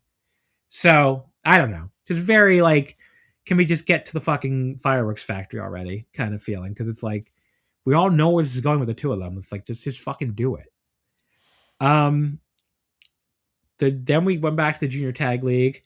The Team 2000 Next team of Alpha Wolf and Kai Fujimura defeated Daga and Daiki Odashima in 1423. Daga and Odashima, of course, are the tag champs, junior tag champs. But yeah, Fujimura pinned Odashima. So this was, I thought it was a damn good junior tag, as you'd expect. But Team 2000 Next getting the win yet again after Wolf hit Daiki with his bat right before Kai put him away. I thought it was a little bit of a bummer. It was still very good in all action, though, so I'm not still going to go 3 3/4. Easily the match of the night, I thought. Afterward, Kai hung Dai over the ropes with his noose thing. And this is where I'm like, I really like, because he just turned heel less than a month ago, I think. I think he's really corny as a heel. I think like he's trying to make these I'm so intense, I'm disturbed faces while doing stuff like this where he's hanging Daiki and like coming out for his entrance. But I don't think he's very good at it at all. So it just comes off looking extremely fake to me. And that goofy black X on his face doesn't look good either. So the whole package is like corny try hard. And the other 3 heel juniors, I think, are all way better at the character stuff than he is, even though he's a very good wrestler. Like Alpha Wolf conveys menace through the mask, and Tadasuke looks like a good cocky heel scummer, and so does what's his name, Jun Masuoka. So Fujimura is the weak link of the 4 when it comes to the character stuff. Like, he looks super corny to me, and I think he needs to hopefully like improve that part of his act, because he is a good wrestler. They had a very good match here, but yeah, I just don't like him as a heel at all so far. It was my first time seeing him as a heel. It didn't really make an impression one way or the other for me. I did not realize, because he was Alejandro's tag partner, is that right? Yeah, they're brothers. Oh, okay. I was like, who is this guy? He looked brand new to me. Yeah, so it's Alejandro and Dragon Bane. So their brothers are teaming up together, and that's the big match on the next Cork, and then we're going to preview in a second. So, but yeah, the two brother versus brothers tag team. Yeah, I didn't watch the Cork and where he turned, so I did not make that connection. Just had no idea who this guy was with the big X on his face. The main event in the Junior Tag League was Alejandro and Dragon Bane beating the British team of Kieran Lacey and Mark True in 12:55. Alejandro pitting Lacey with the zero gravity. It was a total spot fest like you probably expect. It's just not one that had me like going crazy or anything. A lot of that. I mean, like I've always said this, like people will don't give enough credit to how much your personal interest and your personal, like how personally invested you are in something matters. Because I'm sure if you're super invested in Noah Junior Tag League or these wrestlers, you're probably way more into this than I was. But the end of it, especially, I don't know, it kind of felt like self-parody to me with all the endless kickouts. It was still good. Went 3.5. It's not like I hated it, but for a main event, it didn't blow me away or anything. But yeah, I find Noah very boring at the moment. Like the booking is very boring. And it just doesn't feel like anything's going anywhere interesting. Like there's so many guys on the heavyweight side, especially, I'd rather see them do more with. Like, why is Tetsuya Endo just like the third guy in a team? Like he doesn't do anything in this promotion. I'm like, why is he even staying if I'm not going to push him? Just very, I don't know. Very, I mean, very weird. I just assume that they do have plans for him. It's just he's not factoring into any of the upcoming shows. But he hasn't done anything since like last June. That is true. If he resigns like that, though, I gotta figure that either maybe he just really likes working there, but I don't know. I'm kind of confident he'll have a primary role in the near future. But he better because he feels like a giant waste right now, just doing nothing. Yeah. Like if this was all they're going to do with him after turning him face, they should have just left him in Team 2000X. I thought he came off much more effective when he was in the group than he has since he left it. But yeah, just whatever, Korakuen. It's not like it was bad. I enjoyed plenty of it, but just I'm not that into this promotion right now. That's all. What do you think? So the show on the 23rd is when that title match is, right? Is there anything else announced for that? No, the title match is on the 11th. Oh, the 11th. Oh, in a couple. Yeah. Oh, okay. Yeah. The Fukuoka show is just the tag league final. I don't think there's anything else on that show. Because they're in Fukuoka the same day as Dragongate, which is why they're available, I guess, to do that show. But anyway. The 11th is the next Korakuen. That's coming up in a couple days. It's 11:30 a.m. start for the holiday. This has the GHC heavyweight title match. Inamura versus Takashi Sugiura. Then the GHC tag title match as well. Naito and Bushi against Kenta and Hayata. Hey, what happened to the Good Brothers challenging? I don't know. Good question. Alrighty. The junior tag league has Dragon's Bane and Alejandro against Alpha Wolf and Kai Fujimura, the two brothers facing off. Two brother sets. Also Daiga and Daiki Otoshima against Eita and Katsumi Inabata. Kotoge and Hiroki against Tadasuke and Jun Matsuoka. Amakusa and Black Menso Ray against the two Brits, True and Lacey.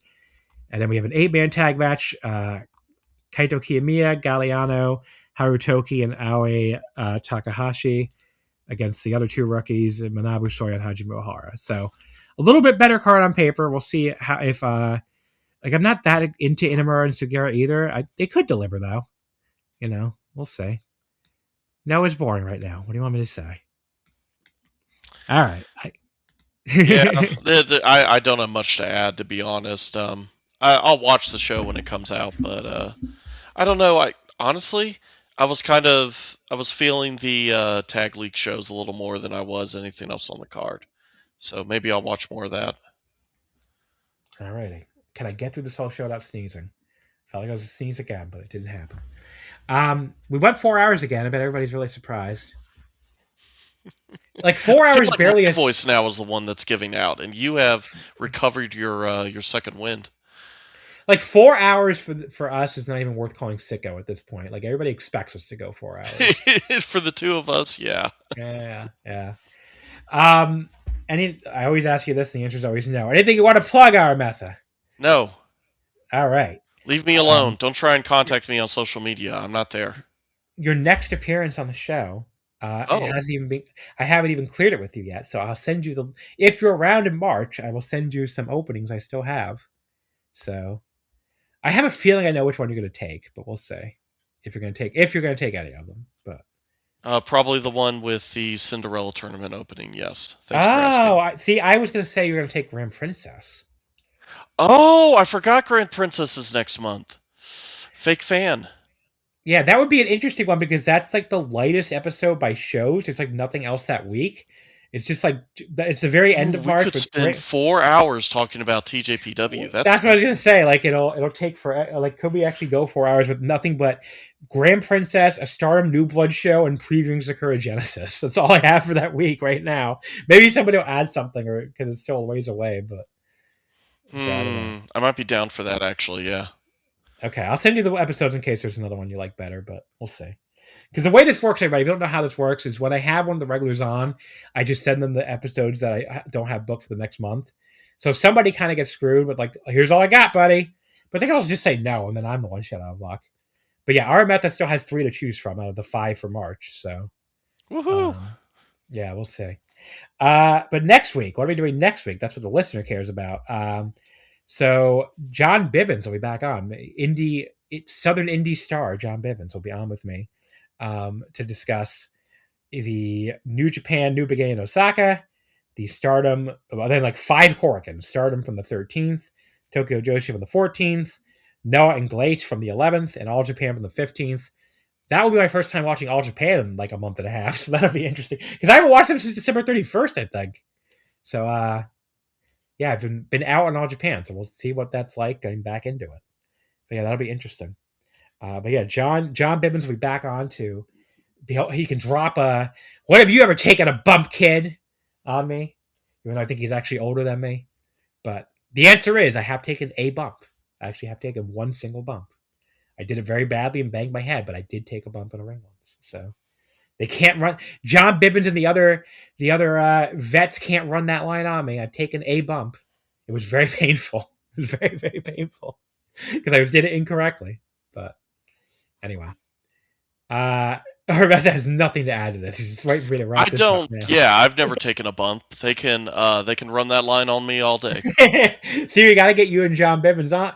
John and I can both do this line to you. We can be like, "What have you ever taken a bump, kid?" And Arametha will be like, "You know what? Fair point." Just have to wear that. Yeah. All right, folks. You can follow us on Twitter at WrestleOmakase. You can follow me on Wrestling Would Not Fit, of course. Almost forgot the line. You can follow me on Blue Sky at Just1MB. And in the meantime, we will see you again after a while. I'm going to pause and let Arametha say bye. Bye. I always hit stop for the guest says bye, usually. Goodbye, folks. I wasn't expecting you to let me say bye. Goodbye, everybody.